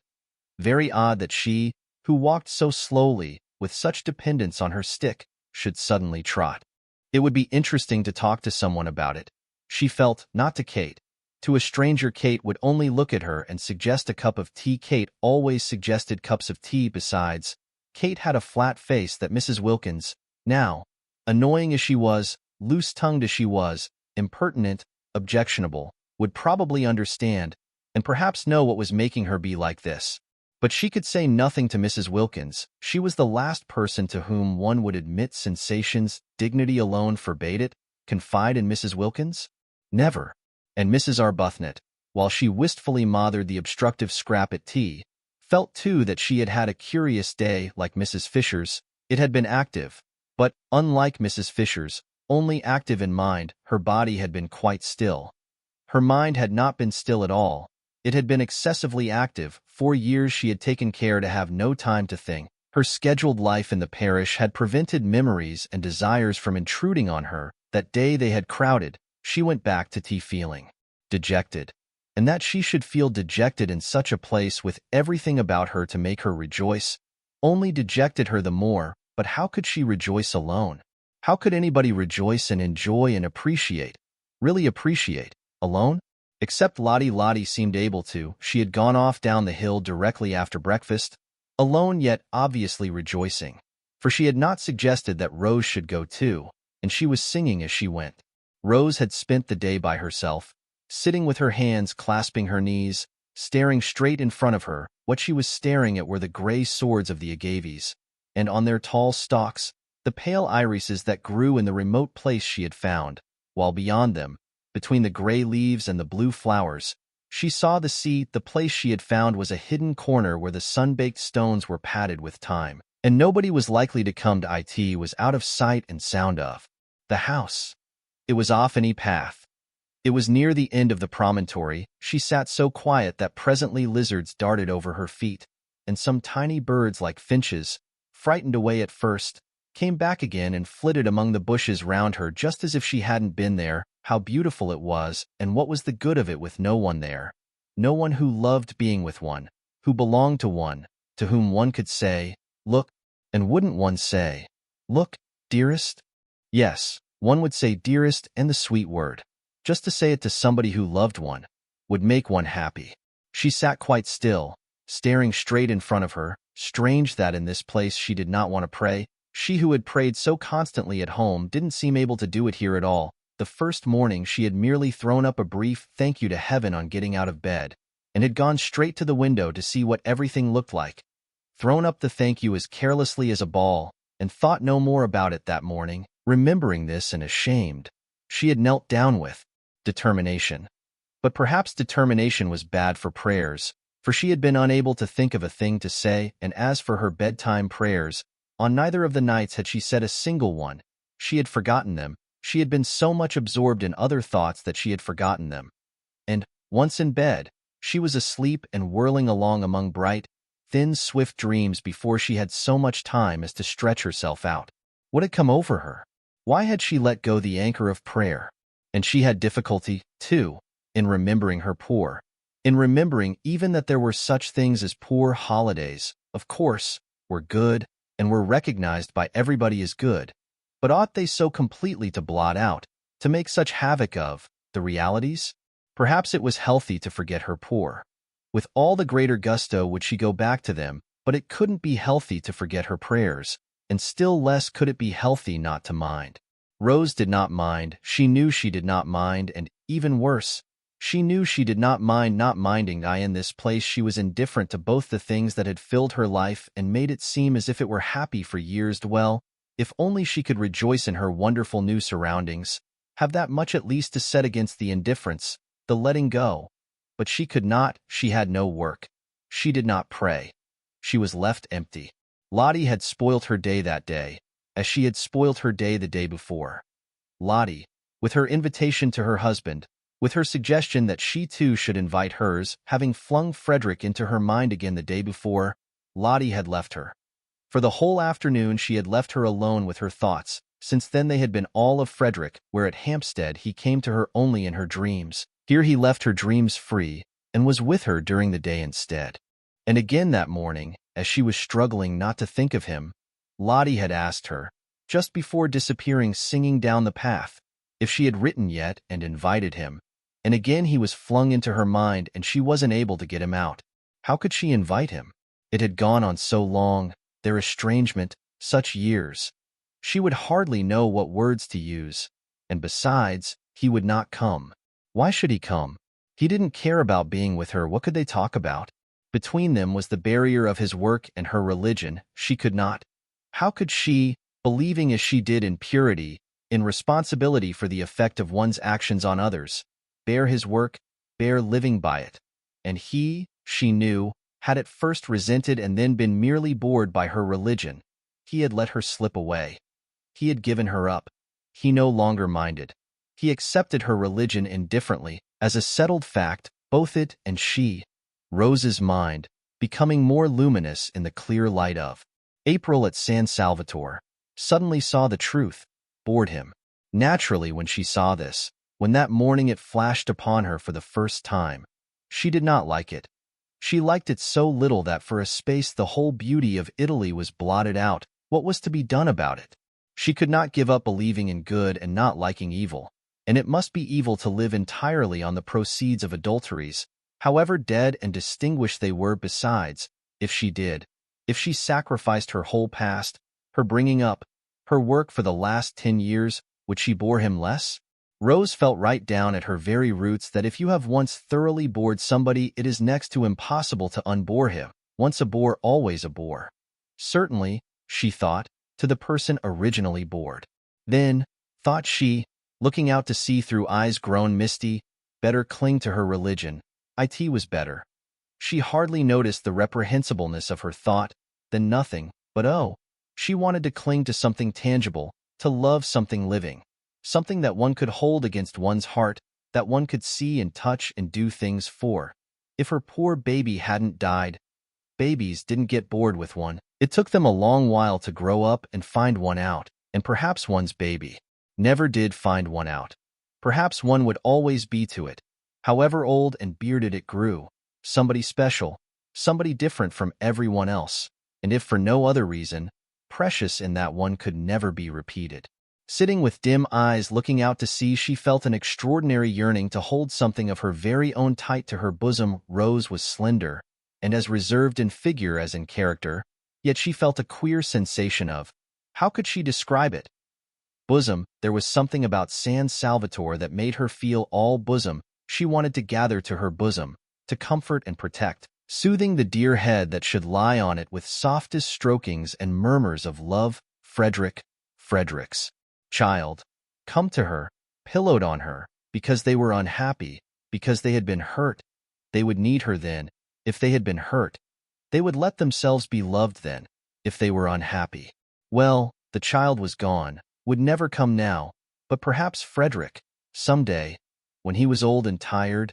Such were Mrs. Arbuthnot's reflections and emotions that first day at San Salvatore by herself. She went back to tea dejected as she had not been for years. San Salvatore had taken her carefully built-up semblance of happiness away from her, and given her nothing in exchange. Yes, it had given her yearnings in exchange, this ache and longing, this queer feeling of bosom. But that was worse than nothing, and she who had learned balance, who never at home was irritated, but always able to be kind, could not, even in her dejection, that afternoon endure Mrs. Fisher's assumption of the position as hostess at tea. One would have supposed that such a little thing would not have touched her, but it did. Was her nature changing? Was she to be not only thrown back on long-stifled yearnings after Frederick, but also turned into somebody who wanted to fight over little things? After tea, when both Mrs. Fisher and Lady Caroline had disappeared again, it was quite evident that nobody wanted her. She was more dejected than ever, overwhelmed by the discrepancy between the splendor outside her, the warm, teeming beauty and self-sufficiency of nature, and the blank emptiness of her heart. Then came Lottie, back to dinner, incredibly more freckled, exuding the sunshine she had been collecting all day, talking, laughing, being tactless, being unwise, being without reticence.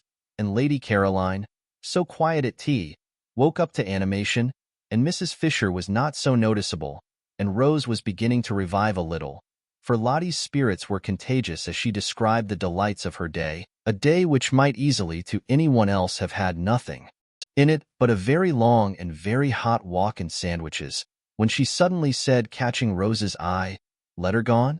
Rose flushed. This tactlessness. "What letter?" asked Scrap, interested. Both her elbows were on the table and her chin was supported in her hands, for the nut stage had been reached, and there was nothing for it but to wait in as comfortable a position as possible till Mrs. Fisher had finished cracking. "Asking her husband here," said Lottie. Mrs. Fisher looked up. Another husband? Was there to be no end to them? Nor was this one, then, a widow either. But her husband was no doubt a decent, respectable man, following a decent, respectable calling. She had little hope of Mr. Wilkins. So little that she had refrained from inquiring what he did. "Has it?" persisted Lottie, as Rose said nothing. "No," said Rose. "Oh, well, tomorrow then," said Lottie. Rose wanted to say no again to this. Lottie would have in her place, and would, besides, have expounded all her reasons, but she could not turn herself inside out like that and invite any and everybody to come and look. How was it that Lottie, who saw so many things, didn't see stuck on her heart, and seeing keep quiet about it, the sore place that was Frederick? "Who is your husband?" asked Mrs. Fisher, carefully adjusting another nut between the crackers. "Who should he be?" said Rose quickly. roused at once by Mrs. Fisher to irritation. "Except Mr. Arbuthnot? I mean, of course, what is Mr. Arbuthnot?" And Rose, gone painfully red at this, said after a tiny pause, "My husband." Naturally, Mrs. Fisher was incensed. She couldn't have believed it of this one, with her decent hair and gentle voice, that she too should be impertinent. Chapter 14. That first week the wisteria began to fade, and the flowers of the Judas tree and peach trees fell off and carpeted the ground with rose color. Then all the freesias disappeared, and the irises grew scarce, and then, while these were clearing themselves away, the double banksia roses came out, and the big summer roses suddenly flaunted gorgeously on the walls and trellises. Fortune's yellow was one of them, a very beautiful row. Presently the tamarisk and the daphnes were at their best, and the lilies at their tallest. By the end of the week the fig trees were giving shade. The plum blossom was out among the olives. The modest weigelias appeared in their fresh pink clothes, and on the rocks sprawled masses of thick-leaved, star-shaped flowers, some vivid purple and some a clear, pale lemon. By the end of the week, too, Mr. Wilkins arrived. Even as his wife had foreseen he would, so he did, and there were signs almost of eagerness about his acceptance of her suggestion, for he had not waited to write a letter in answer to hers, but had telegraphed. That, surely, was eager. It showed, Scrap thought, a definite wish for reunion. And watching his wife's happy face, and aware of her desire that Mellersh should enjoy his holiday, she told herself that he would be a very unusual fool should he waste his time bothering about anybody else. If he isn't nice to her, Scrap thought, he shall be taken to the battlements and tipped over. For, by the end of the week, she and Mrs. Wilkins had become Caroline and Lottie to each other, and were friends. Mrs. Wilkins had always been friends, but Scrap had struggled not to be. She had tried hard to be cautious, but how difficult was caution with Mrs. Wilkins? Free herself from every vestige of it. She was so entirely unreserved, so completely expansive, that soon Scrap, almost before she knew what she was doing, was being unreserved too, and nobody could be more unreserved than Scrap, once she let herself go. The only difficulty about Lottie was that she was nearly always somewhere else. You couldn't catch her. You couldn't pin her down to come and talk. Scrap's fears that she would grab seemed grotesque in retrospect. Why? There was no grab in her. A tea dinner and after dinner were the only times one really saw her. All day long she was invisible, and would come back in the late afternoon looking a perfect sight, her hair full of bits of moss, and her freckles worse than ever. Perhaps she was making the most of her time before Mellersh arrived to do all the things she wanted to do, and meant to devote herself afterwards to going about with him, tidy and in her best clothes. Scrap watched her, interested in spite of herself, because it seemed so extraordinary to be as happy as all that on so little. San Salvatore was beautiful, and the weather was divine. But scenery and weather had never been enough for Scrap, and how could they be enough for somebody who would have to leave them quite soon and go back to life in Hampstead?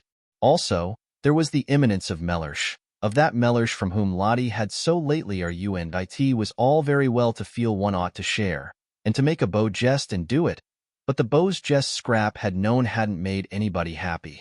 Nobody really liked being the object of one, and it always meant an effort on the part of the maker. Still, she had to admit there was no effort about Lottie. It was quite plain that everything she did and said was effortless, and that she was just simply, completely happy. And so Mrs. Wilkins was. For her doubts as to whether she had had time to become steady enough in serenity to go on being serene in Mellersh's company when she had it uninterruptedly right round the clock, had gone by the middle of the week, and she felt that nothing now could shake her. She was ready for anything. She was firmly grafted, rooted, built into heaven. Whatever Mellersh said or did, she would not budge an inch out of heaven, would not rouse herself a single instant to come outside it, and be crossed. On the contrary, she was going to pull him up into it beside her, and they would sit comfortably together, suffused and light, and laugh at how much afraid of him she used to be in Hampstead, and at how deceitful her afraidness had made her. But he wouldn't need much pulling. He would come in quite naturally after a day or two, irresistibly wafted on the scented breezes of that divine air, and there he would sit arrayed in stars, thought Mrs. Wilkins, in whose mind, among much other debris, floated occasional bright shreds of poetry. She laughed to herself a little at the picture of Mellersh, that top-hatted, black-coated, respectable family solicitor, arrayed in stars, but she laughed affectionately, almost with a maternal pride in how splendid he would look in such fine clothes. Poor lamb, she murmured to herself affectionately and added, what he wants is a thorough airing. This was during the first half of the week, by the beginning of the last half, at the end of which Mr. Wilkins arrived. She left off even assuring herself that she was unshakable, that she was permeated beyond altering by the atmosphere. She no longer thought of it or noticed it. She took it for granted, if one may say so, and she certainly said so, not only to herself but also to Lady Caroline. She had found her celestial legs. Contrary to Mrs. Fisher's idea of the seemly, but of course contrary. What else would one expect of Mrs. Wilkins? She did not go to meet her husband at Mazago, but merely walked down to the point where Beppo's fly would leave him and his luggage in the street of Castagneto. Mrs. Fisher disliked the arrival of Mr. Wilkins, and was sure that anybody who could have married Mrs. Wilkins must be at least of an injudicious disposition, but a husband, whatever his disposition, should be properly met. Mr. Fisher had always been properly met. Never once in his married life had he gone unmet at a station, nor had he ever not been seen off. These observances, these courtesies, strengthened the bonds of marriage, and made the husband feel he could rely on his wife's being always there. Always being there was the essential secret for a wife. What would have become of Mr. Fisher if she had neglected to act on this principle? She preferred not to think. Enough things became of him as it was, for whatever one's care in stopping up, married life yet seemed to contain chinks. But Mrs. Wilkins took no pains. She just walked down the hill singing. Mrs. Fisher could hear her, and picked up her husband in the street as casually as if he were a pin. The three others, still in bed, for it was not nearly time to get up, heard her as she passed beneath their windows down the zigzag path to meet Mr. Wilkins, who was coming by the morning train, and Scrap smiled and Rose sighed, and Mrs. Fisher rang her bell, and desired Francesca to bring her breakfast in her room. All three had breakfast that day in their rooms, moved by a common instinct to take cover. Scrap always breakfasted in bed, but she had the same instinct for cover, and during breakfast she made plans for spending the whole day where she was. Perhaps, though, it wouldn't be as necessary that day as the next. That day, Scrap calculated, Mellersh would be provided for. He would want to have a bath, and having a bath at San Salvatore was an elaborate business, a real adventure if one had a hot one in the bathroom, and it took a lot of time. It involved the attendance of the entire staff, Domenico and the boy Giuseppe coaxing the patent stove to burn, restraining it when it burnt too fiercely, using the bellows to it when it threatened to go out, relighting it when it did go out. Francesca anxiously hovering over the tap regulating its trickle, because if it were turned on too full the water instantly ran cold, and if not full enough the stove blew up inside and mysteriously flooded the house.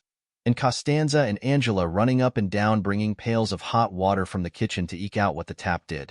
This bath had been put in lately, and was at once the pride and the terror of the servants. It was very patent. Nobody quite understood it. There were long printed instructions as to its right treatment hanging on the wall, in which the word pericoloso recurred. When Mrs. Fisher, proceeding on her arrival to the bathroom, saw this word, she went back to her room again and ordered a sponge bath instead.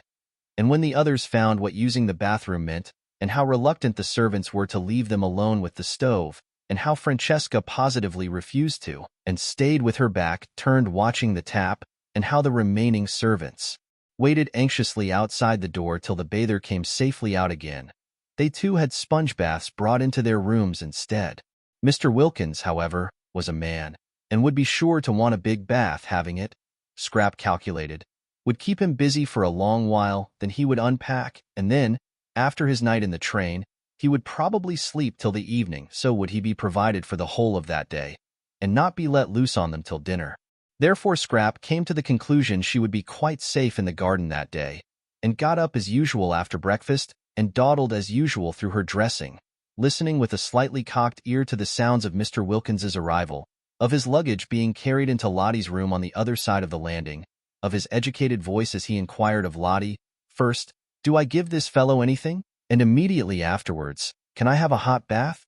Of Lottie's voice cheerfully assuring him that he needn't give the fellow anything because he was the gardener, and that yes, he could have a hot bath. And soon after this the landing was filled with the familiar noises of wood being brought, of water being brought, of feet running, of tongues vociferating. In fact, with the preparation of the bath, Scrap finished dressing, and then loitered at her window, waiting till she should hear Mr. Wilkins go into the bathroom. When he was safely there, she would slip out and settle herself in her garden and resume her inquiries into the probable meaning of her life. She was getting on with her inquiries, she dozed much less frequently, and was beginning to be inclined to agree that tawdry was the word to apply to her past. Also, she was afraid that her future looked black. There! She could hear Mr. Wilkins's educated voice again. Lottie's door had opened, and he was coming out of it asking his way to the bathroom. "It's where you see the crowd," Lottie's voice answered, still a cheerful voice. Scrap was glad to notice. His steps went along the landing, and Lottie's steps seemed to go downstairs, and then there seemed to be a brief altercation at the bathroom door. Hardly so much an altercation as a chorus of vociferations on one side and a wordless determination, Scrap judged, to have a bath by oneself on the other. Mr. Wilkins knew no Italian, and the expression pericoloso left him precisely as it found him, or would have if he had seen it, but naturally he took no notice of the printed matter on the wall. He firmly closed the door on the servants, resisting Domenico, who tried to the last to press through, and locked himself in as a man should for his bath, judicially considering, as he made his simple preparations for getting in, the singular standard of behavior of these foreigners who, both male and female, apparently wished to stay with him while he bathed in Finland. He had heard the female natives not only were present on such occasions but actually washed the bath-taking traveler. He had not heard, however, that this was true too of Italy, which somehow seemed much nearer civilization, perhaps because one went there and did not go to Finland. Impartially examining this reflection, and carefully balancing the claims to civilization of Italy and Finland, Mr. Wilkins got into the bath and turned off the tap. Naturally, he turned off the TIT was what one did, but on the instructions, printed in red letters, was a paragraph saying that the tap should not be turned off as long as there was still fire in the stove. IT should be left on, not much on, but on, until the fire was quite out. Otherwise, and here again was the word pericoloso, the stove would blow up.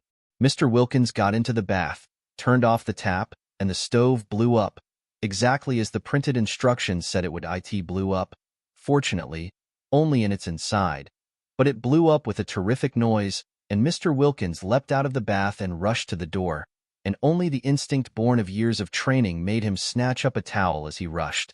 Scrap, halfway across the landing on her way out of doors, heard the explosion. Good heavens, she thought, remembering the instructions. There goes Mr. Wilkins.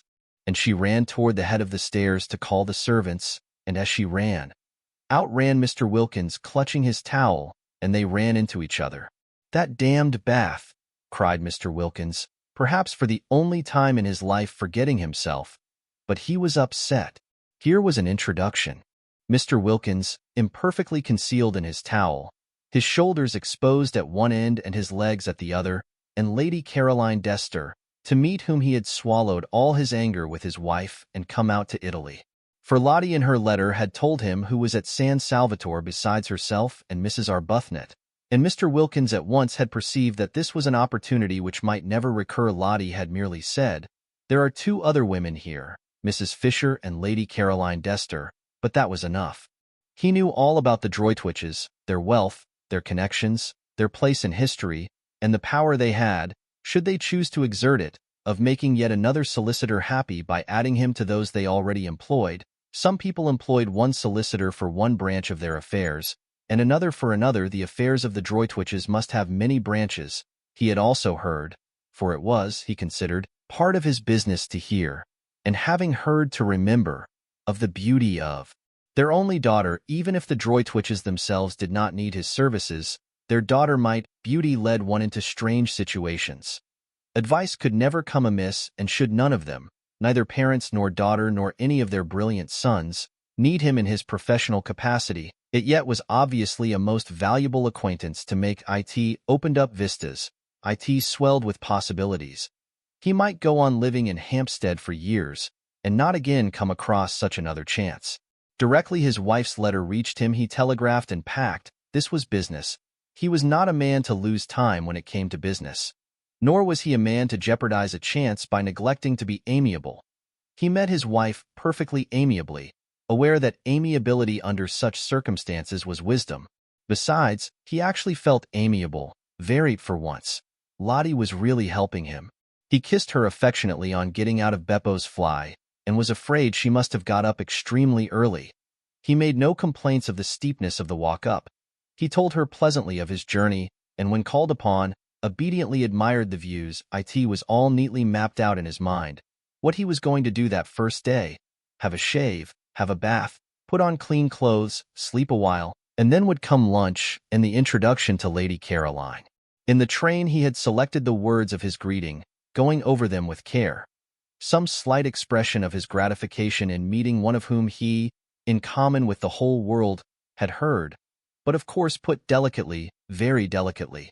Some slight reference to her distinguished parents and the part her family had played in the history of England, made, of course, with proper tact. A sentence or two about her eldest brother Lord Winchcombe, who had won his VI in the late war under circumstances which could only cause, he might or might not add this, every Englishman's heart to beat higher than ever with pride, and the first steps towards what might well be the turning point in his career would have been taken.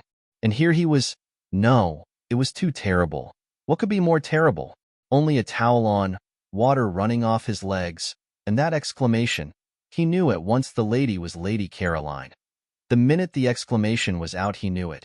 Rarely did Mr. Wilkins use that word, and never in the presence of a lady or a client, while as for the towel, why had he come? Why had he not stayed in Hampstead? It would be impossible to live this down. But Mr. Wilkins was reckoning without Scrap. She, indeed, screwed up her face at the first flash of him on her astonished sight in an enormous effort not to laugh, and having choked the laughter down and got her face serious again, she said as composedly as if he had had all his clothes on, "How do you do?" What perfect tact! Mr. Wilkins could have worshipped her, this exquisite ignoring blue blood. Of course, coming out, overwhelmed with gratitude, he took her offered hand and said, "How do you do?" in his turn, and merely to repeat the ordinary words seemed magically to restore the situation to the normal. Indeed, he was so much relieved, and it was so natural to be shaking hands, to be conventionally greeting, that he forgot he had only a towel on, and his professional manner came back to him. He forgot what he was looking like, but he did not forget that this was Lady Caroline Dester, the lady he had come all the way to Italy to see, and he did not forget that it was in her face, her lovely and important face, that he had flung his terrible exclamation. He must at once entreat her forgiveness. To say such a word to a lady, to any lady, but of all ladies to just this one. "I'm afraid I used unpardonable language," began Mr. Wilkins very earnestly, as earnestly and ceremoniously as if he had had his clothes on.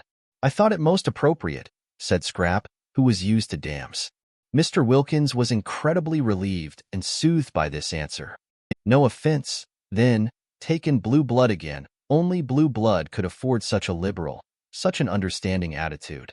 "It is Lady Caroline Dester, is it not, to whom I am speaking?" he asked, his voice sounding even more carefully cultivated than usual, for he had to restrain too much pleasure, too much relief, too much of the joy of the pardoned and the shriven from getting into it. "Yes," said Scrap, and for the life of her she couldn't help smiling. She couldn't help it. She hadn't meant to smile at Mr. Wilkins, not ever. But really he looked, and then his voice on the top of the rest of him, oblivious of the towel and his legs, and talking just like a church. "Allow me to introduce myself," said Mr. Wilkins, with the ceremony of the drawing-room. "My name is Mellersh Wilkins," and he instinctively held out his hand a second time at the words. "I thought perhaps it was," said Scrap, a second time having hers shaken and a second time unable not to smile. He was about to proceed to the first of the graceful tributes he had prepared in the train, oblivious, as he could not see himself, that he was without his clothes, when the servants came running up the stairs and, simultaneously, Mrs. Fisher appeared in the doorway of her sitting-room, for all this had happened very quickly, and the servants away in the kitchen, and Mrs. Fisher pacing her battlements, had not had time on hearing the noise to appear before the second handshake. The servants, when they heard the dreaded noise, knew at once what had happened, and rushed straight into the bathroom to try and staunch the flood, taking no notice of the figure on the landing and the towel, But Mrs. Fisher did not know what the noise could be, and coming out of her room to inquire stood rooted on the doorsill. It was enough to root anybody, Lady Caroline shaking hands with what evidently, if he had had clothes on, would have been Mrs. Wilkins's husband, and both of them conversing just as if. Then Scrap became aware of Mrs. Fisher. She turned to her at once. "Do let me," she said gracefully, "introduce Mr. Mellersh Wilkins. He has just come this," she added, turning to Mr. Wilkins, "is Mrs. Fisher," and Mr. Wilkins, nothing if not courteous, reacted at once to the conventional formula. First he bowed to the elderly lady in the doorway, then he crossed over to her, his wet feet leaving footprints as he went, and having got to her he politely held out his hand. "It is a pleasure," said Mr. Wilkins in his carefully modulated voice, "to meet a friend of my wife's." Scrap melted away down into the garden. Chapter 15. The strange effect of this incident was that when they met that evening at dinner, both Mrs. Fisher and Lady Caroline had a singular feeling of secret understanding with Mr. Wilkins. He could not be to them as other men. He could not be to them as he would have been if they had met him in his clothes. There was a sense of broken ice. They felt at once intimate and indulgent. Almost they felt to him as nurses do, as those feel who have assisted either patients or young children at their baths. They were acquainted with Mr. Wilkins's legs. What Mrs. Fisher said to him that morning in her first shock will never be known, but what Mr. Wilkins said to her in reply, when reminded by what she was saying of his condition, was so handsome in its apology, so proper in its confusion, that she had ended by being quite sorry for him and completely placated. After all, it was an accident, and nobody could help accidents, and when she saw him next at dinner, dressed, polished, spotless as to linen and sleek as to hair, she felt this singular sensation of a secret understanding with him, and, added to it, of a kind of almost personal pride in his appearance, now that he was dressed, which presently extended in some subtle way to an almost personal pride in everything he said. There was no doubt whatever in Mrs. Fisher's mind that a man was infinitely preferable as a companion to a woman. Mr. Wilkins's presence and conversation at once raised the standard of the dinner table from that of a bear garden. Yes, a bear garden, to that of a civilized social gathering. He talked as men talk, about interesting subjects, and, though most courteous to Lady Caroline, showed no traces of dissolving into simpers and idiocy whenever he addressed her. He was, indeed, precisely as courteous to Mrs. Fisher herself, and when for the first time at that table politics were introduced, he listened to her with the proper seriousness on her exhibiting a desire to speak, and treated her opinions with the attention they deserved. He appeared to think much as she did about Lloyd George, and in regard to literature he was equally sound. In fact, there was real conversation, and he liked not. How he could have married Mrs. Wilkins was a mystery. Lottie, for her part, looked on with round eyes. She had expected Mellersh to take at least 2 days before he got to this stage, but the San Salvatore spell had worked instantly. It was not only that he was pleasant at dinner, for she had always seen him pleasant at dinners with other people, but he had been pleasant all day privately, so pleasant that he had complimented her on her looks while she was brushing out her hair, and kissed her, and it was neither good morning nor good night. Well, this being so, she would put off telling him the truth about her nest egg, and about Rose not being his hostess after all, till next day. Pity to spoil things, she had been going to blurt it out as soon as he had had a rest, but it did seem a pity to disturb such a very beautiful frame of mind as that of Mellersh this first day. Let him too get more firmly fixed in heaven. Once fixed, he wouldn't mind anything. Her face sparkled with delight at the instantaneous effect of San Salvatore. Even the catastrophe of the bath, of which she had been told when she came in from the garden, had not shaken him. Of course, all that he had needed was a holiday. What a brute she had been to him when he wanted to take her himself to Italy, but this arrangement, as it happened, was ever so much better. Though not through any merit of hers, she talked and laughed gaily, not a shred of fear of him left in her, and even when she said, struck by his spotlessness, that he looked so clean that one could eat one's dinner off him, and Scrap laughed. Mellersh laughed too. He would have minded that at home, supposing that at home she had had the spirit to say it. It was a successful evening. Scrap, whenever she looked at Mr. Wilkins, saw him in his towel, dripping water, and felt indulgent. Mrs. Fisher was delighted with him. Rose was a dignified hostess in Mr. Wilkins's eyes, quiet and dignified, and he admired the way she waived her right to preside at the head of the table. as a graceful compliment, of course, to Mrs. Fisher's aged Mrs. Arbuthnot was, opined Mr. Wilkins, naturally retiring. She was the most retiring of the three ladies. He had met her before dinner alone for a moment in the drawing-room, and had expressed in appropriate language his sense of her kindness in wishing him to join her party, and she had been retiring. Was she shy? Probably she had blushed and murmured as if in deprecation. And then the others had come and, at tea-dinner, she talked least. He would, of course, become better acquainted with her during the next few days, and it would be a pleasure, he was sure. Meanwhile, Lady Caroline was all and more than all Mr. Wilkins had imagined, and had received his speeches, worked in skillfully between the courses, graciously. Mrs. Fisher was the exact old lady he had been hoping to come across all his professional life, and Lottie had not only immensely improved, but was obviously au mieux.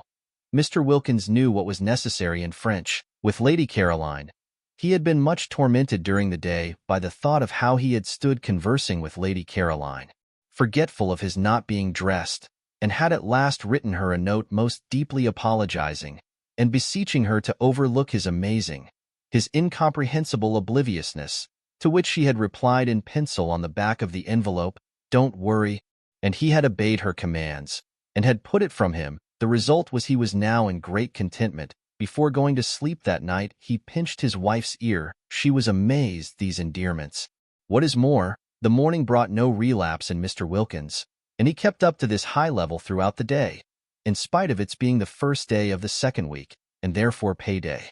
Its being payday precipitated Lottie's confession, which she had, when it came to the point, been inclined to put off a little longer. She was not afraid. She dared anything, but Mellersh was in such an admirable humor. Why risk clouding it just yet? When, however, soon after breakfast, Costanza appeared with a pile of very dirty little bits of paper covered with sums in pencil, and having knocked at Mrs. Fisher's door and been sent away, and at Lady Caroline's door and been sent away, and at Rose's door and had no answer because Rose had gone out, she waylaid Lottie, who was showing Mellersh over the house, and pointed to the bits of paper, and talked very rapidly and loud, and shrugged her shoulders a great deal, and kept on pointing at the bits of paper. Lottie remembered that a week had passed without anybody paying anything to anyone, and that the moment had come to settle up. "Does this good lady want something?" inquired Mr. Wilkins mellifluously. "Money," said Lottie. "Money? It's the housekeeping bills." "Well, you have nothing to do with those," said Mr. Wilkins serenely. "Oh yes, I have." And the confession was precipitated. It was wonderful how Mellersh took it. One would have imagined that his sole idea about the nest egg had always been that it should be lavished on just this. He did not, as he would have done at home, cross-examine her. He accepted everything as it came pouring out, about her fibs and all, and when she had finished and said, "You have every right to be angry, I think, but I hope you won't be and will forgive me instead," he merely asked, "What can be more beneficial than such a holiday?" Whereupon she put her arm through his and held it tight and said, "Oh, Mellersh, you really are too sweet."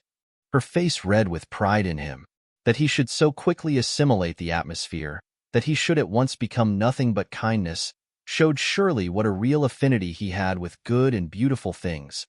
He belonged quite naturally in this place of heavenly calm. He was extraordinary how she had misjudged him. By nature a child of light fancy, not minding the dreadful fibs she had gone in for before leaving home. Fancy passing even those over without comment. Wonderful, yet not wonderful, for wasn't he in heaven? In heaven nobody minded any of those done-with things. One didn't even trouble to forgive and forget. One was much too happy. She pressed his arm tight in her gratitude and appreciation. And though he did not withdraw his, neither did he respond to her pressure. Dunamar. Wilkins was of a cool habit, and rarely had any real wish to press. Meanwhile, Costanza, perceiving that she had lost the Wilkinses' ear, had gone back to Mrs. Fisher, who at least understood Italian, besides being clearly in the servants' eyes the one of the party marked down by age and appearance to pay the bills.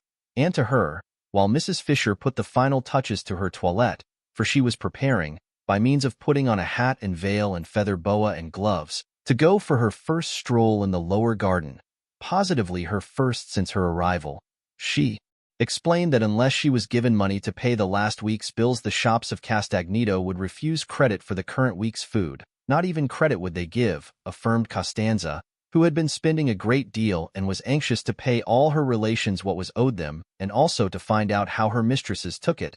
For that day's meals, soon it would be the hour of collation, and how could there be collation without meat, without fish, without eggs, without— Mrs. Fisher took the bills out of her hand and looked at the total, and she was so much astonished by its size, so much horrified by the extravagance to which it testified, that she sat down at her writing table to go into the thing thoroughly. Costanza had a very bad half-hour. She had not supposed it was in the English to be so mercenary, and then La Vecchia, as she was called in the kitchen, knew so much Italian, and with a doggedness that filled Costanza with shame on her behalf, for such conduct was the last one expected from the noble English, she went through item after item, requiring and persisting till she got them, explanations.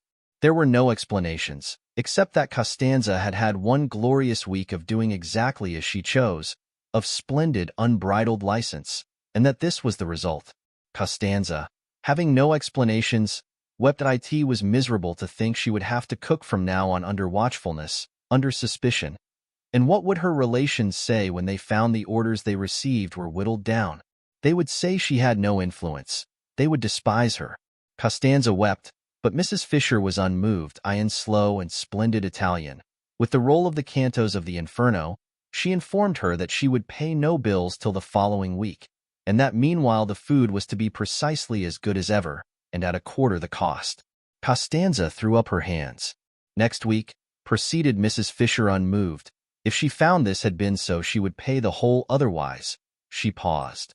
For what she would do otherwise she did not know herself, but she paused and looked impenetrable, majestic and menacing, and Costanza was cowed. Then Mrs. Fisher, having dismissed her with a gesture, went in search of Lady Caroline to complain. She had been under the impression that Lady Caroline ordered the meals and therefore was responsible for the prices.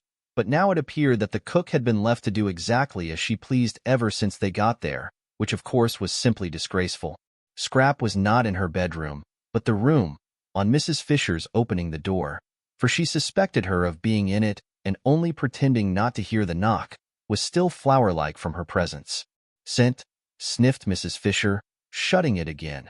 And she wished Carlyle could have had 5 minutes' straight talk with this young woman, and yet, perhaps even he— She went downstairs to go into the garden in search of her, and in the hall encountered Mr. Wilkins. He had his hat on, and was lighting a cigar.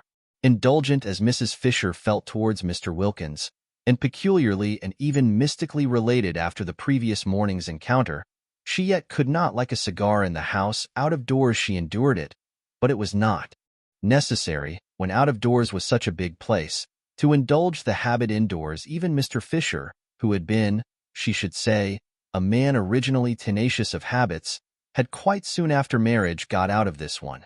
However, Mr. Wilkins, snatching off his hat on seeing her, instantly threw the cigar away.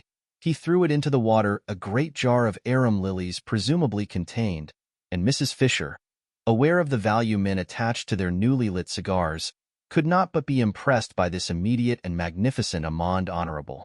But the cigar did not reach the water. It got caught in the lilies, and smoked on by itself among them, a strange and depraved-looking object. "Where are you going to, my pet?" began Mr. Wilkins, advancing towards Mrs. Fisher, but he broke off just in time. Was it morning spirits impelling him to address Mrs. Fisher in the terms of a nursery rhyme? He wasn't even aware that he knew the thing most strange, what could have put it, at such a moment, into his self-possessed head? He felt great respect for Mrs. Fisher, and would not for the world have insulted her by addressing her as a maid, pretty or otherwise. He wished to stand well with her. She was a woman of parts, and also, he suspected, of property. At tea breakfast they had been most pleasant together, and he had been struck by her apparent intimacy with well-known persons, Victorians, of course. But it was restful to talk about them after the strain of his brother-in-law's Georgian parties on Hampstead Heath. He and she were getting on famously. He felt she already showed all the symptoms of presently wishing to become a client. Not for the world would he offend her. He turned a little cold at the narrowness of his escape. She had not, however, noticed. "You are going out," he said very politely, all readiness should she confirm his assumption to accompany her. "I want to find Lady Caroline," said Mrs. Fisher. going towards the glass door leading into the top garden. "An agreeable quest," remarked Mr. Wilkins. "May I assist in the search?" "Allow me," he added, opening the door for her. "She usually sits over in that corner behind the bushes," said Mrs. Fisher. "And I don't know about it being an agreeable quest. She has been letting the bills run up in the most terrible fashion, and needs a good scolding." "Lady Caroline?" said Mr. Wilkins, unable to follow such an attitude. "What has Lady Caroline, if I may inquire, to do with the bills here?" "The housekeeping was left to her, and as we all share alike it ought to have been a matter of honor with her." "But, Lady Caroline housekeeping for the party here? A party which includes my wife? My dear lady, you render me speechless. Do you not know she is the daughter of the Droitwiches?" "Oh, is that who she is?" said Mrs. Fisher, scrunching heavily over the pebbles towards the hidden corner. "Well, that accounts for it. The muddle that man Droitwich made in his department in the war was a national scandal. It amounted to misappropriation of the public funds. But it is impossible, I assure you, to expect the daughter of the Droitwiches," began Mr. Wilkins earnestly. "The Droitwiches," interrupted Mrs. Fisher, "are neither here nor there. Duties undertaken should be performed. I don't intend my money to be squandered for the sake of any Droitwiches." A headstrong old lady, perhaps not so easy to deal with as he had hoped, but how wealthy, only the consciousness of great wealth would make her snap her fingers in this manner at the Droitwiches. Lottie, on being questioned, had been vague about her circumstances, and had described her house as a mausoleum with goldfish swimming about in it. But now he was sure she was more than very well off. Still, he wished he had not joined her at this moment, for he had no sort of desire to be present at such a spectacle as the scolding of Lady Caroline Dester. Again, however, he was reckoning without Scrap whatever she felt when she looked up and beheld Mr. Wilkins discovering her corner on the very first morning. Nothing but angelicness appeared on her face. She took her feet off the parapet on Mrs. Fisher's sitting down on it, and listening gravely to her opening remarks as to her not having any money to fling about in reckless and uncontrolled household expenditure, interrupted her flow by pulling one of the cushions from behind her head and offering it to her. "Sit on this," said Scrap, holding it out. "You'll be more comfortable." Mr. Wilkins leapt to relieve her of it. "Oh, thanks," said Mrs. Fisher, interrupted. It was difficult to get into the swing again. Mr. Wilkins inserted the cushion solicitously between the slightly raised Mrs. Fisher and the stone of the parapet, and again she had to say thanks. It was interrupted. Besides, Lady Caroline said nothing in her defense.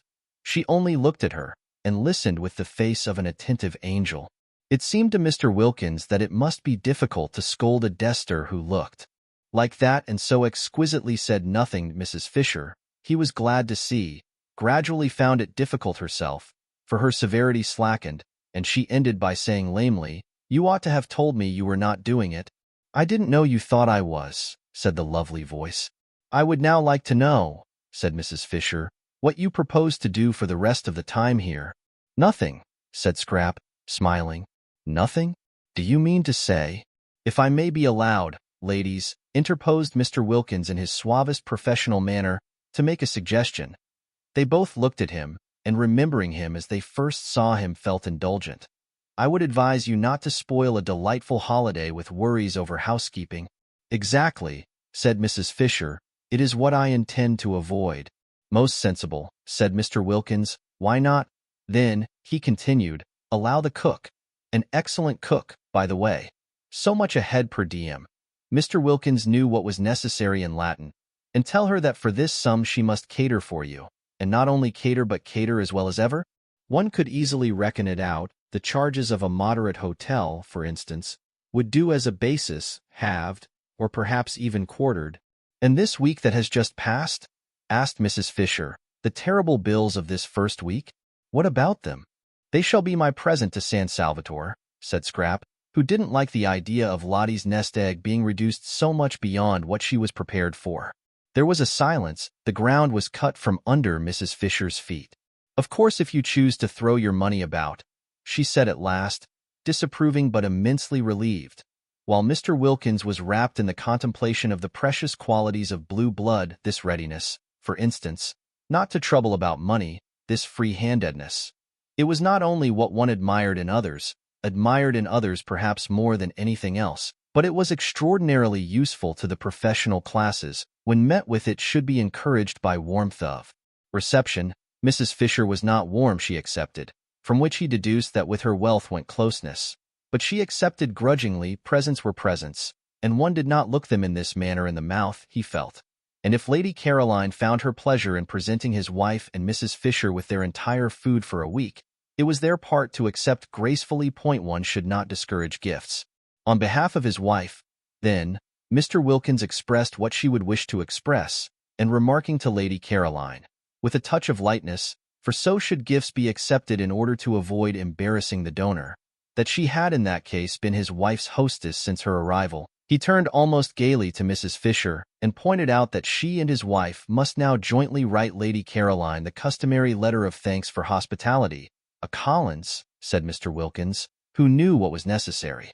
In literature, I prefer the name Collins for such a letter to either that of board and lodging or bread and butter. Let us call it a Collins.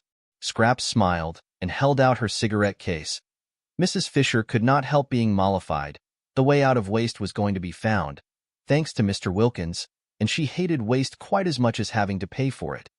Also a way was found out of housekeeping. For a moment she had thought that if everybody tried to force her into housekeeping on her brief holiday by their own indifference, Lady Caroline, or inability to speak Italian, the other two, she would have to send for Kate Lumley after. All Kate could do at Kate, and she had learned Italian together. Kate would only be allowed to come on condition that she did do it. But this was much better. This way of Mr. Wilkins's, really a most superior man. There was nothing like an intelligent, not too young man for profitable and pleasurable companionship, and when she got up, the business for which she had come being settled, and said she now intended to take a little stroll before lunch, Mr. Wilkins did not stay with Lady Caroline, as most of the men she had known would, she was afraid, have wanted to.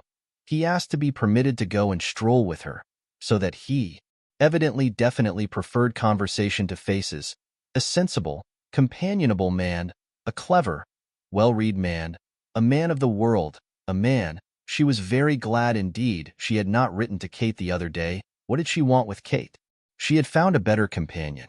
But Mr. Wilkins did not go with Mrs. Fisher because of her conversation, but because, when she got up and he got up because she got up, intending merely to bow her out of the recess, Lady Caroline had put her feet up on the parapet again, and arranging her head sideways in the cushions had shut her eyes.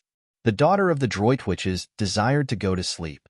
It was not for him, by remaining, to prevent her. Chapter 16.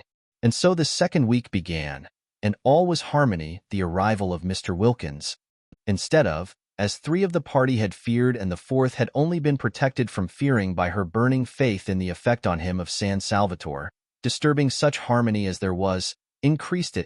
He fitted in. He was determined to please, and he did please. He was most amiable to his wife, not only in public, which she was used to, but in private, when he certainly wouldn't have been if he hadn't wanted to. He did want it. He was so much obliged to her, so much pleased with her, for making him acquainted with Lady Caroline, that he felt really fond of her, also proud. For there must be, he reflected, a good deal more in her than he had supposed, for Lady Caroline to have become so intimate with her and so affectionate, and the more he treated her as though she were really very nice, the more Lottie expanded and became really very nice, and the more he, affected in his turn, became really very nice himself, so that they went round and round, not in a vicious but in a highly virtuous circle. Positively, for him, Mellersh petted her. There was at no time much pet in Mellersh, because he was by nature a cool man. Yet such was the influence on him of, as Lottie supposed, San Salvatore, that in this second week he sometimes pinched both her ears, one after the other instead of only one. And Lottie, marveling at such rapidly developing affectionateness, wondered what he would do, should he continue at this rate, in the third week, when her supply of ears would have come to an end. He was particularly nice about the washstand, and genuinely desirous of not taking up too much of the space in the small bedroom. Quick to respond, Lottie was even more desirous not to be in his way, and the room became the scene of many an affectionate combat degenericide, each of which left them more pleased with each other than ever. He did not again have a bath in the bathroom, though it was mended and ready for him, but got up and went down every morning to the sea, and in spite of the cool nights making the water cold early, had his dip as a man should, and came up to breakfast rubbing his hands and feeling, as he told Mrs. Fisher, prepared for anything.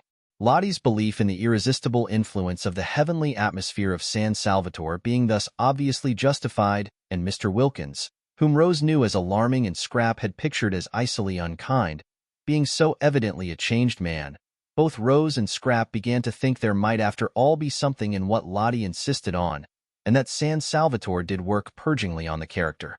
They were the more inclined to think so, and that they too felt a working going on inside themselves. They felt more cleared, both of them, that second week.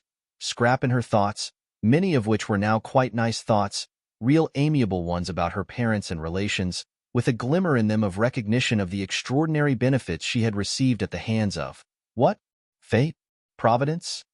Anyhow, of something, and of how, having received them, she had misused them by failing to be happy. And Rose in her bosom, which though it still yearned to some purpose, for she was reaching the conclusion that merely inactively to yearn was no use at all, and that she must either by some means stop her yearning or give it at least a chance, remote, but still a chance, of being quieted by writing to Frederick and asking him to come out. If Mr. Wilkins could be changed, thought Rose, why not Frederick? How wonderful it would be, how too wonderful, if the place worked on him too and were able to make them even a little understand each other, even a little be friends. Rose, so far had loosening and disintegration gone on in her character, now was beginning to think her obstinate straight-lacedness about his books and her austere absorption in good works had been foolish and perhaps even wrong. He was her husband, and she had frightened him away, she had frightened love away, precious love, and that couldn't be good. Was not Lottie right when she said the other day that nothing at all except love mattered? Nothing certainly seemed much use unless it was built up on love, but once frightened away, could it ever come back? Yes, it might in that beauty. It might in the atmosphere of happiness Lottie and San Salvatore seemed between them to spread round like some divine infection. She had, however, to get him there first, and he certainly couldn't be got there if she didn't write and tell him where she was. She would write, she must write. For if she did there was at least a chance of his coming, and if she didn't there was manifestly none, and then, once here in this loveliness, with everything so soft and kind and sweet all round, it would be easier to tell him, to try and explain, to ask for something different, for at least an attempt at something different in their lives in the future, instead of the blankness of separation, the cold, oh, the cold, of nothing at all. But the great windiness of faith, the great bleakness of works. Why, one person in the world, one single person belonging to one, of one's very own, to talk to take care of, to love, to be interested in, was worth more than all the speeches on platforms and the compliments of chairmen in the world. It was also worth more. Rose couldn't help it, the thought would come, than all the prayers. These thoughts were not head thoughts, like Scrap's, who was altogether free from yearnings, but bosom thoughts. They lodged in the bosom. It was in the bosom that Rose ached, and felt so dreadfully lonely, and when her courage failed her, as it did on most days, and it seemed impossible to write to Frederick, she would look at Mr. Wilkins and revive. There he was, a changed man. There he was, going into that small, uncomfortable room every night, that room whose proximities had been Lottie's only misgiving, and coming out of it in the morning, and Lottie coming out of it too, both of them as unclouded and as nice to each other as when they went in, and hadn't he, so critical at home, Lottie had told her, of the least thing going wrong, emerged from the bath catastrophe as untouched in spirit as Shadrach, Meshach, and Abednego were untouched in body when they emerged from the fire? Miracles were happening in this place. If they could happen to Mr. Wilkins, why not to Frederick? She got up quickly. Yes, she would write, she would go and write to him at once. But suppose? She paused. Suppose he didn't answer. Suppose he didn't even answer. And she sat down again to think a little longer. In these hesitations did Rose spend most of the second week. Then there was Mrs. Fisher. Her restlessness increased that second week. It increased to such an extent that she might just as well not have had her private sitting room at all. For she could no longer sit, not for 10 minutes together could Mrs. Fisher sit, and added to the restlessness, as the days of the second week proceeded on their way, she had a curious sensation, which worried her, of rising sap. She knew the feeling, because she had sometimes had it in childhood in specially swift springs, when the lilacs and the syringas seemed to rush out into blossom in a single night. But it was strange to have it again after over 50 years. She would have liked to remark on the sensation to someone, but she was ashamed. It was such an absurd sensation at her age, yet oftener and oftener, and every day more and more, did Mrs. Fisher have a ridiculous feeling as if she were presently going to burgeon. Sternly she tried to frown the unseemly sensation down. Burgeon. Indeed, she had heard of dried staffs, pieces of mere dead wood, suddenly putting forth fresh leaves, but only in legend. She was not in legend. She knew perfectly what was due to her. Self-dignity demanded that she should have nothing to do with fresh leaves at her age. And yet there it was, the feeling that presently, that at any moment now, she might crop out all green. Mrs. Fisher was upset. There were many things she disliked more than anything else, and one was when the elderly imagined they felt young and behaved accordingly. Of course they only imagined it. They were only deceiving themselves. But how deplorable were the results! She herself had grown old as people should grow old, steadily and firmly, and no interruptions, no belated afterglows and spasmodic returns. After all these years, she were now going to be deluded into some sort of unsuitable breaking out. How humiliating! Indeed, she was thankful, that second week, that Kate Lumley was not there. It would be most unpleasant, should anything different occur in her behavior, to have Kate looking on. Kate had known her all her life. She felt she could let herself go. Here Mrs. Fisher frowned at the book she was vainly trying to concentrate on. For where did that expression come from? Much less painfully before strangers than before an old friend. Old friends, reflected Mrs. Fisher, who hoped she was reading, compare one constantly with what one used to be. They are always doing it. If one develops, they are surprised at development. They hark back. They expect motionlessness after, say, 50, to the end of one's days.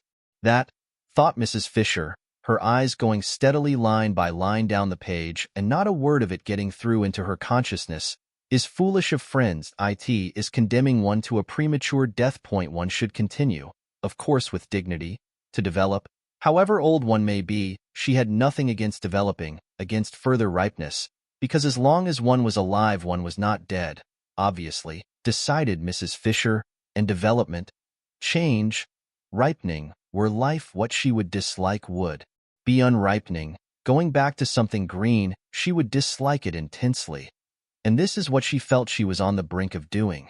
Naturally, it made her very uneasy, and only in constant movement could she find distraction.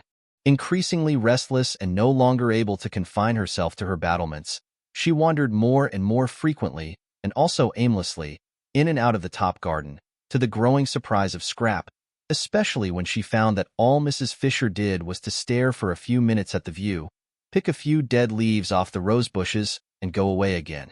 In Mr. Wilkins's conversation she found temporary relief, but though he joined her whenever he could he was not always there, for he spread his attentions judiciously among the three ladies, and when he was somewhere else she had to face and manage her thoughts as best she could by herself. Perhaps it was the excess of light and color at San Salvatore which made every other place seem dark and black, and Prince of Wales Terrace did seem a very dark black spot to have to go back to. A dark, narrow street, and her house dark and narrow as the street, with nothing really living or young in it. The goldfish could hardly be called living, or at most not more than half living, and were certainly not young, and except for them there were only the maids, and they were dusty old things. Dusty old things. Mrs. Fisher paused in her thoughts, arrested by the strange expression. Where had it come from? How was it possible for it to come at all? It might have been one of Mrs. Wilkins's, in its levity, its almost slang.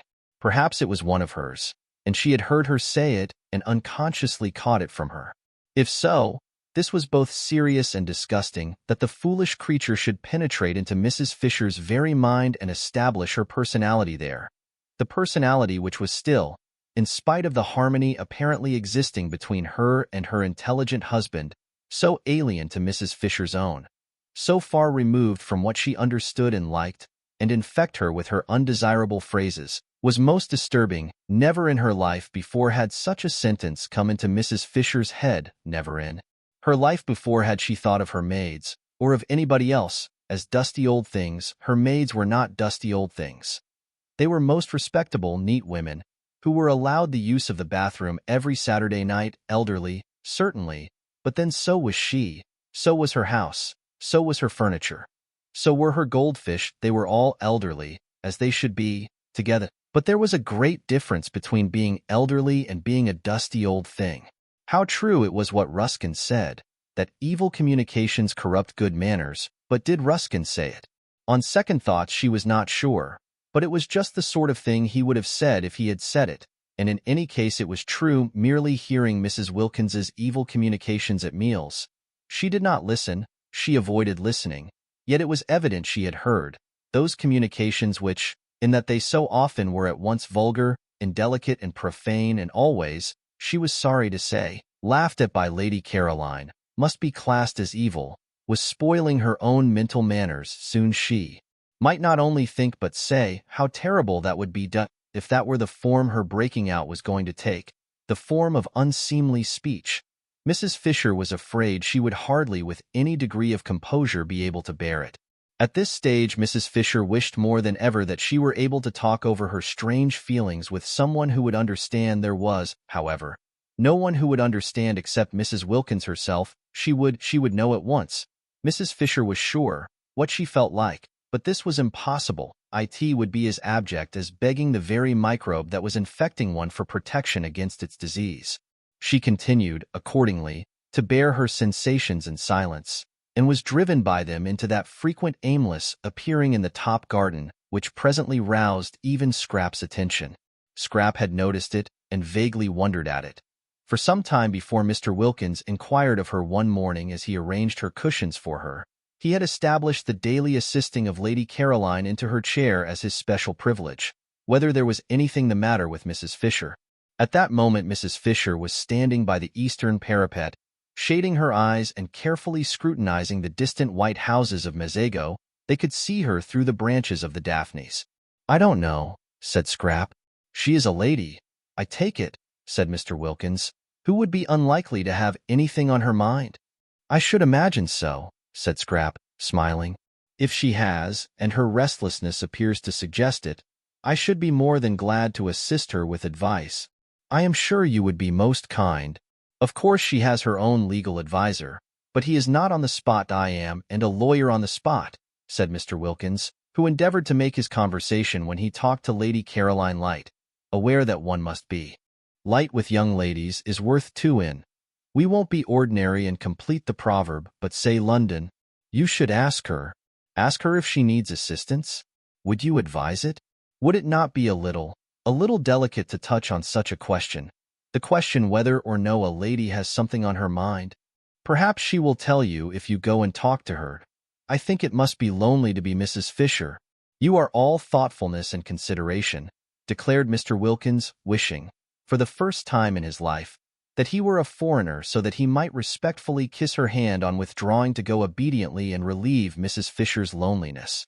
It was wonderful what a variety of exits from her corner Scrap contrived for Mr. Wilkins. Each morning she found a different one, which sent him off pleased. After he had arranged her cushions for her, she allowed him to arrange the cushions because she instantly had discovered, the very first 5 minutes of the very first evening, that her fears lest he should cling to her and stare in dreadful admiration were baseless.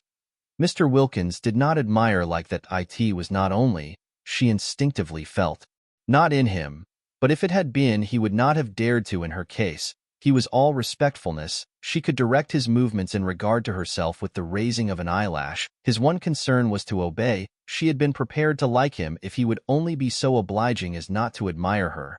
And she did like him. She did not forget his moving defenselessness the first morning in his towel, and he amused her. And he was kind to Lottie. It is true, she liked him most when he wasn't there.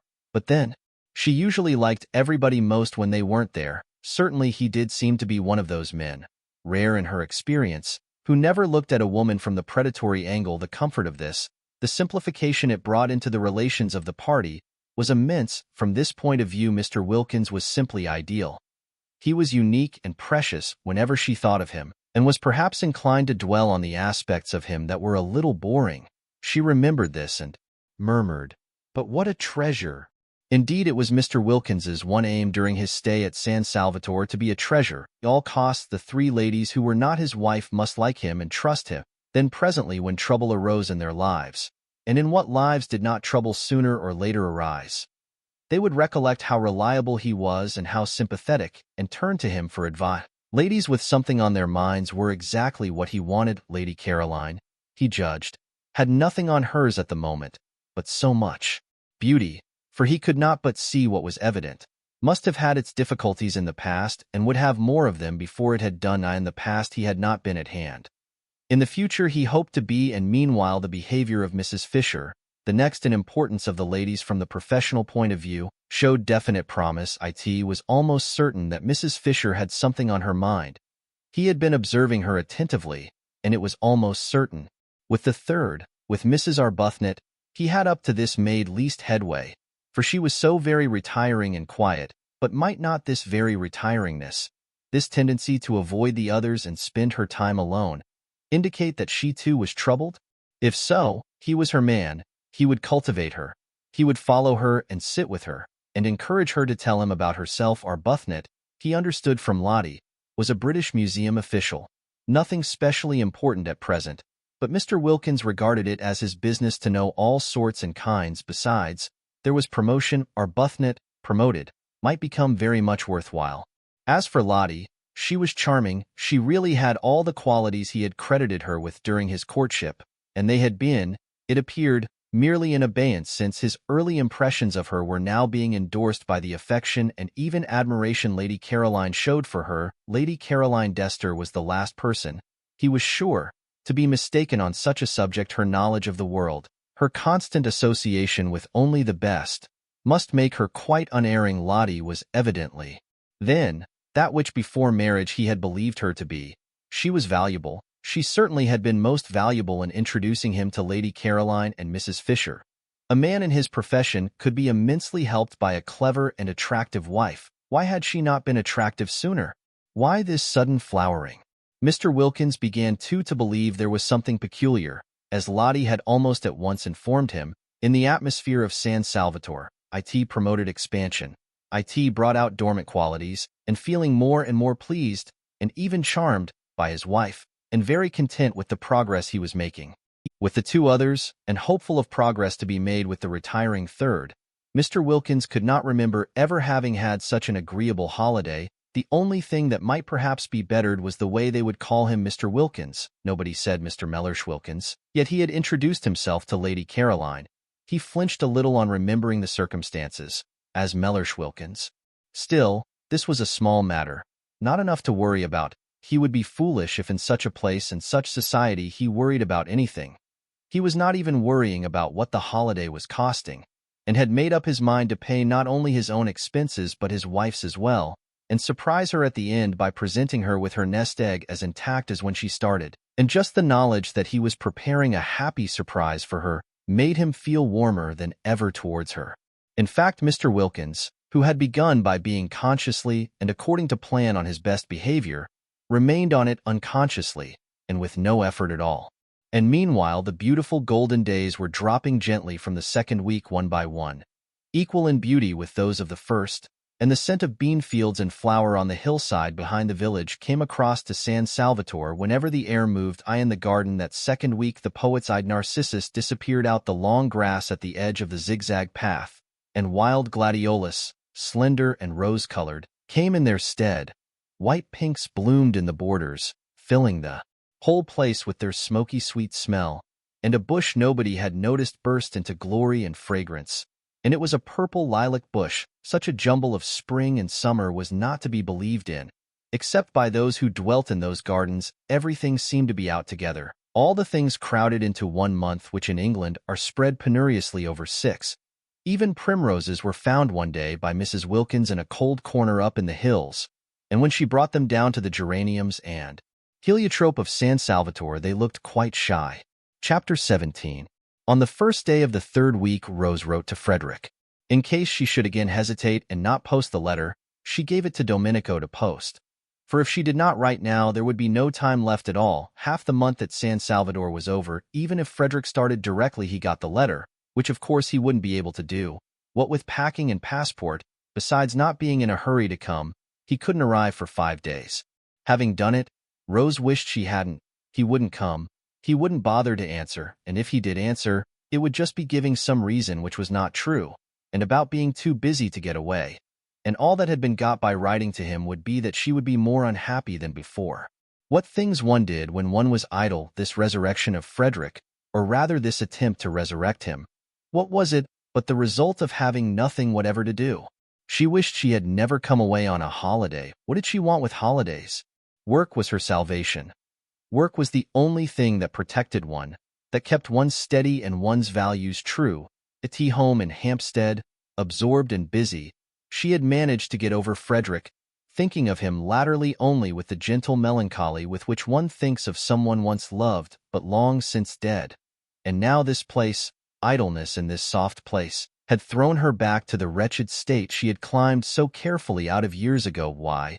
If Frederick did come, she would only bore him. Hadn't she seen in a flash, quite soon after getting to San Salvatore, that that was really what kept him away from her?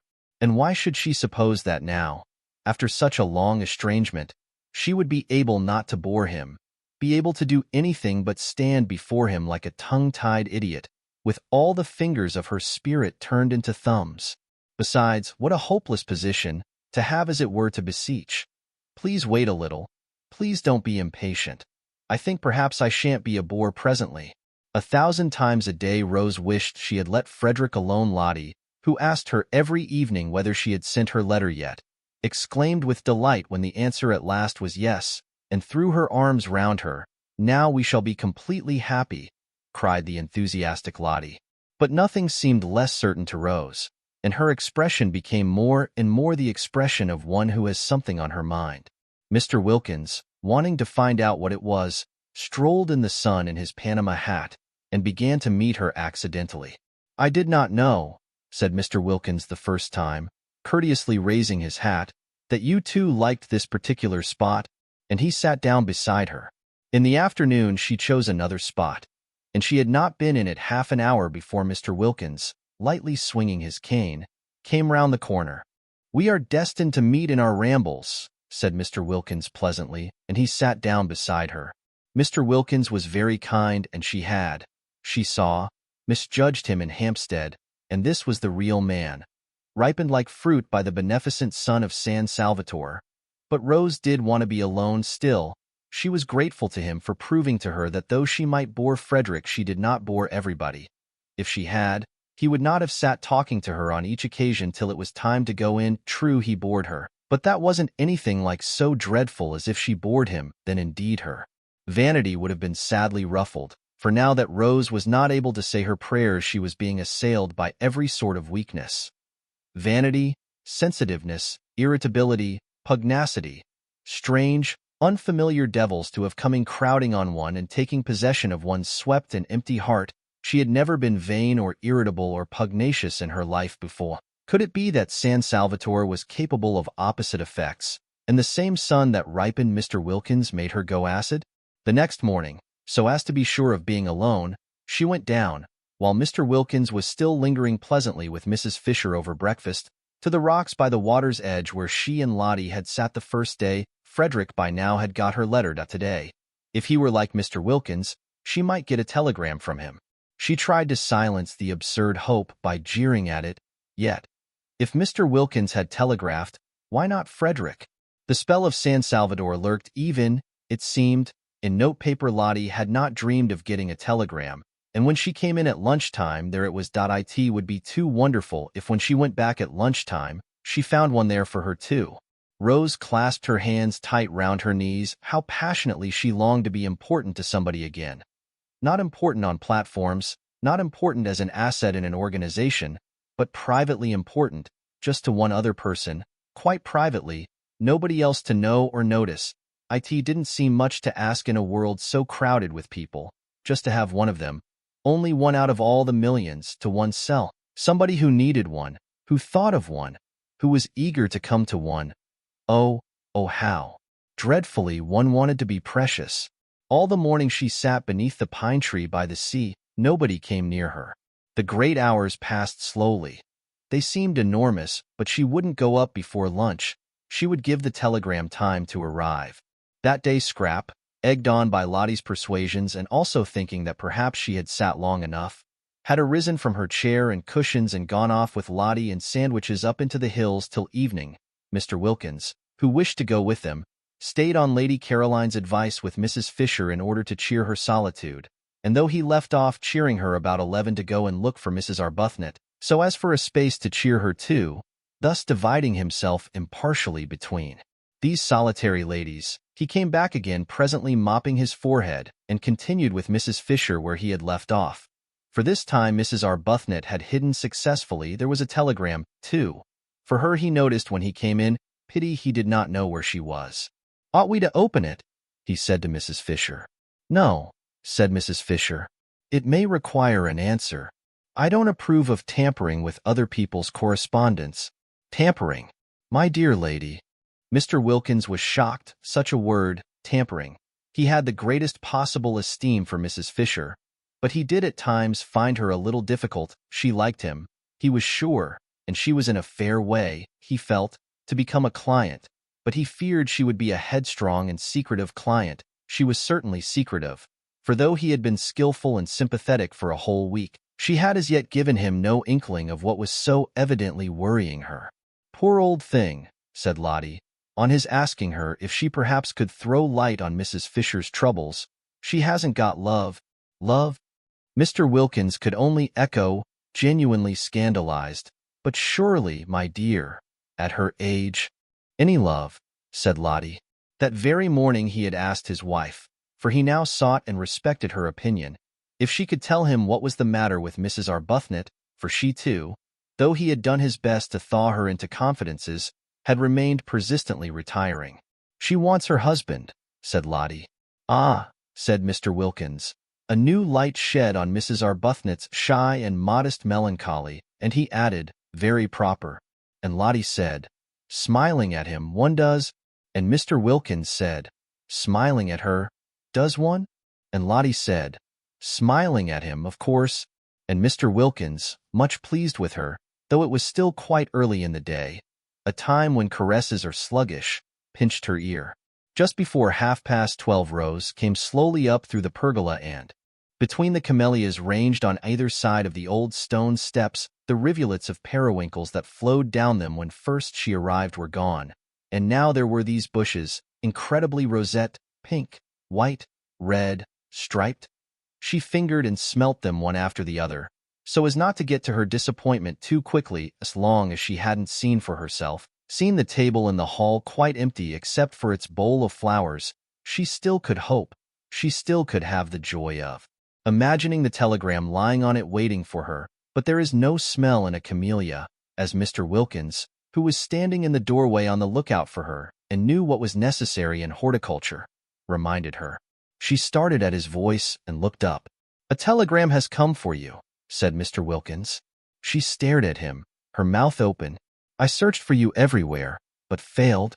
Of course, she knew it. She had been sure of it all the time. Bright and burning youth in that instant flashed down again on Rose. She flew up the steps, red as the camellia she had just been fingering, and was in the hall and tearing open the telegram before Mr. Wilkins had finished his sentence. Why, but if things could happen like this, why, but there was no end to why, she and Frederick, they were going to be, again, at last. "No bad news, I trust?" said Mr. Wilkins, who had followed her. For when she had read the telegram, she stood staring at it, and her face went slowly white. Curious to watch how her face went slowly white, she turned and looked at Mr. Wilkins as if trying to remember him. "Oh no, Dad, on the contrary." She managed to smile. "I'm going to have a visitor," she said, holding out the telegram. And when he had taken it, she walked away towards the dining room, murmuring something about lunch being ready. Mr. Wilkins read the telegram. It had been sent that morning from Mazago, and was, "Am passing through on way to Rome. May I pay my respects this afternoon? Thomas Briggs." Why should such a telegram make the interesting lady turn pale?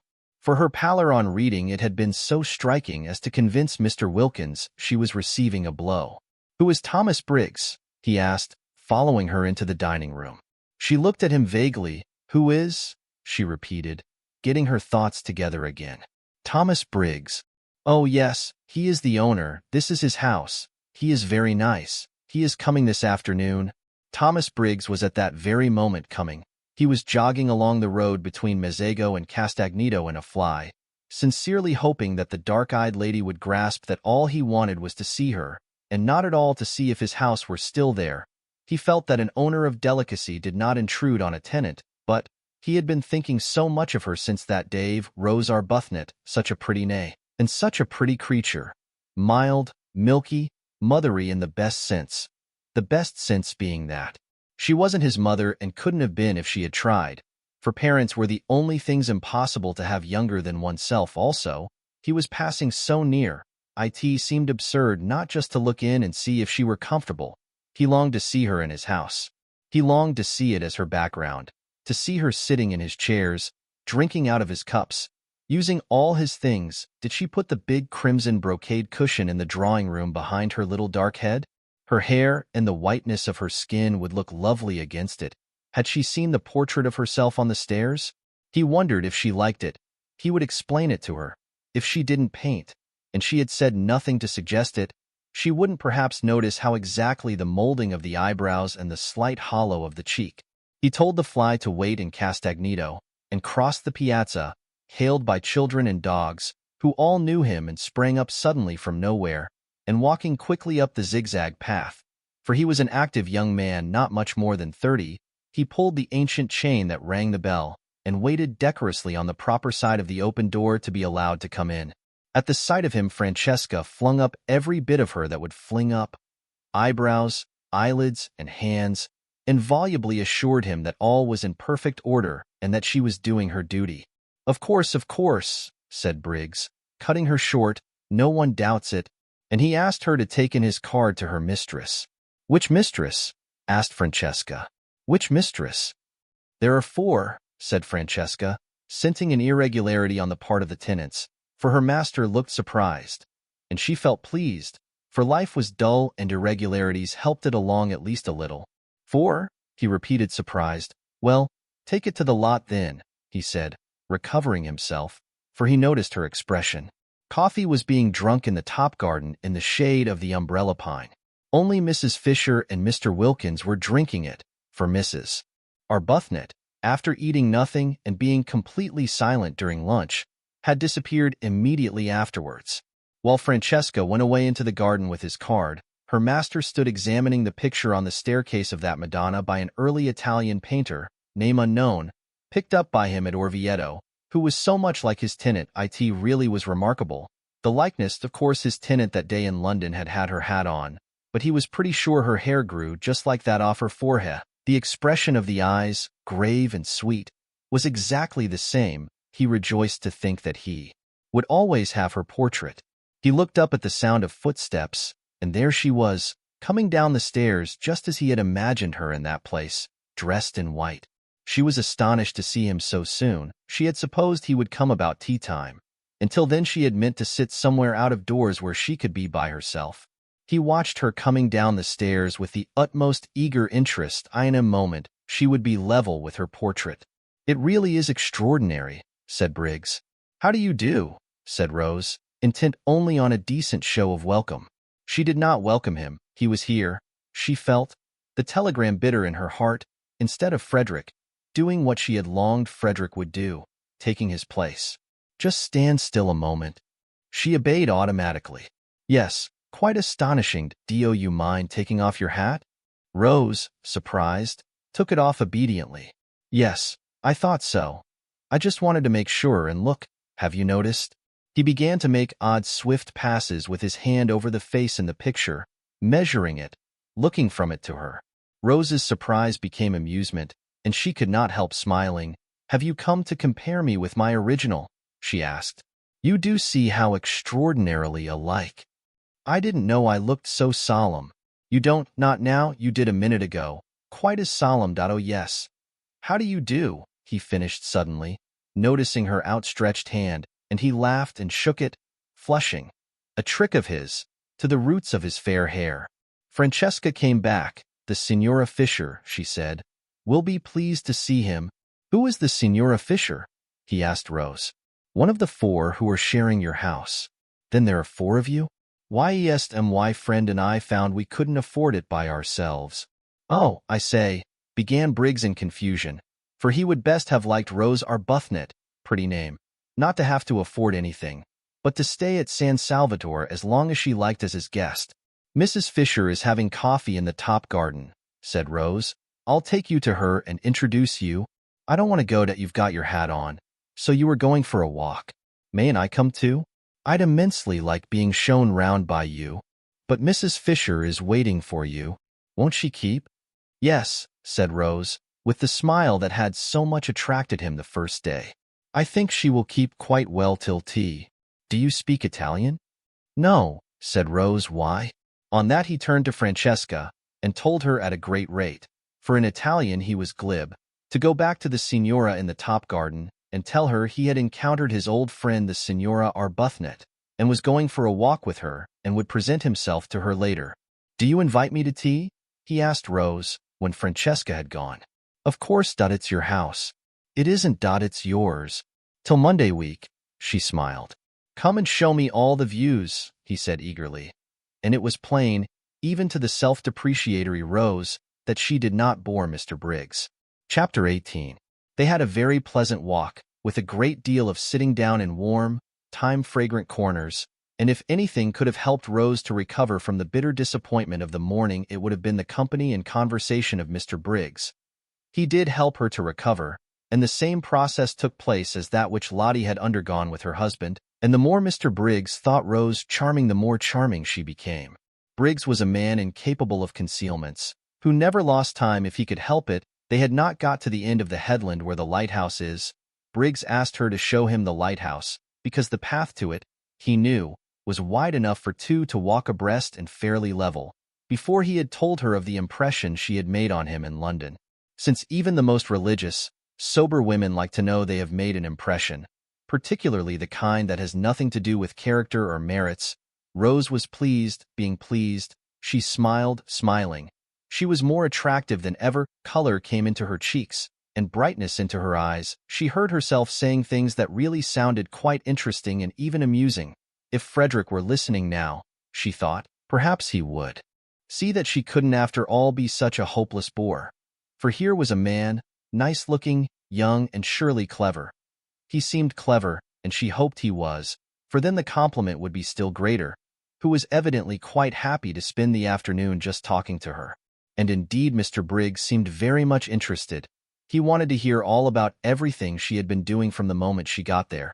He asked her if she had seen this, that, and the other in the house, what she liked best, which room she had, if she were comfortable, if Francesca was behaving, if Domenico took care of her, and whether she didn't enjoy using the yellow sitting room, the one that got all the sun and looked out towards Genoa.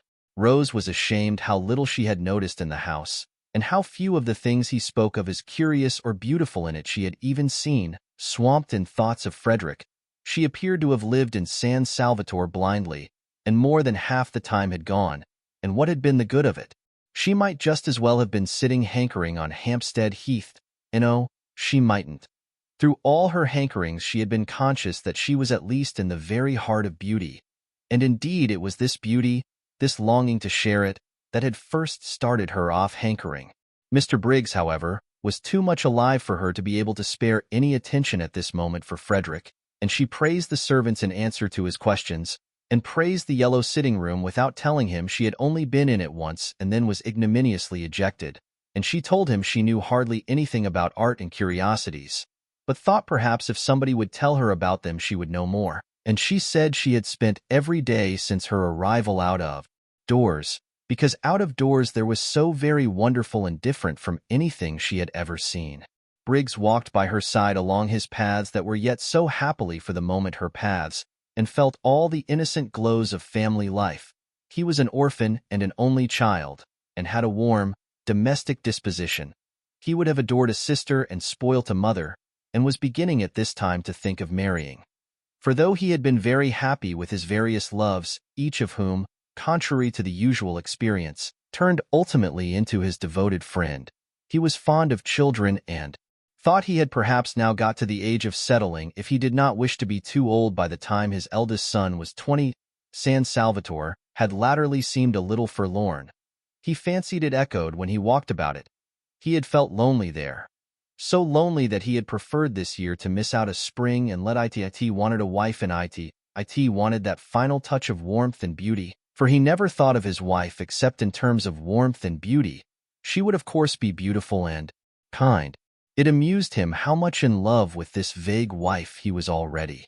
At such a rate was he making friends with the lady with the sweet name as he walked along the path towards the lighthouse, that he was sure presently he would be telling her everything about himself and his past doings and his future hopes.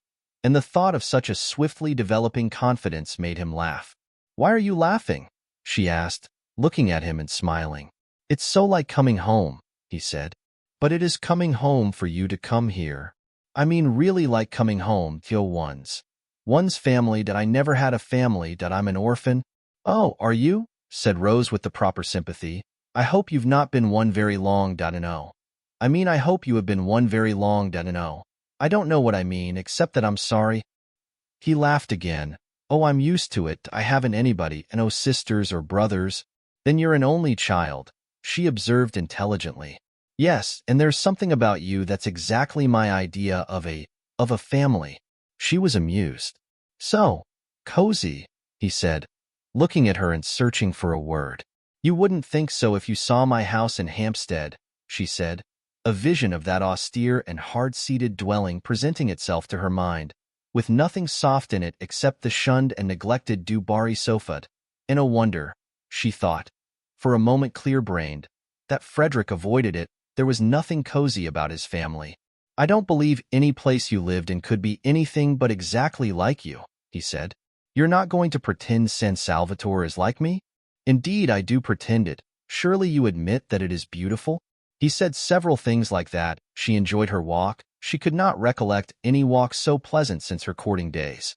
She came back to tea, bringing Mr. Briggs, and looking quite different, Mr. Wilkins noticed, from what she had looked till then. Trouble here, thought Mr. Wilkins, mentally rubbing his professional hands. He could see himself being called in presently to advise. On the one hand there was Arbuthnot, on the other hand here was Briggs, trouble brewing, trouble sooner or later. But why had Briggs's telegram acted on the lady like a blow? If she had turned pale from excess of joy, then trouble was nearer than he had supposed. She was not pale now. She was more like her name than he had yet seen her. Well, he was the man for trouble. He regretted, of course, that people should get into it, but being in he was their man. And Mr. Wilkins, invigorated by these thoughts, his career being very precious to him, proceeded to assist in doing the honors to Mr. Briggs, both in his quality of sharer in the temporary ownership of San Salvatore and of probable helper out of difficulties, with great hospitality, and pointed out the various features of the place to him, and led him to the parapet and showed him Mezzago across the bay. Mrs. Fisher, too, was gracious. This was this young man's house. He was a man of property, she liked property, and she liked men of property. Also there seemed a peculiar merit in being a man of property so young. Inheritance, of course. And inheritance was more respectable than acquisition. It did indicate fathers. And in an age where most people appeared neither to have them nor to want them, she liked this too. Accordingly, it was a pleasant meal, with everybody amiable and pleased. Briggs thought Mrs. Fisher a dear old lady, and showed he thought so. And again the magic worked, and she became a dear old lady. She developed benignity with him, and a kind of benignity which was almost playful. Actually, before tea was over, including in some observation, she made him the words, "My dear boy." Strange words in Mrs. Fisher's mouth. It is doubtful whether in her life she had used them before. Rose was astonished. How nice people really were. When would she leave off making mistakes about them? She hadn't suspected this side of Mrs. Fisher, and she began to wonder whether those other sides of her with which alone she was acquainted had not perhaps after all been the effect of her own militant and irritating behavior. Probably they were. How horrid, then, she must have been. She felt very penitent when she saw Mrs. Fisher beneath her eyes blossoming out into real amiability the moment someone came along who was charming to her, and she could have sunk into the ground with shame when Mrs. Fisher presently laughed, and she realized by the shock it gave her that the sound was entirely new. Not once before had she or anyone else there heard Mrs. Fisher laugh. What an indictment of the lot of them! For they had all laughed, the others, some more and some less, at one time or another since their arrival, and only Mrs. Fisher had not clearly, since she could enjoy herself as she was now enjoying herself. She had not enjoyed herself before. Nobody had cared whether she did or not, except perhaps Lottie. Yes, Lottie had cared and had wanted her to be happy, but Lottie seemed to produce a bad effect on Mrs. Fisher, while as for Rose herself, she had never been with her for 5 minutes without wanting, really wanting, to provoke and oppose her.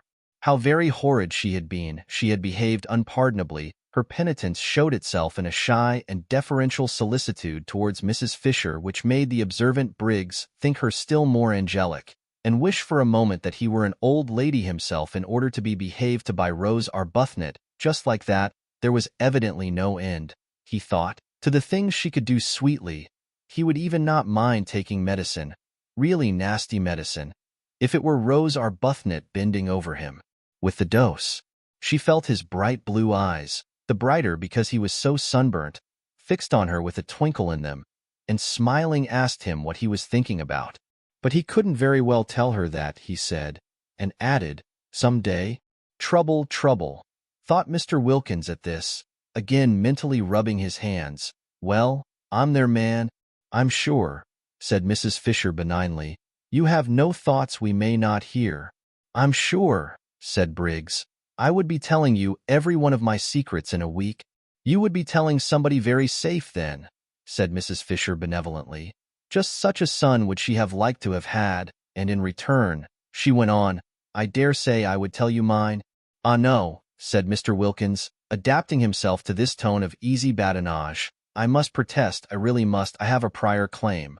I am the older friend.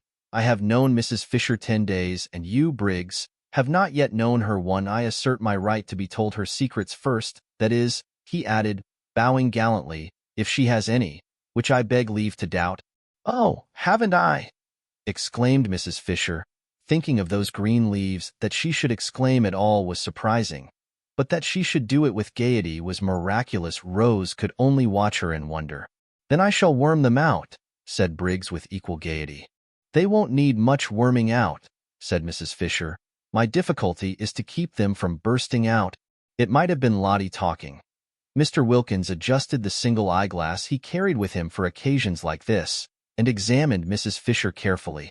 Rose looked on, unable not to smile too, since Mrs. Fisher seemed so much amused, though Rose did not quite know why, and her smile was a little uncertain, for Mrs. Fisher amused was a new sight, not without its awe-inspiring aspects, and had to be got accustomed to. What Mrs. Fisher was thinking was how much surprised they would be if she told them of her very odd and exciting sensation of going to come out all over buds. They would think she was an extremely silly old woman, and so would she have thought as lately as 2 days ago. But the bud idea was becoming familiar to her. She was more apprivoisée now, as dear Matthew Arnold used to say, and though it would undoubtedly be best if one's appearance and sensations matched, yet supposing they did not, and one couldn't have everything, was it not better to feel young somewhere rather than old everywhere? Time enough to be old everywhere again, inside as well as out, when she got back to her sarcophagus in Prince of Wales Terrace. Yet it is probable that without the arrival of Briggs, Mrs. Fisher would have gone on secretly fermenting in her shell. The others only knew her as severe. It would have been more than her dignity could bear suddenly to relax, especially towards the 3 young women. But now came the stranger Briggs, a stranger who at once took to her as no young man had taken to her in her life, and it was the coming of Briggs and his real and manifest appreciation. For just such a grandmother, thought Briggs, hungry for home life and its concomitants, would he have liked to have, that released Mrs. Fisher from her shell, and here she was at last, as Lottie had predicted, pleased, good-humored, and benevolent. Lottie, coming back half an hour later from her picnic, and following the sound of voices into the top garden in the hope of still finding tea, saw at once what had happened, for Mrs. Fisher at that very moment was laughing. She's burst her cocoon, thought Lottie, and swift as she was in all her movements, and impulsive, and also without any sense of propriety to worry and delay her, she bent over the back of Mrs. Fisher's chair and kissed her. "Good gracious!" cried Mrs. Fisher, starting violently. for such a thing had not happened to her since Mr. Fisher's earlier days, and then only gingerly. This kiss was a real kiss, and rested on Mrs. Fisher's cheek a moment with a strange, soft sweetness. When she saw whose it was, a deep flush spread over her face, Mrs. Wilkins kissing her and the kiss feeling so affectionate. Even if she had wanted to, she could not in the presence of the appreciative Mr. Briggs resume her cast-off severity and begin rebuking again. But she did not want to. Was it possible Mrs. Wilkins liked her? Had liked her all this time, while she had been so much disliking her herself? A queer little trickle of warmth filtered through the frozen defenses of Mrs. Fisher's heart. Somebody young kissing her. Somebody young wanting to kiss her. Very much flushed, she watched the strange creature, apparently quite unconscious she had done anything extraordinary, shaking hands with Mr. Briggs, on her husband's introducing him, and immediately embarking on the friendliest conversation with him, exactly as if she had known him all her life. What a strange creature! What a very strange creature! It was natural, she being so strange, that one should have, perhaps, misjudged her. "I'm sure you want some tea," said Briggs with eager hospitality to Lottie. He thought her delightful. Freckles, picnic untidiness and all, just such a sister would he. "This is cold," he said, feeling the teapot. "I'll tell Francesca to make you some fresh." He broke off and blushed. "Aren't I forgetting myself?" he said, laughing and looking round at them. "Very natural, Mr. Wilkins reassured him. "I'll go and tell Francesca," said Rose, getting up. "No, no," said Briggs, "don't go away." And he put his hands to his mouth and shouted. "Francesca!" shouted Briggs. She came running. Inno's summons in their experience had been answered by her with such celerity. "Her master's voice," remarked Mr. Wilkins. Aptly, he considered. "Make fresh tea," ordered Briggs in Italian. "Quick, quick." And then remembering himself, he blushed again, and begged everybody's pardon. Very natural, Mr. Wilkins reassured him. Briggs then explained to Lottie what he had explained twice already, once to Rose and once to the other two, that he was on his way to Rome and thought he would get out at Mezzago and just look in to see if they were comfortable and continue his journey the next day, staying the night in an hotel at Mezzago. "But how ridiculous," said Lottie. "Of course you must stay here, that it's your house. There's Kate Lumley's room," she added, turning to Mrs. Fisher. "You wouldn't mind Mr. Briggs having it for one night? Kate Lumley isn't in it, you know," she said, turning to Briggs again and laughing. And Mrs. Fisher, to her immense surprise, laughed too. She knew that at any other time this remark would have struck her as excessively unseemly, and yet now she only thought it funny. "No, indeed," she assured Briggs. "Kate Lumley was not in that room, very fortunately, for she was an excessively wide person and the room was excessively narrow. Kate Lumley might get into it, but that was about all. Once in, she would fit it so tightly that probably she would never be able to get out again. It was entirely at Mr. Briggs's disposal, and she hoped he would do nothing so absurd as go to an hotel. The owner of the whole place." Rose listened to this speech wide-eyed with amazement. Mrs. Fisher laughed very much as she made it. Lottie laughed very much too, and at the end of it bent down and kissed her again, kissed her several times. "So you see, my dear boy," said Mrs. Fisher, "you must stay here and give us all a great deal of pleasure." "A great deal indeed," corroborated Mr. Wilkins heartily. "A very great deal," repeated Mrs. Fisher, looking exactly like a pleased mother. "Do," said Rose, on Briggs's turning inquiringly to her. "How kind of you all," he said, his face broad with smiles. "I'd love to be a guest here. What a new sensation, and with three such—" He broke off and looked round. "I say," he asked, "oughtn't I to have a fourth hostess? Francesca said she had 4 mistresses." "Yes, there's Lady Caroline," said Lottie. "Then hadn't we better find out first if she invites me to?" "Oh, but she's sure," began Lottie. "The daughter of the Droitwiches, Briggs," said Mr. Wilkins, "is not likely to be wanting in the proper hospitable impulses." "The daughter of the—" repeated Briggs.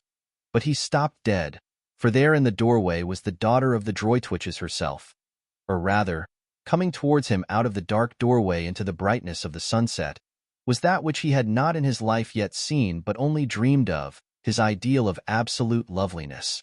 Chapter 19. And then when she spoke, What chance was there for poor Briggs? He was undone. All Scrap said was, "How do you do?" on Mr. Wilkins presenting him, but it was enough. It undid Briggs. From a cheerful, chatty, happy young man, overflowing with life and friendliness, he became silent, solemn, and with little beads on his temples. Also, he became clumsy, dropping the teaspoon as he handed her her cup, mismanaging the macaroons, so that one rolled on the ground. His eyes could not keep off the enchanting face for a moment.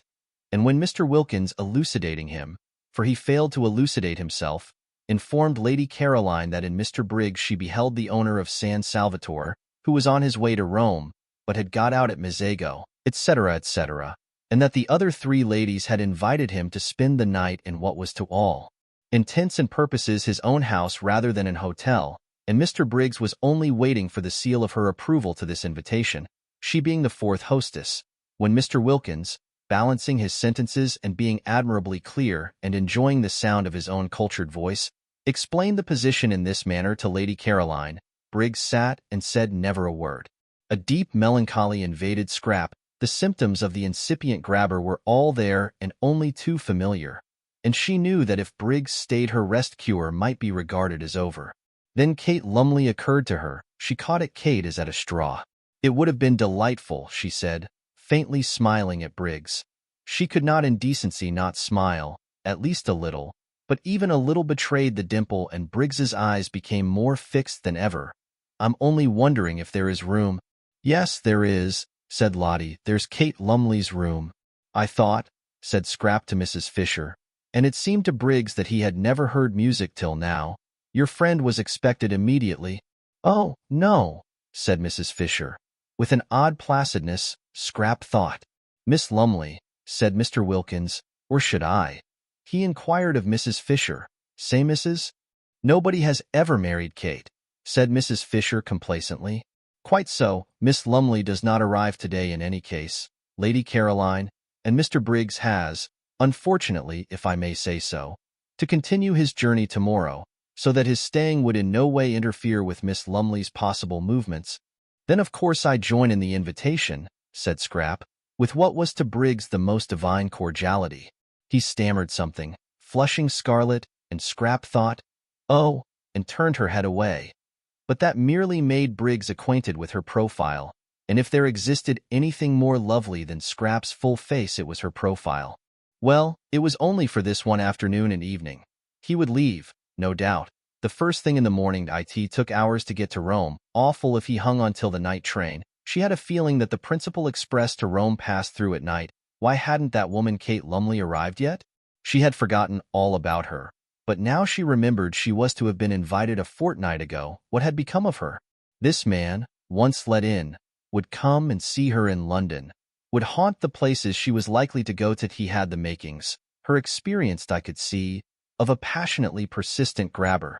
If, thought Mr. Wilkins, observing Briggs's face and sudden silence, any understanding existed between this young fellow and Mrs. Arbuthnot, there is now going to be trouble of a different nature from the kind I feared, in which Arbuthnot would have played a leading part, in fact the part of petitioner, but trouble that may need help and advice none the less for its not being publicly scandalous. Briggs, impelled by his passions and her beauty, will aspire to the daughter of the Droitwiches. She, naturally and properly, will repel him. Mrs. Arbuthnot, left in the cold, will be upset and show it. Arbuthnot on his arrival will find his wife in enigmatic tears, inquiring into their cause. He will be met with an icy reserve. More trouble may then be expected, and in me they will seek and find their adviser. When Lottie said Mrs. Arbuthnot wanted her husband, she was raw. What Mrs. Arbuthnot wants is Briggs, and it looks uncommonly as if she were not going to get him. "Well, I'm their man." "Where are your things, Mr. Briggs?" asked Mrs. Fisher, her voice round with motherliness. "Oughtn't they to be fetched?"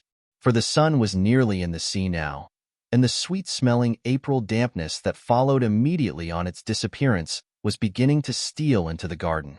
"Briggs started my things?" he repeated. "Oh, yes. I must fetch them. They're in Mezzago. I'll send Domenico. My fly is waiting in the village. He can go back in it. I'll go and tell him."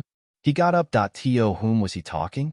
To Mrs. Fisher, ostensibly, yet his eyes were fixed on Scrap, who said nothing and looked at no one. Then, recollecting himself, he stammered, "I'm awfully sorry. I keep on forgetting. I'll go down and fetch them myself." "We can easily send Domenico," said Rose, and at her gentle voice he turned his head. Why, there was his friend, the sweet-named lady. But how had she not in this short interval changed? Was it the failing light making her so colorless, so vague-featured, so dim, so much like a ghost? A nice good ghost, of course, and still with a pretty name, but only a ghost. He turned from her to Scrap again, and forgot Rose Arbuthnot's existence. How was it possible for him to bother about anybody or anything else in this first moment of being face to face with his dream come true?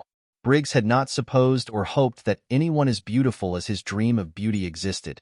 He had never till now met even an approximation pretty women, charming women by the score he had met and properly appreciated, but never the real, the godlike thing itself. He used to think, if ever I saw a perfectly beautiful woman I should die. And though, having now met what to his ideas was a perfectly beautiful woman, he did not die. He became very nearly as incapable of managing his own affairs as if he had. The others were obliged to arrange everything for him. By questions they extracted from him that his luggage was in the station cloakroom at Mezzago, and they sent for Domenico, and, urged and prompted by everybody except Scrap, who sat in silence and looked at no one, Briggs was induced to give him the necessary instructions for going back in the fly and bringing out his things. It was a sad sight to see the collapse of Briggs. Everybody noticed it, even Rose. Upon my word, thought Mrs. Fisher, the way one pretty face can turn a delightful man into an idiot is past all patience. And feeling the air getting chilly, and the sight of the enthralled Briggs painful, she went in to order his room to be got ready. Regretting now that she had pressed the poor boy to stay, she had forgotten Lady Caroline's killjoy face for the moment, and the more completely owing to the absence of any ill effects produced by it on Mr. Wilkins. Poor boy, such a charming boy too. Left to himself, it was true, she could not accuse Lady Caroline of not leaving him to himself, for she was taking no notice of him at all, but that did not help. Exactly like foolish moths did men, in other respects intelligent, flutter round the impassive lighted candle of a pretty face. She had seen them doing it. She had looked on only too often. Almost she laid a motherly hand on Briggs's fair head as she passed him, poor boy. Then Scrap, having finished her cigarette, got up and went indoors too. She saw no reason why she should sit there in order to gratify Mr. Briggs's desire to stare. She would have liked to stay out longer, to go to her corner behind the daphne bushes and look at the sunset sky, and watch the lights coming out one by one in the village below, and smell the sweet moistness of the evening. But if she did, Mr. Briggs would certainly follow her. The old familiar tyranny had begun again. Her holiday of peace and liberation was interrupted. Perhaps over, for who knew if he would go away, after all, tomorrow? He might leave the house, driven out of it by Kate Lumley, but there was nothing to prevent his taking rooms in the village and coming up every day. This tyranny of one person over another, and she was so miserably constructed that she wouldn't even be able to frown him down without being misunderstood.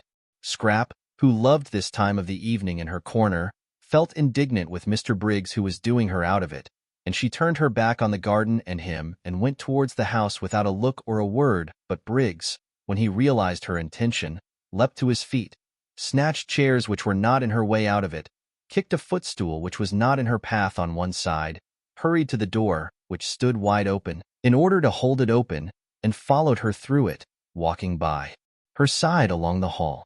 What was to be done with Mr. Briggs? Well, it was his hall. She couldn't prevent his walking along it.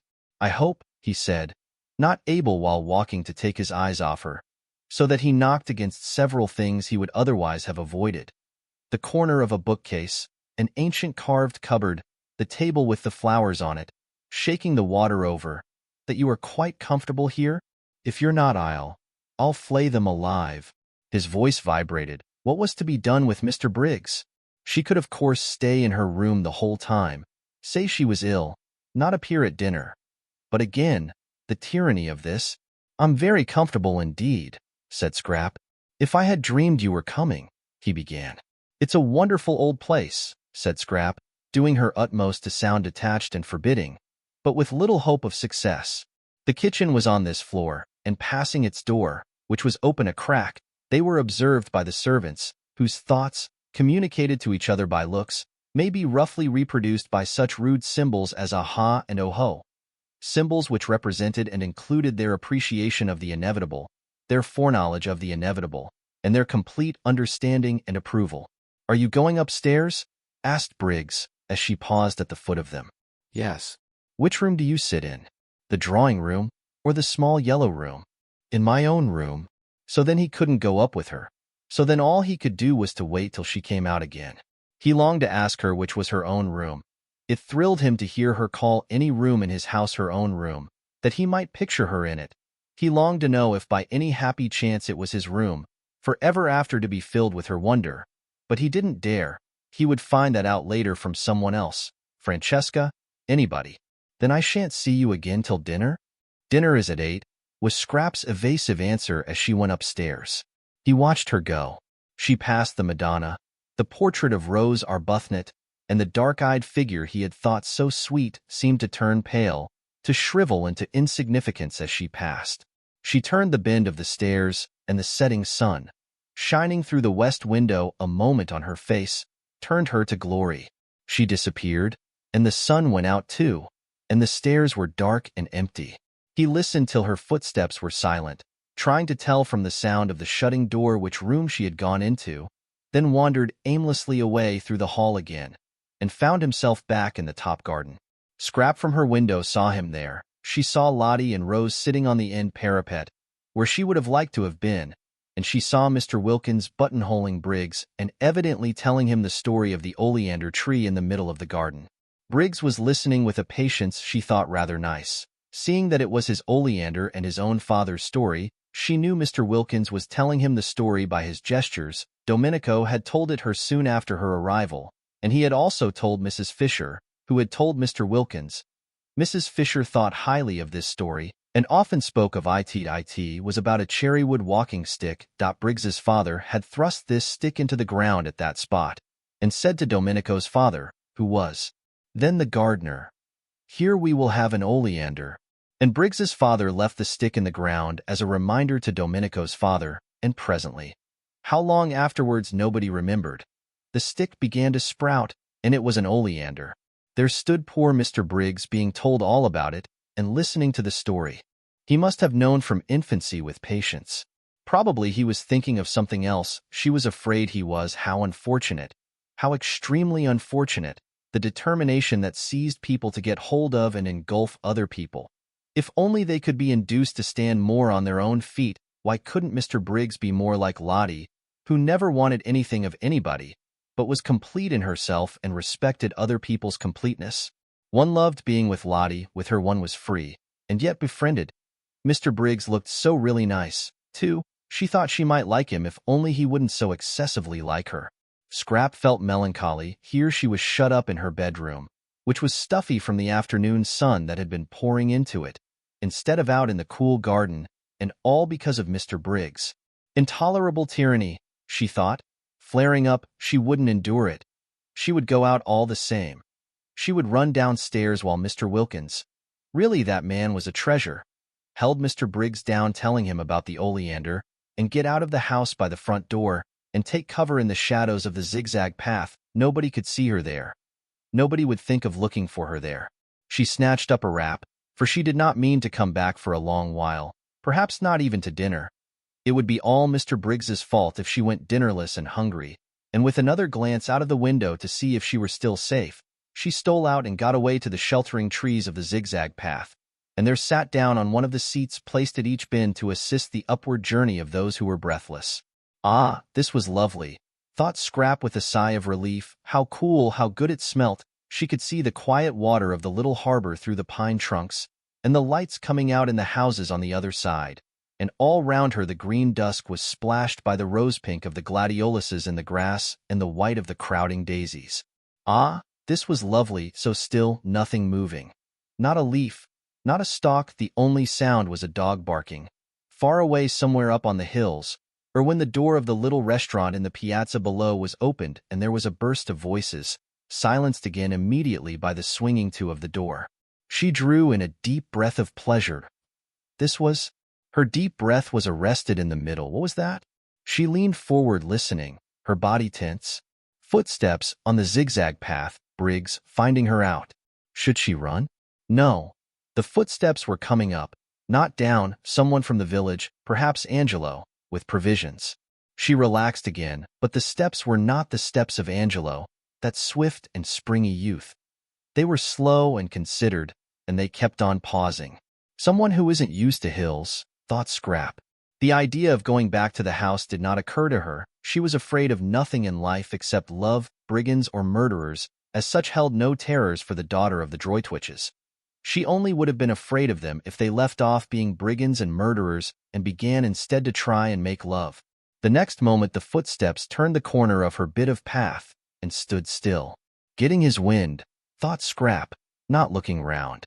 Then as he, from the sounds of the steps she took them to belong to a man, did not move, she turned her head and beheld with astonishment a person she had seen a good deal of lately in London, the well-known writer of amusing memoirs, Mr. Ferdinand Arundel. She stared. Nothing in the way of being followed surprised her any more, but that he should have discovered where she was surprised her. Her mother had promised faithfully to tell no one. "You?" she said, feeling betrayed here. He came up to her and took off his hat. His forehead beneath the hat was wet with the beads of unaccustomed climbing. He looked ashamed and entreating, like a guilty but devoted dog. "You must forgive me," he said. "Lady Droitwich told me where you were, and as I happened to be passing through on my way to Rome, I thought I would get out at Mazago and just look in and see how you were. But didn't my mother tell you I was doing a rest cure?" "Yes, she did, and that's why I haven't intruded on you earlier in the day. I thought you would probably sleep all day and wake up about now so as to be fed. But I know I've got nothing to say in excuse. I couldn't help myself. This," thought Scrap, "comes of mother insisting on having authors to lunch, and me being so much more amiable in appearance than I really am." She had been amiable to Ferdinand Arundel. She liked him, or rather she did not dislike him. He seemed a jovial, simple man, and had the eyes of a nice dog. Also, though it was evident that he admired her, he had not in London grabbed. There he had merely been a good-natured, harmless person of entertaining conversation, who helped to make luncheons agreeable. Now it appeared that he too was a grabber, fancy following her out there. Daring to, nobody else had. Perhaps her mother had given him the address because she considered him so absolutely harmless, and thought he might be useful and see her home. Well, whatever he was, he couldn't possibly give her the trouble an active young man like Mr. Briggs might give her. Mr. Briggs, infatuated, would be reckless, she felt, would stick at nothing, would lose his head publicly. She could imagine Mr. Briggs doing things with rope ladders and singing all night under her window, being really difficult and uncomfortable. Mr. Arundel hadn't the figure for any kind of recklessness. He had lived too long and too well. She was sure he couldn't sing and wouldn't want to. He must be at least 40. How many good dinners could not a man have eaten by the time he was 40? And if during that time, instead of taking exercise, he had sat writing books, he would quite naturally acquire the figure Mr. Arundel had in fact acquired, the figure rather for conversation than adventure. Scrap, who had become melancholy at the sight of Briggs, became philosophical at the sight of Arundel. Here he was, she couldn't send him away till after dinner. He must be nourished. This being so, she had better make the best of it, and do that with a good grace which anyhow wasn't to be avoided. Besides, he would be a temporary shelter for Mr. Briggs. She was at least acquainted with Ferdinand Arundel, and could hear news from him of her mother and her friends, and such talk would put up a defensive barrier at dinner between herself and the approaches of the other one. And it was only for one dinner, and he couldn't eat her. She therefore prepared herself for friendliness. "I'm to be fed," she said, ignoring his last remark, "at 8, and you must come up and be fed too. Sit down and get cool and tell me how everybody is. May I really dine with you?" "In these traveling things," he said, wiping his forehead before sitting down beside her. She was too lovely to be true, he thought. Just to look at her for an hour, just to hear her voice, was enough reward for his journey and his fears. "Of course, I suppose you've left your fly in the village, and will be going on from Mazago by the night train, or stay in Mazago in an hotel and go on tomorrow. But tell me," he said, gazing at the adorable profile. About yourself, London has been extraordinarily dull and empty. Lady Droitwich said you were with people here she didn't know. I hope they've been kind to you? You look, well, as if your cure had done everything a cure should. They've been very kind, said Scrap. I got them out of an advertisement. An advertisement? It's a good way, I find, to get friends. I'm fonder of one of these than I've been of anybody in years. Really? Who is it? You shall guess which of them it is when you see them. Tell me about Mother. When did you see her last? We arranged not to write to each other unless there was something special. I wanted to have a month that was perfectly blank. And now I've come and interrupted. I can't tell you how ashamed I am, both of having done it and of not having been able to help it. Oh, but, said Scrap quickly, for he could not have come on a better day. When up there waiting and watching for her was, she knew, the enamored Briggs. I'm really very glad indeed to see you. Tell me about Mother. Chapter 20. Scrap wanted to know so much about her mother that Arundel had presently to invent. He would talk about anything she wished if only he might be with her for a while and see her and hear her, but he knew very little of the Droitwiches and their friends really. Beyond meeting them at those bigger functions where literature is also represented, and amusing them at luncheons and dinners, he knew very little of them really. To them he had always remained Mr. Arundel. No one called him Ferdinand, and he only knew the gossip also available to the evening papers and the frequenters of clubs, but he was, however, good at inventing. And as soon as he had come to an end of first-hand knowledge, in order to answer her inquiries and keep her there to himself, he proceeded to invent. It was quite easy to fasten some of the entertaining things he was constantly thinking on to other people and pretend they were theirs. Scrap, who had that affection for her parents which warms in absence, was a thirst for news, and became more and more interested by the news he gradually imparted. At first it was ordinary news. He had met her mother here, and seen her there. She looked very well. She said so and so, but presently the things Lady Droitwich had said took on an unusual quality. They became amusing. Mother said that? Scrap interrupted, surprised. And presently Lady Droitwich began to do amusing things as well as say them. Mother did that? Scrap inquired, wide-eyed. Arundel warmed to his work. He fathered some of the most entertaining ideas he had lately had on to Lady Droitwich, and also any charming funny things that had been done, or might have been done, for he could imagine almost anything. Scrap's eyes grew round with wonder and affectionate pride in her mother. Why, but how funny! Fancy Mother, what an old darling! Did she really do that? How perfectly adorable of her, and did she really say? But how wonderful of her to think of it! What sort of a face did Lloyd George make? She laughed, and had a great longing to hug her mother, and the time flew, and it grew quite dusk, and it grew nearly dark, and Mr. Arundel still went on amusing her, and it was 7:45 before she suddenly remembered dinner. Oh, good heavens! She exclaimed, jumping up. Yes, it's late, said Arundel. I'll go on quickly and send the maid to you. I must run, or I'll never be ready in time. And she was gone up the path with the swiftness of a young, slender deer. Arundel followed. He did not wish to arrive too hot, so had to go slowly. Fortunately, he was near the top, and Francesca came down the pergola to pilot him indoors, and having shown him where he could wash, she put him in the empty drawing-room to cool himself by the crackling wood fire. He got as far away from the fire as he could, and stood in one of the deep window recesses looking out at the distant lights of Mezzago. The drawing-room door was open, and the house was quiet with the hush that precedes dinner, when the inhabitants are all shut up in their rooms dressing. Briggs in his room was throwing away spoilt tie after spoilt tie. Scrap in hers was hurrying into a black frock with a vague notion that Mr. Briggs wouldn't be able to see her so clearly in black. Mrs. Fisher was fastening the lace shawl, which nightly transformed her day dress into her evening dress, with the brooch Ruskin had given her on her marriage, formed of 2 pearl lilies tied together by a blue enamel ribbon on which was written in gold letters Esto Perpetua.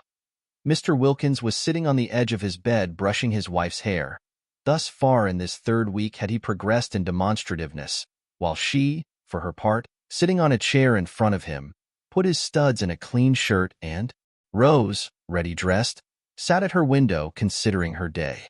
Rose was quite aware of what had happened to Mr. Briggs, if she had had any difficulty about it, Lottie would have removed it by the frank comments she made while she and Rose sat together after tea on the wall. Lottie was delighted at more love being introduced into San Salvatore, even if it were only one-sided, and said that when once Rose's husband was there she didn't suppose, now that Mrs. Fisher too had at last come unglued.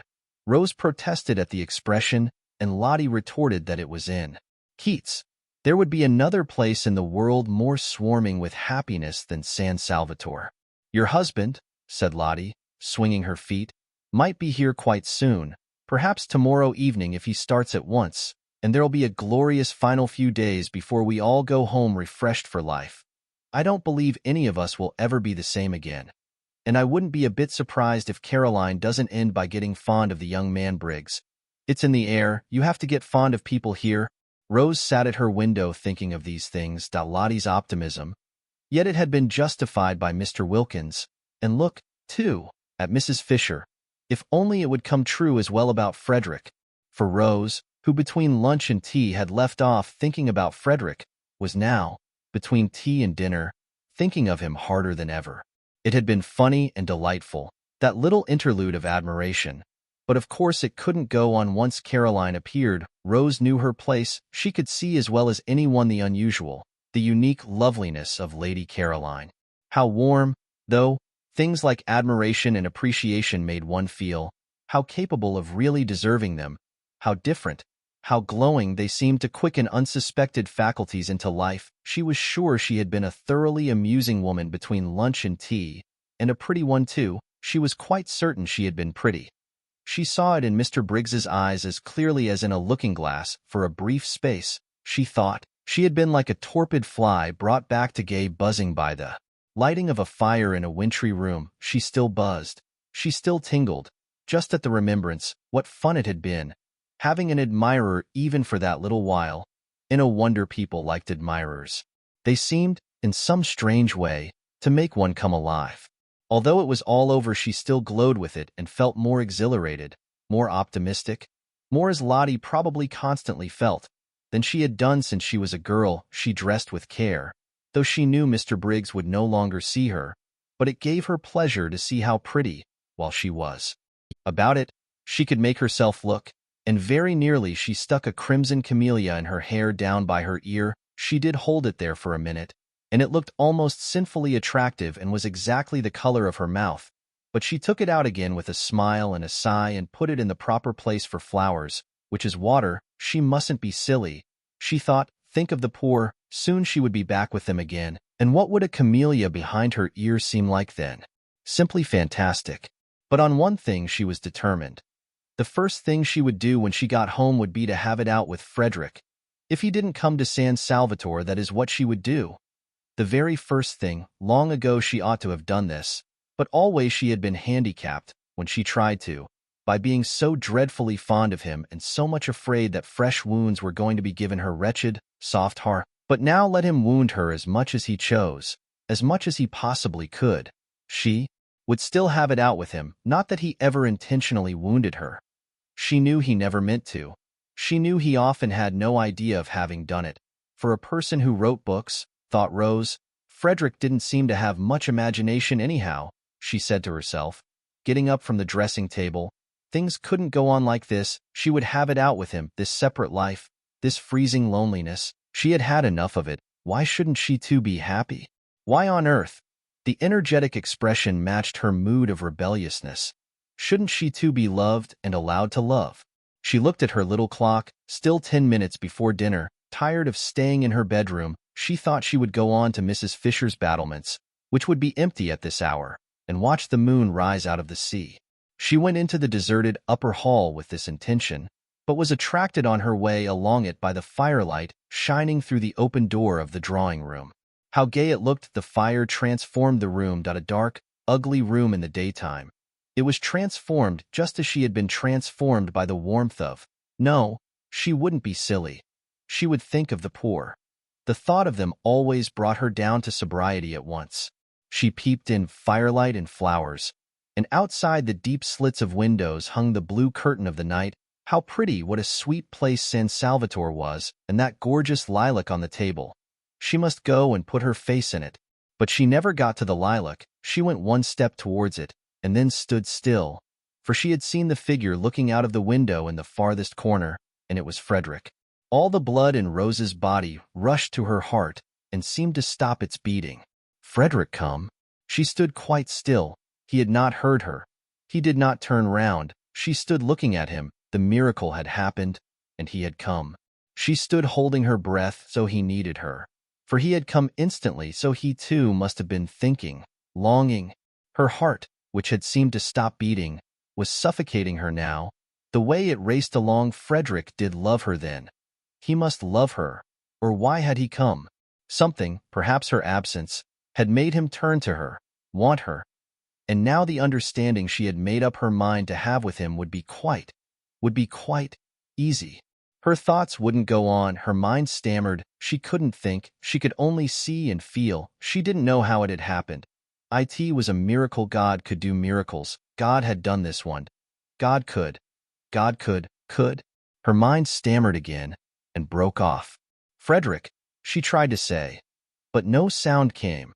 Or if it did, the crackling of the fire covered it up. She must go nearer. She began to creep towards him. Softly, softly. He did not move that he had not heard. She stole nearer and nearer, and the fire crackled and he heard nothing. She stopped a moment, unable to breathe. She was afraid. Suppose he, oh, but he had come. She went on again, close up to him, and her heart beat so loud that she thought he must hear it, and couldn't he feel? Didn't he know? Frederick, she whispered, hardly able even to whisper, choked by the beating of her heart. He spun round on his heels. Rose, he exclaimed, staring blankly. But she did not see his stare, for her arms were round his neck, and her cheek was against his, and she was murmuring, her lips on his ear, I knew you would come. In my very heart I always knew you would come. Chapter 21. Now Frederick was not the man to hurt anything if he could help it. Besides, he was completely bewildered. Not only was his wife here, of all places in the world, but she was clinging to him as she had not clung for years, and murmuring love, and welcoming him. If she welcomed him, she must have been expecting him. Strange as this was, it was the only thing in the situation which was evident, that, and the softness of her cheek against his, and the long-forgotten sweet smell of her. Frederick was bewildered, but not being the man to hurt anything if he could help it, he too put his arms round her, and having put them round her, he also kissed her. And presently he was kissing her almost as tenderly as she was kissing him, and presently he was kissing her quite as tenderly, and again presently he was kissing her more tenderly, and just as if he had never left off. He was bewildered, but he still could kiss. It seemed curiously natural to be doing it. Made him feel as if he were 30 again instead of 40, and Rose were his Rose of 20, the Rose he had so much adored before she began to weigh what he did with her idea of right, and the balance went against him, and she had turned strange and stony, and more shocked, and oh, so lamentable. He couldn't get at her in those days at all. She couldn't understand, she kept on, referring everything to what she called God's eyes. In God's eyes it couldn't be right. It wasn't right, her miserable face. Whatever her principles did for her, they didn't make her happy. Her little miserable face, twisted with effort to be patient, had been at last more than he could bear to see, and he had kept away as much as he could. She never ought to have been the daughter of a low church rector. Narrow devil. She was quite unfitted to stand up against such an upbringing. What had happened, why she was here, why she was his Rose again, past his comprehension. And meanwhile, and until such time as he understood, he still could kiss. In fact, he could not stop kissing. And it was he now who began to murmur, to say love things in her ear under the hair that smelt so sweet and tickled him, just as he remembered it used to tickle him. And as he held her close to his heart and her arms were soft round his neck, he felt stealing over him a delicious sense of. At first he didn't know what it was, this delicate, pervading warmth, and then he recognized it as security. Yes, security, and no need now to be ashamed of his figure, and to make jokes about it so as to forestall other people's and show he didn't mind it.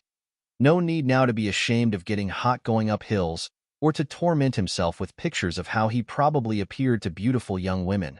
How middle-aged, How absurd in his inability to keep away from them. Rose cared nothing for such thing. With her he was safe. To her he was her lover, as he used to be, and she would never notice or mind any of the ignoble changes that getting older had made in him, and would go on making more and more. Frederick continued, therefore, with greater and greater warmth and growing delight to kiss his wife, and the mere holding of her in his arms caused him to forget everything else. How could he, for instance, remember or think of Lady Caroline, to mention only one of the complications with which his situation bristled, when here was his sweet wife, miraculously restored to him, whispering with her cheek against his in the dearest, most romantic words how much she loved him, how terribly she had missed him? He did for one brief instant, for even in moments of love there are brief instants of lucid thought, recognize the immense power of the woman present and being actually held compared to that of the woman, however beautiful, who was somewhere else, but that is as far as he got towards remembering Scrap. No farther. She was like a dream, fleeing before the morning light. "When did you start?" murmured Rose, her mouth on his ear. She couldn't let him go. Not even to talk she couldn't let him go. "Yesterday morning," murmured Frederick, holding her close. He couldn't let her go either. "Oh, the very instant then," murmured Rose. This was cryptic, but Frederick said, "Yes, the very instant," and kissed her neck. "How quickly my letter got to you," murmured Rose, whose eyes were shut in the excess of her happiness. "Didn't it?" said Frederick, who felt like shutting his eyes himself. So there had been a letter soon. No doubt, light would be vouchsafed him, and meanwhile this was so strangely, touchingly sweet, this holding his Rose to his heart again after all the years, that he couldn't bother to try to guess anything. No, he had been happy during these years, because it was not in him to be unhappy. Besides, how many interests life had had to offer him, how many friends, how much success, how many women only too willing to help him to blot out the thought of the altered, petrified, pitiful little wife at home who wouldn't spend his money, who was appalled by his books, who drifted away and away from him, and always if he tried to have it out with her asked him with patient obstinacy what he thought the things he wrote and lived by looked in the eyes of God. "No one," she said once, "should ever write a book God wouldn't like to read. That is the test, Frederick." And he had laughed, hysterically, burst into a great shriek of laughter, and rushed out of the house, away from her solemn little face, away from her pathetic, solemn little face.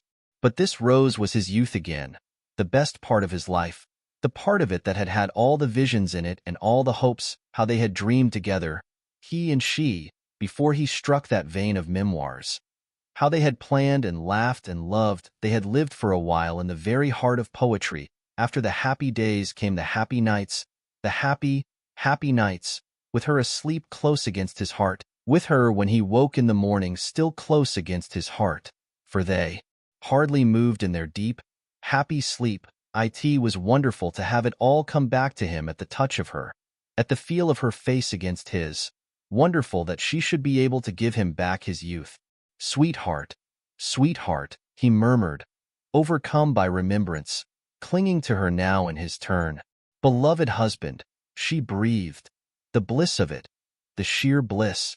Briggs, coming in a few minutes before the gong went on the chance that Lady Caroline might be there, was much astonished.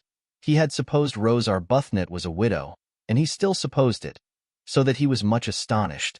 "Well, I'm damned," thought Briggs, quite clearly and distinctly, for the shock of what he saw in the window startled him so much that for a moment he was shaken free of his own confused absorption.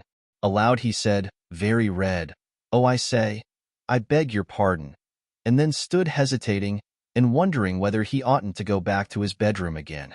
If he had said nothing they would not have noticed he was there, but when he begged their pardon Rose turned and looked at him as one looks who is trying to remember, and Frederick looked at him too without at first quite seeing him. They didn't seem, thought Briggs, to mind or to be at all embarrassed. He couldn't be her brother. No brother ever brought that look into a woman's face. It was very awkward, if they didn't mind. He did at it upset him to come across his Madonna forgetting herself. "Is this one of your friends?" Frederick was able after an instant to ask Rose, who made no attempt to introduce the young man standing awkwardly in front of them, but continued to gaze at him with a kind of abstracted, radiant goodwill.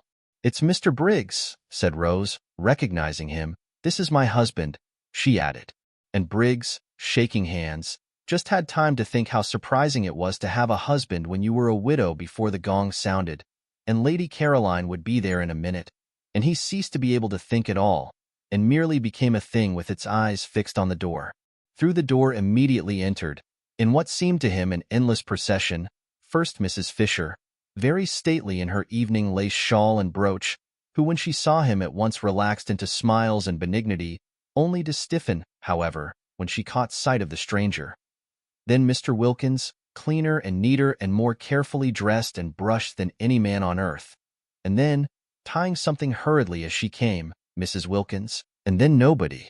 Lady Caroline was late. Where was she? Had she heard the gong? Oughtn't it to be beaten again? Suppose she didn't come to dinner after all. Briggs went cold. "Introduce me," said Frederick on Mrs. Fisher's entrance, touching Rose's elbow. "My husband," said Rose, holding him by the hand, her face exquisite. This, thought Mrs. Fisher, must now be the last of the husbands, unless Lady Caroline produces one from up her sleeve. But she received him graciously, for he certainly looked exactly like a husband, not at all like one of those people who go about abroad pretending they are husbands when they are not, and said she supposed he had come to accompany his wife home at the end of the month, and remarked that now the house would be completely full, so that, she added, smiling at Briggs, "we shall at last really be getting our money's worth." Briggs grinned automatically, because he was just able to realize that somebody was being playful with him, but he had not heard her, and he did not look at her. Not only were his eyes fixed on the door, but his whole body was concentrated on it. Introduced in his turn, Mr. Wilkins was most hospitable and called Frederick sir. "Well, sir," said Mr. Wilkins heartily, here we are. And having gripped his hand with an understanding that only wasn't mutual because Arbuthnot did not yet know what he was in for in the way of trouble, he looked at him as a man should, squarely in the eyes, and allowed his look to convey as plainly as a look can that in him would be found staunchness, integrity, reliability, in fact a friend in need. Mrs. Arbuthnot was very much flushed. Mr. Wilkins noticed. He had not seen her flushed like that before. "Well, I'm their man," he thought. Lottie's greeting was effusive. It was done with both hands. "Didn't I tell you?" She laughed to Rose over her shoulder while Frederick was shaking her hands in both his. "What did you tell her?" asked Frederick, in order to say something. The way they were all welcoming him was confusing. They had evidently all expected him, not only Rose. The sandy but agreeable young woman didn't answer his question, but looked extraordinarily pleased to see him. Why should she be extraordinarily pleased to see him? "What a delightful place this is," said Frederick, confused, and making the first remark that occurred to him. "It's a tub of love," said the sandy young woman earnestly, which confused him more than ever, and his confusion became excessive at the next words he heard, spoken, these, by the old lady, who said, "We won't wait. Lady Caroline is always late." For he only then, on hearing her name, really and properly remembered Lady Caroline, and the thought of her confused him to excess. He went into the dining room like a man in a dream. He had come out to this place to see Lady Caroline, and had told her so. He had even told her in his fatuousness. It was true, but how fatuous? That he hadn't been able to help coming. She didn't know he was married. She thought his name was Arundel. Everybody in London thought his name was Arundel. He had used it and written under it so long that he almost thought it was himself, in the short time since she had left him on the seat in the garden, where he told her he had come because he couldn't help it. He had found Rose again, had passionately embraced and been embraced, and had forgotten Lady Caroline. It would be an extraordinary piece of good fortune if Lady Caroline's being late meant she was tired or bored and would not come to dinner at all. Then he could. No, he couldn't. He turned a deeper red even than usual, he being a man of full habit and red anyhow, at the thought of such cowardice, and he couldn't go away after dinner and catch his train and disappear to Rome. Not unless, that is, Rose came with him, but even so, what a running away, and he couldn't. When they got to the dining room, Mrs. Fisher went to the head of the table. Was this Mrs. Fisher's house? He asked himself. He didn't know. He didn't know anything, and Rose, who in her earlier days of defying Mrs. Fisher had taken the other end as her place, For after all, no one could say by looking at a table which was its top and which its bottom led Frederick to the seat next to her. If only, he thought, he could have been alone with Rose.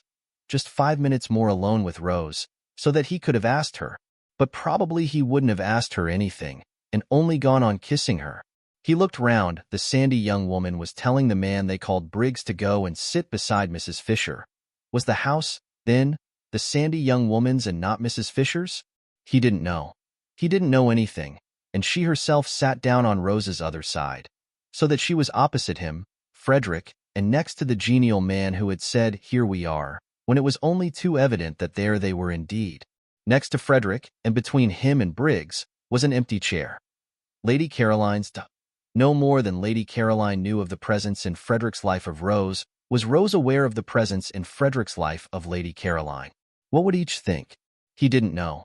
He didn't know anything. Yes, he did know something, and that was that his wife had made it up with him. Suddenly, miraculously, unaccountably, and divinely beyond that he knew nothing. The situation was one with which he felt he could not cope. It must lead him whither it would. He could only drift.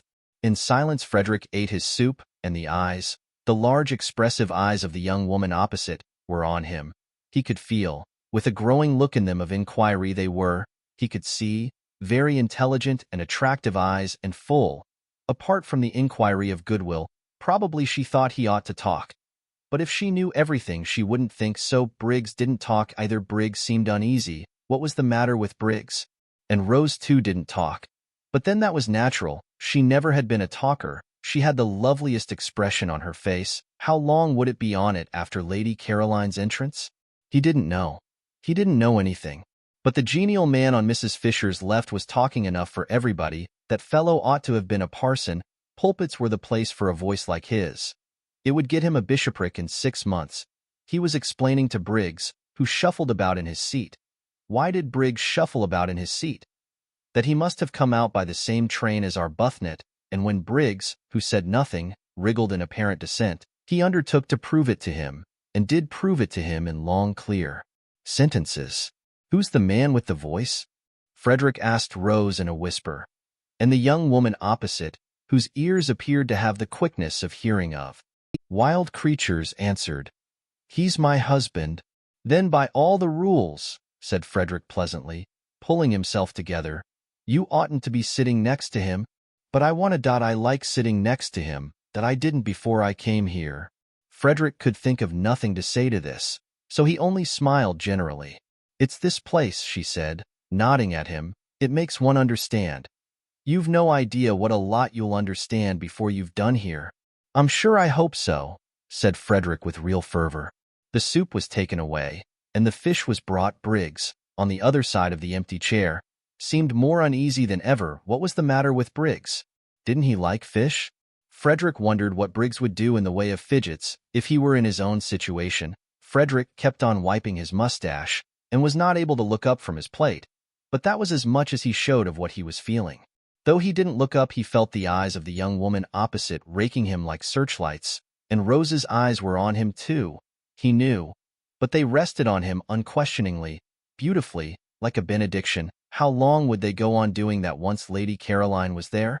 He didn't know. He didn't know anything. He wiped his mustache for the 20th unnecessary time, and could not quite keep his hand steady, and the young woman opposite saw his hand not being quite steady, and her eyes raked him persistently. Why did her eyes rake him persistently? He didn't know. He didn't know anything. Then Briggs leapt to his feet. What was the matter with Briggs? Oh yes, quite. She had come. Frederick wiped his mustache and got up too. He was in for it now. Absurd, fantastic situation. Well, whatever happened, he could only drift, and look like an ass to Lady Caroline, the most absolute as well as deceitful ass. An ass who was also a reptile, for she might well think he had been mocking her out in the garden when he said, no doubt in a shaking voice, "Fool and ass," that he had come because he couldn't help it. While as for what he would look like to his Rose, when Lady Caroline introduced him to her, when Lady Caroline introduced him as her friend whom she had invited in to dinner, well, God alone knew that. He, therefore, as he got up, wiped his mustache for the last time before the catastrophe. But he was reckoning without Scrap. That accomplished and experienced young woman slipped into the chair Briggs was holding for her, and on Lottie's leaning across eagerly and saying before anyone else could get a word in, "Just fancy, Caroline, how quickly Rose's husband has got here," turned to him without so much as the faintest shadow of surprise on her face, and held out her hand, and smiled like a young angel, and said, "And me late your very first evening, the daughter of the Droit Witches?" Chapter 22.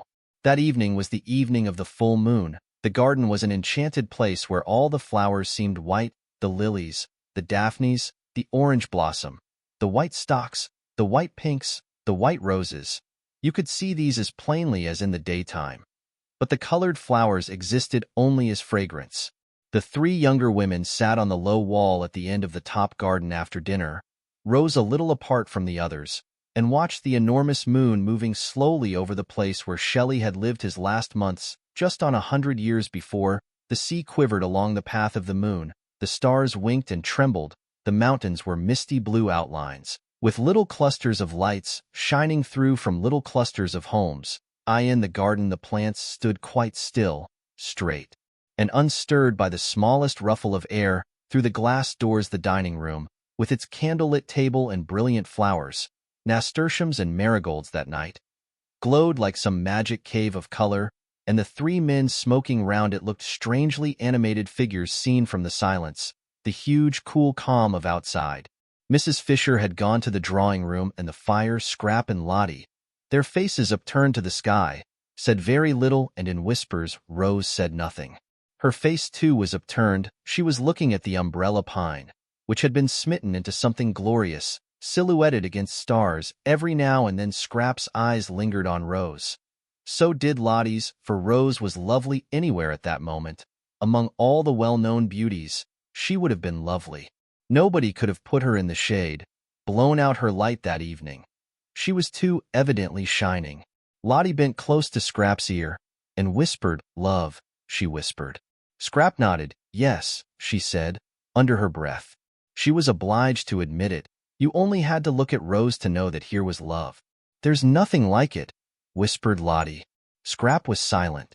"It's a great thing," whispered Lottie after a pause, during which they both watched Rose's upturned face. "To get on with one's loving. Perhaps you can tell me of anything else in the world that works such wonders." But Scrap couldn't tell her. And if she could have, what a night to begin arguing in this was a night for. She pulled herself up. Love again. It was everywhere. There was no getting away from it. She had come to this place to get away from it. And here was everybody in its different stages. Even Mrs. Fisher seemed to have been brushed by one of the many feathers of love's wing. And at dinner was different. Full of concern because Mr. Briggs wouldn't eat, and her face when she turned to him all soft with motherliness. Scrap looked up at the pine tree motionless among stars. Beauty made you love, and love made you beautiful. She pulled her wrap closer round her with a gesture of defense, of keeping out and off. She didn't want to grow sentimental, difficult not to. Here, the marvelous night stole in through all one's chinks and brought in with it, whether one wanted them or not, enormous feelings. Feelings one couldn't manage. Great things about death and time and waste. Glorious and devastating things, magnificent and bleak, at once rapture and terror and immense, heart-cleaving longing. She felt small and dreadfully alone. She felt uncovered and defenseless. Instinctively she pulled her wrap closer. With this thing of chiffon she tried to protect herself from the eternities. "I suppose," whispered Lottie, "Rose's husband seems to you just an ordinary, good-natured, middle-aged man." Scrap brought her gaze down from the stars and looked at Lottie a moment while she focused her mind again. "Just a rather red, rather round man," whispered Lottie. Scrap bowed her head. "He isn't," whispered Lottie. "Rose sees through all that. That's mere trimmings. She sees what we can't see, because she loves him. Always love." Scrap got up, and winding herself very tightly in her wrap moved away to her day corner, and sat down there alone on the wall and looked out across the other sea, the sea where the sun had gone down, the sea with the faraway dim shadow stretching into it which was France. Yes, love worked wonders, and Mr. Arundel, she couldn't at once get used to his other name, was to Rose love itself. But it also worked inverted wonders. It didn't invariably, as she well knew, transfigure people into saints and angels. Grievously indeed did it sometimes do the opposite. She had had it in her life applied to her to excess. If it had let her alone, if it had at least been moderate and infrequent, she might, she thought, have turned out a quite decent, generous-minded, kindly, human being, and what was she, thanks to this love Lottie talked so much about? Scrap searched for a just description. She was a spoilt, a sour, a suspicious, and a selfish spinster. The glass doors of the dining room opened, and the three men came out into the garden, Mr. Wilkins's voice flowing along in front of them. He appeared to be doing all the talking. The other two were saying nothing. Perhaps she had better go back to Lottie and Rose. It would be tiresome to be discovered and hemmed into that cul-de-sac by Mr. Briggs. She got up reluctantly, for she considered it unpardonable of Mr. Briggs to force her to move about like this, to force her out of any place she wished to sit in. And she emerged from the daphne bushes feeling like some gaunt, stern figure of just resentment and wishing that she looked as gaunt and stern as she felt. So would she have struck repugnance into the soul of Mr. Briggs and been free of it. But she knew she didn't look like that. However hard she might tea or why at a tea dinner, his hand shook when he drank, and he couldn't speak to her without flushing scarlet and then going pale. And Mrs. Fisher's eyes had sought hers with the entreaty of one who asks that her only son may not be hurt. How could a human being, thought Scrap, frowning as she issued forth from her corner, how could a man made in God's image behave so? And he fitted for better things, she was sure, with his youth, his attractiveness, and his brains. He had brains. She had examined him cautiously whenever at dinner Mrs. Fisher forced him to turn away to answer her. And she was sure he had brains, also he had character. There was something noble about his head, about the shape of his forehead, noble and kind, all the more deplorable that he should allow himself to be infatuated by a mere outside, and waste any of his strength, any of his peace of mind, hanging round just a woman thing. If only he could see right through her, see through all her skin and stuff, he would be cured, and she might go on sitting undisturbed on this wonderful night by herself. Just beyond the daphne bushes she met Frederick, hurrying. "I was determined to find you first," he said, "before I go to Rose." And he added quickly, "I want to kiss your shoes." "Do you?" said Scrap, smiling. "Then I must go and put on my new ones. These aren't nearly good enough." She felt immensely well disposed towards Frederick. He, at least, would grab no more. His grabbing days, so sudden and so brief, were done. Nice man. Agreeable man. She now definitely liked him. Clearly he had been getting into some sort of a tangle, and she was grateful to Lottie for stopping her in time at dinner from saying something hopelessly complicating. But whatever he had been getting into, he was out of it now. His face and Rose's face had the same light in them. "I shall adore you forever now," said Frederick.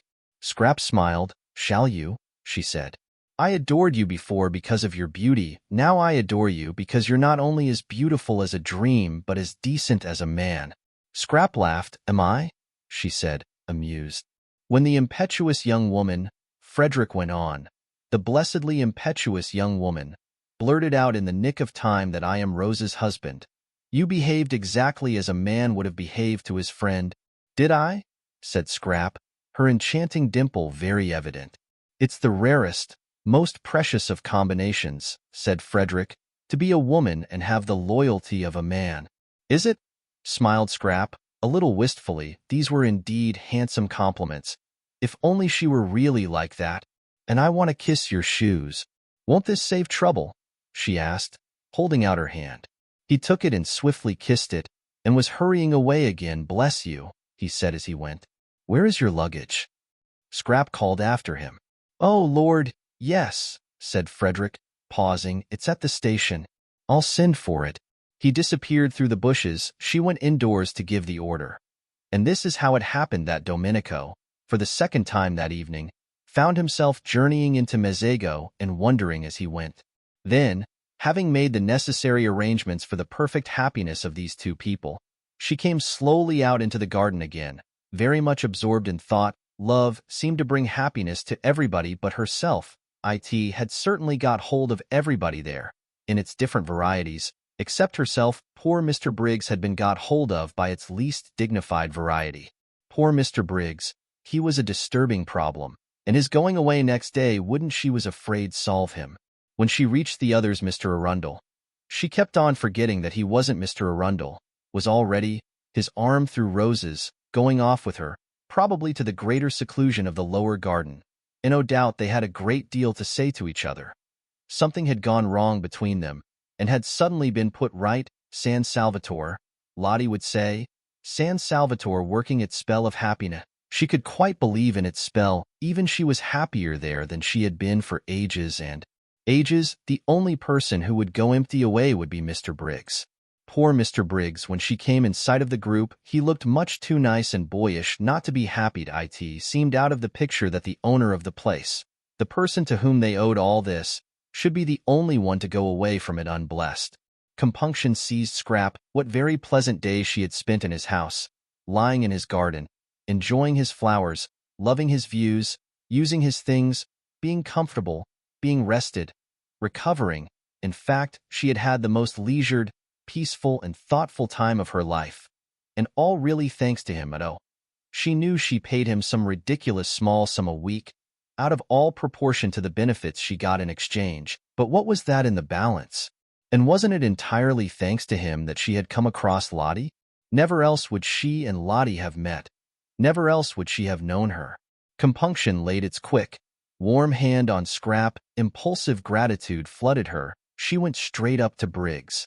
"I owe you so much," she said, overcome by the sudden realization of all she did owe him, and ashamed of her churlishness in the afternoon and at dinner. Of course, he hadn't known she was being churlish. Of course, her disagreeable inside was camouflaged as usual by the chance arrangement of her outside.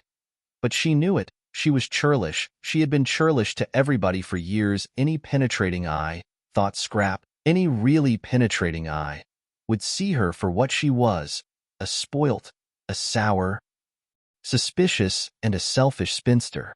"I owe you so much," therefore said Scrap earnestly, walking straight up to Briggs, humbled by these thoughts.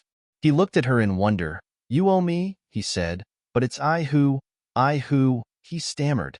To see her there in his garden. Nothing in it, no white flower was whiter, more exquisite." "Please," said Scrap, still more earnestly, "won't you clear your mind of everything except just truth? You don't owe me anything, how should you?" "I don't owe you anything?" echoed Briggs. "Why, I owe you my first sight of. "Oh, for goodness sake, said Scrap entreatingly, "do. Please, be ordinary, don't be humble. Why should you be humble? It's ridiculous of you to be humble. You're worth 50 of me." Unwise, thought Mr. Wilkins, who was standing there too, while Lottie sat on the wall. He was surprised. He was concerned.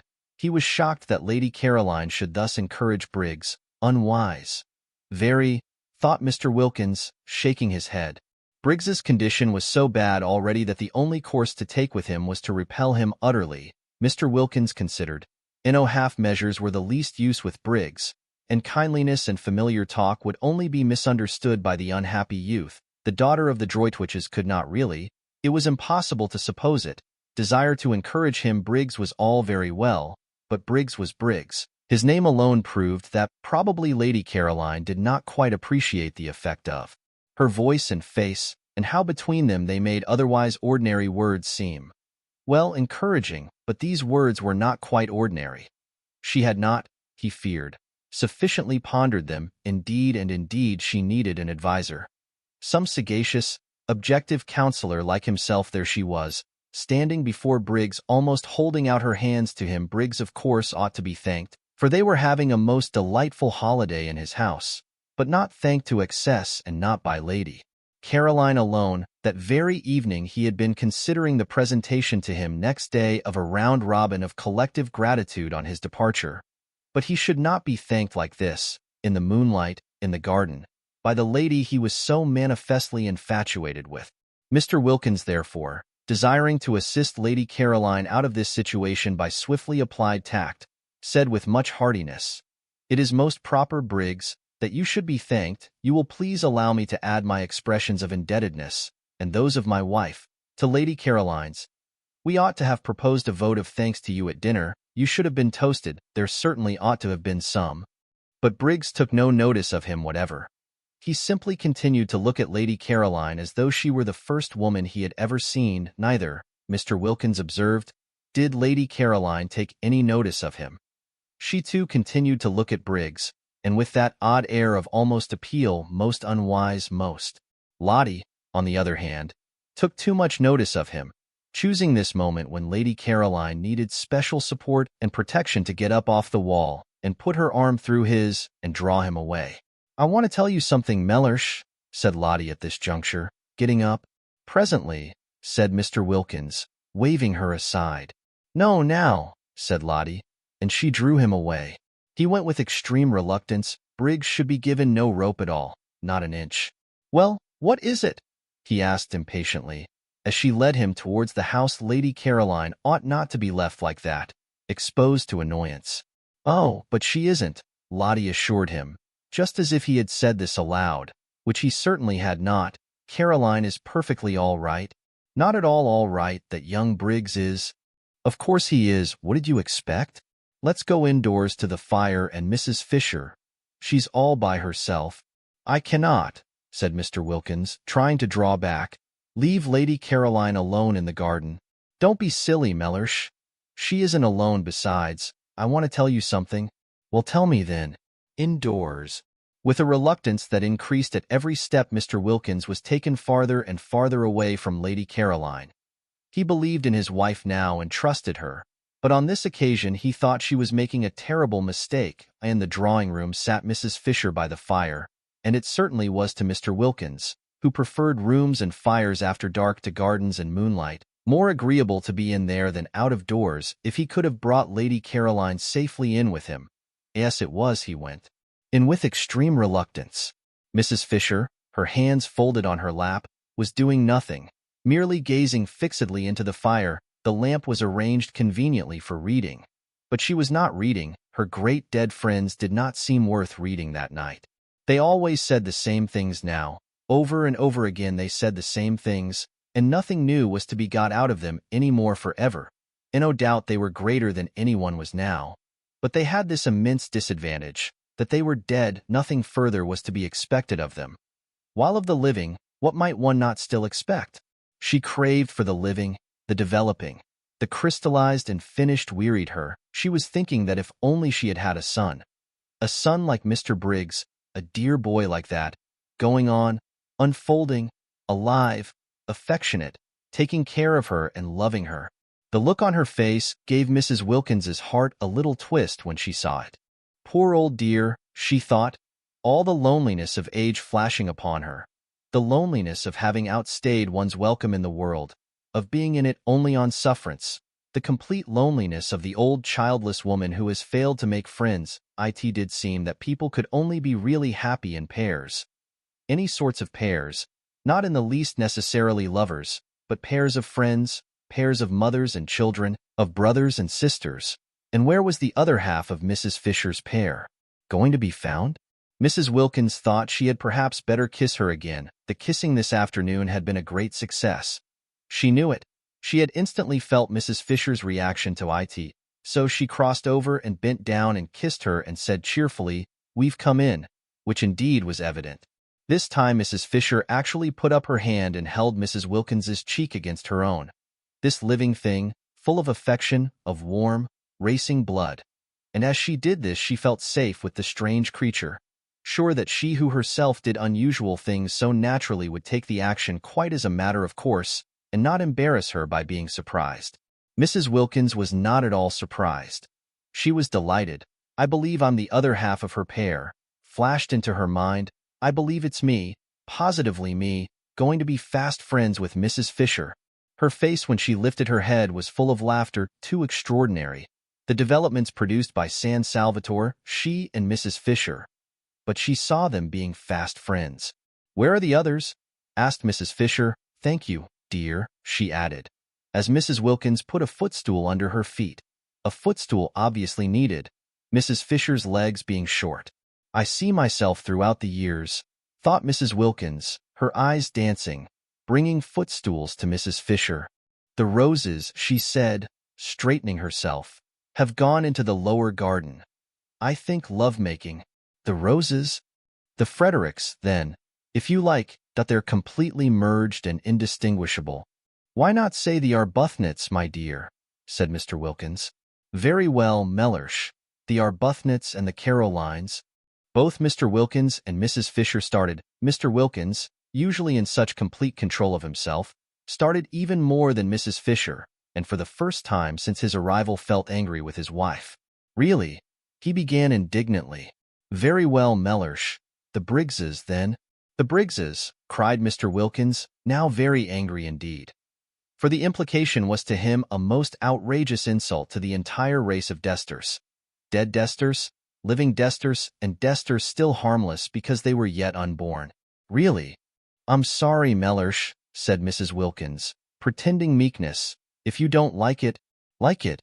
You've taken leave of your senses. Why, they've never set eyes on each other before today.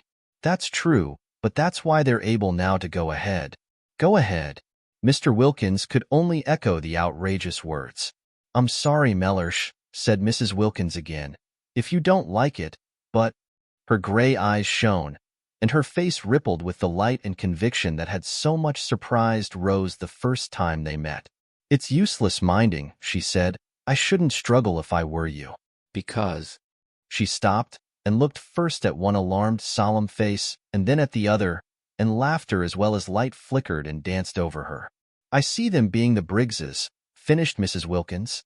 That last week the syringa came out at San Salvatore, and all the acacias flowered, and no one had noticed how many acacias there were till one day the garden was full of a new scent, and there were the delicate trees, the lovely successors to the wisteria, hung all over among their trembling leaves with blossom. So lie under an acacia tree that last week and look up through the branches at its frail leaves and white flowers quivering against the blue of the sky, while the least movement of the air shook down their scent, was a great happiness indeed. The whole garden dressed itself gradually towards the end in white, and grew more and more scented. There were the lilies, as vigorous as ever, and the white stocks and white pinks and white banksia roses, and the syringa and the jessamine, and at last the crowning fragrance of the acacias, when, on the 1st of May, everybody went away, even after they had got to the bottom of the hill and passed through the iron gates out into the village, they still could smell the acacias. Indeed, the whole garden dressed itself gradually towards the end in white, and grew more and more scented. There were the lilies, as vigorous as ever, and the white stocks and white pinks and white banksia roses, and the syringa and the jessamine, and at last the crowning fragrance of the acacias, when, on the 1st of May, everybody went away, even after they had got to the bottom of the hill and passed through the iron gates out into the village, they still could smell the acacias. End of the Project Gutenberg e-book, The Enchanted, April *. Updated editions will replace the previous one. The old editions will be renamed. Creating the works from print editions not protected by U.S. copyright law means that no one owns a United States copyright in these works, so the Foundation and you can copy and distribute it in the United States without permission and without paying copyright royalties. Special rules, set forth in the general terms of use part of this license, apply to copying and distributing Project Gutenberg electronic works. To protect the Project Gutenberg concept and trademark. Project Gutenberg is a registered trademark and may not be used if you charge for an ebook, except by following the terms of the trademark license, including paying royalties for use of the Project Gutenberg trademark. If you do not charge anything for copies of this ebook, complying with the trademark license is very easy. You may use this ebook for nearly any purpose, such as creation of derivative works, reports, performances, and research. Project Gutenberg ebooks may be modified and printed and given away. You may do practically anything in the United States with ebooks not protected by U.S. copyright law. Redistribution is subject to the trademark license, especially commercial redistribution. Start. Full license. The full Project Gutenberg license. Please read this before you distribute or use this work. To protect the Project Gutenberg mission of promoting the free distribution of electronic works by using or distributing this work or any other work associated in any way with the phrase Project Gutenberg, you agree to comply with all the terms of the full Project Gutenberg license available with this file or online at www.gutenberg.org/license. Section 1. General Terms of Use and Redistributing Project Gutenberg Electronic Works.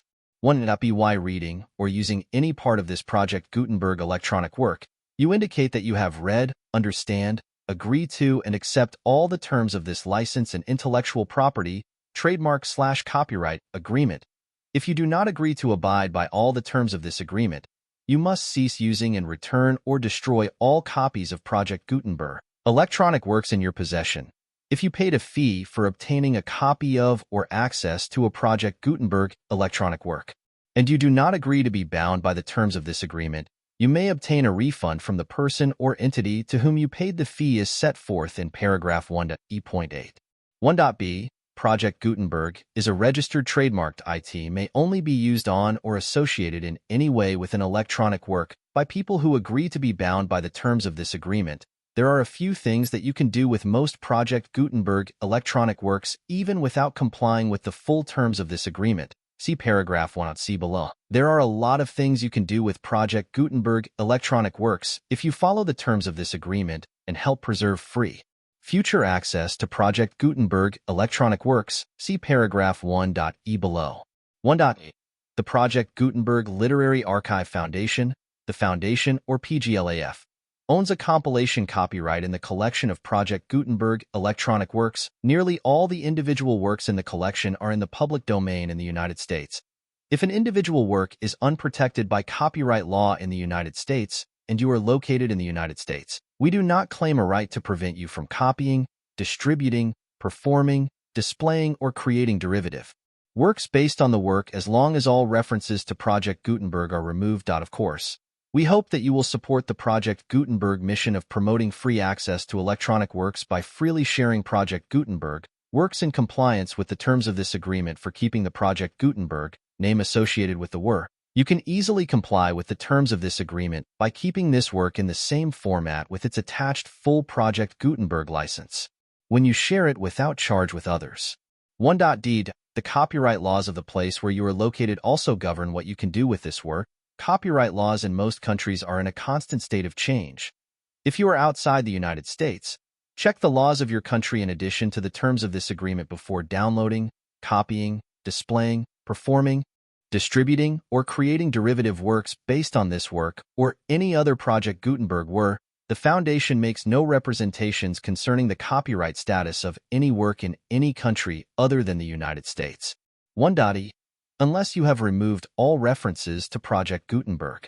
1.e.1. The following sentence, with active links to, or other immediate access to, the full Project Gutenberg license must appear prominently whenever any copy of a Project Gutenberg work, any work on which the phrase Project Gutenberg appears, or with which the phrase Project Gutenberg is associated, is accessed, displayed, performed, viewed, copied, or distributed.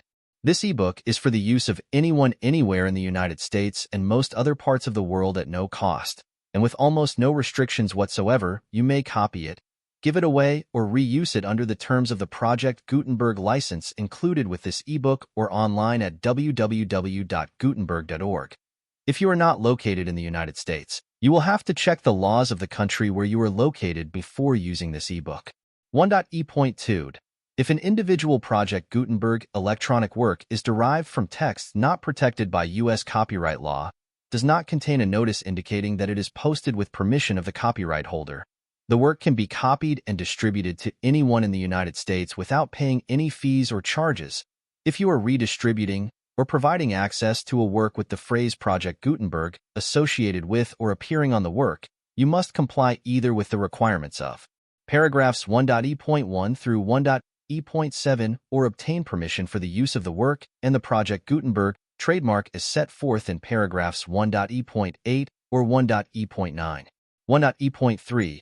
If an individual Project Gutenberg electronic work is posted with the permission of the copyright holder, your use and distribution must comply with both paragraphs 1.e.1 through 1.e.7 and any additional terms imposed by the copyright holder. Additional terms will be linked to the Project Gutenberg license for all works posted with the permission of the copyright holder found at the beginning of this work. 1.e.4. Do not unlink or detach or remove the full Project Gutenberg license terms from this work, or any files containing a part of this work or any other work associated with Project Gutenberg. 1.e.5. Do not copy, display, perform, distribute, or redistribute this electronic work, or any part of this electronic work, without prominently displaying the sentence set forth in paragraph D.1 with active links or immediate access to the full terms of the Project Gutenberg license.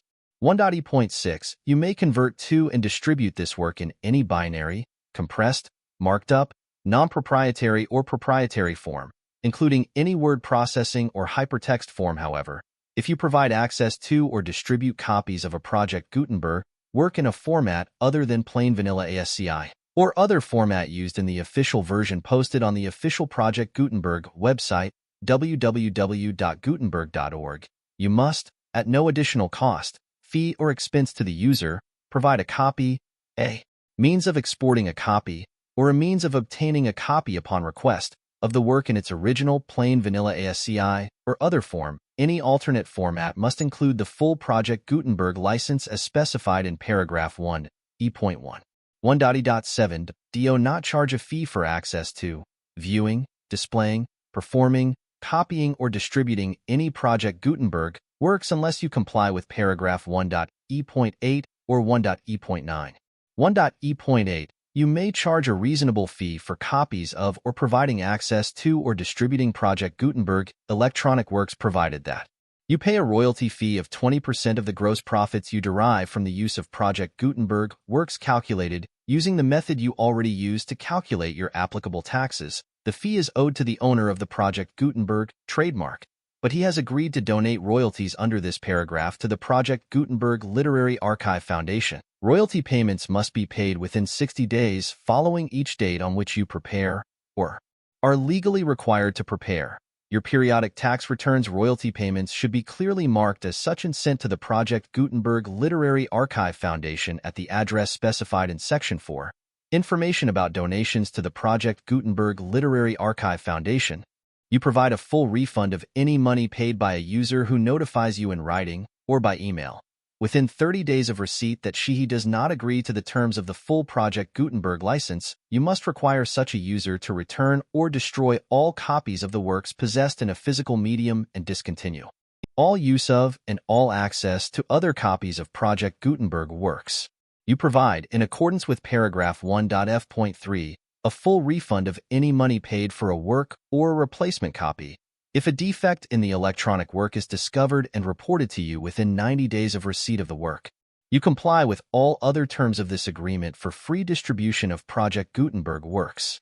1.E.9 If you wish to charge a fee or distribute a Project Gutenberg electronic work or group of works on different terms than are set forth in this agreement, you must obtain permission in writing from the Project Gutenberg Literary Archive Foundation, the manager of the Project Gutenberg trademark. Contact the foundation as set forth in Section 3 below.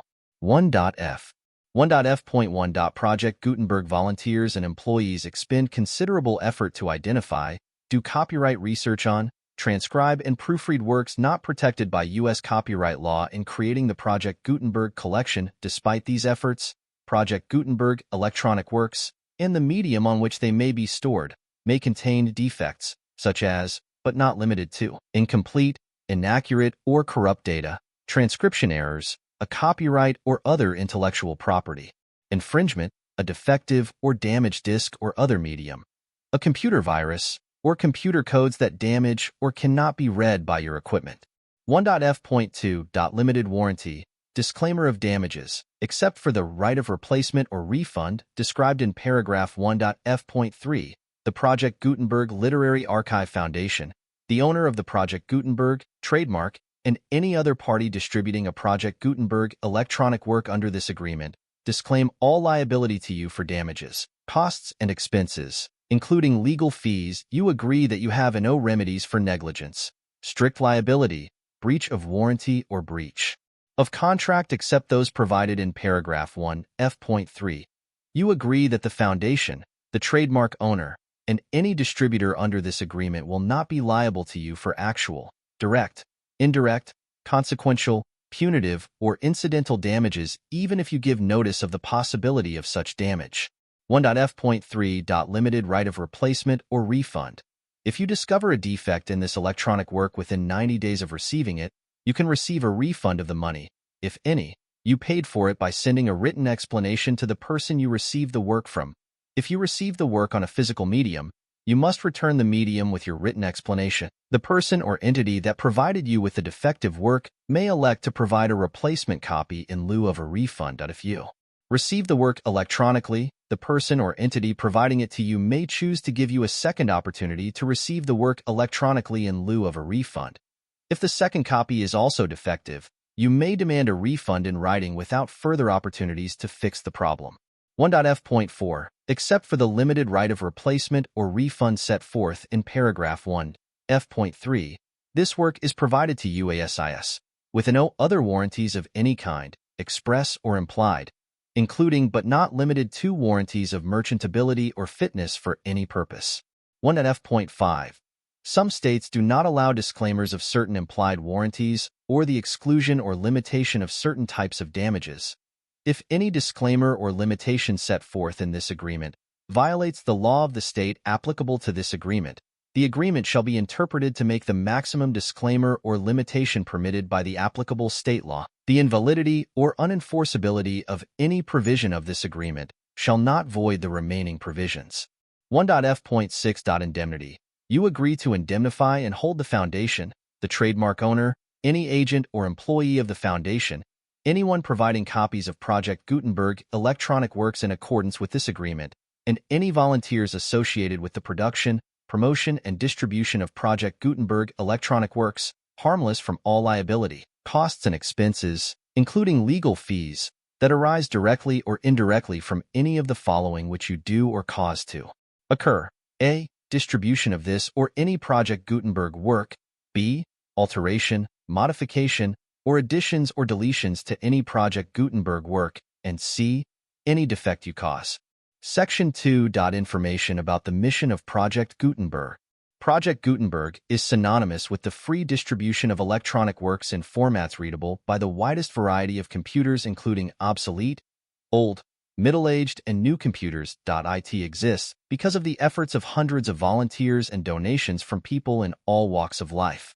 Volunteers and financial support to provide volunteers with the assistance they need are critical to reaching Project Gutenberg's goals and ensuring that the Project Gutenberg collection will remain freely available for generations to come. In 2001, the Project Gutenberg Literary Archive Foundation was created to provide a secure and permanent future for Project Gutenberg and future generations. To learn more about the Project Gutenberg Literary Archive Foundation and how your efforts and donations can help, see Sections 3 and 4 in the Foundation information page at www.gutenberg.org. Section 3. Information about the Project Gutenberg Literary Archive Foundation. The Project Gutenberg Literary Archive Foundation is a non-profit 501(c)(3) educational corporation organized under the laws of the state of Mississippi and granted tax-exempt status by the Internal Revenue Service. The Foundation's EIN, or Federal Tax Identification Number, is 64-6221541. Contributions to the Project Gutenberg Literary Archive Foundation are tax-deductible to the full extent permitted by U.S. federal laws and your state's laws. The Foundation's business office is located at 809 North 1500 West, Salt Lake City, Utah, 84116, 801-596-1887. Email contact links and up-to-date contact information can be found at the Foundation's website and official page at www.gutenberg.org/contact. Section 4. Information about donations to the Project Gutenberg Literary Archive Foundation. Project Gutenberg depends upon and cannot survive without widespread public support and donations to carry out its mission of increasing the number of public domain and licensed works that can be freely distributed in machine-readable form accessible by the widest array of equipment, including outdated equipment. Many small donations, $1 to $5,000, are particularly important to maintaining tax-exempt status with the IRS. The Foundation is committed to complying with the laws regulating charities and charitable donations in all 50 states of the United States. Compliance requirements are not uniform, and it takes a considerable effort, much paperwork, and many fees to meet and keep up with these requirements. We do not solicit donations in locations where we have not received written confirmation of compliance. To send donations or determine the status of compliance for any particular state, visit www.gutenberg.org. Donate. While we cannot and do not solicit contributions from states where we have not met the solicitation requirements, we know of no prohibition against accepting unsolicited donations from donors in such states who approach us with offers to donate. International donations are gratefully accepted, but we cannot make any statements concerning tax treatment of donations received from outside the United States. U.S. laws alone swamp our small staff. Please check the Project Gutenberg web pages for current donation methods and addresses. Donations are accepted in a number of other ways, including checks, online payments, and credit card donations. To donate, please visit www.gutenberg.org/donate. Section 5. General information about Project Gutenberg Electronic Works. Professor Michael S. Hart was the originator of the Project Gutenberg concept of a library of electronic works that could be freely shared with anyone. For 40 years, he produced and distributed Project Gutenberg ebooks with only a loose network of volunteer support. Project Gutenberg ebooks are often created from several printed editions, all of which are confirmed as not protected by copyright in the U.S. unless a copyright notice is included. Thus, we do not necessarily keep ebooks in compliance with any particular paper edition. Most people start at our website, which has the main PG search facility, www.gutenberg.org. This website includes information about Project Gutenberg, including how to make donations to the Project Gutenberg Literary Archive Foundation, how to help produce our new ebooks, and how to subscribe to our email newsletter to hear about new ebooks. The Enchanted April. Contents: Chapter 1, Chapter 2, Chapter 3, Chapter 4, Chapter 5, Chapter 6, Chapter 7, Chapter 8, Chapter 9, Chapter 10, Chapter 11, Chapter 12, Chapter 13, Chapter 14, Chapter 15, Chapter 16, Chapter 17, Chapter 18, Chapter 19, Chapter 20, Chapter 21, Chapter 22. The full Project Gutenberg license.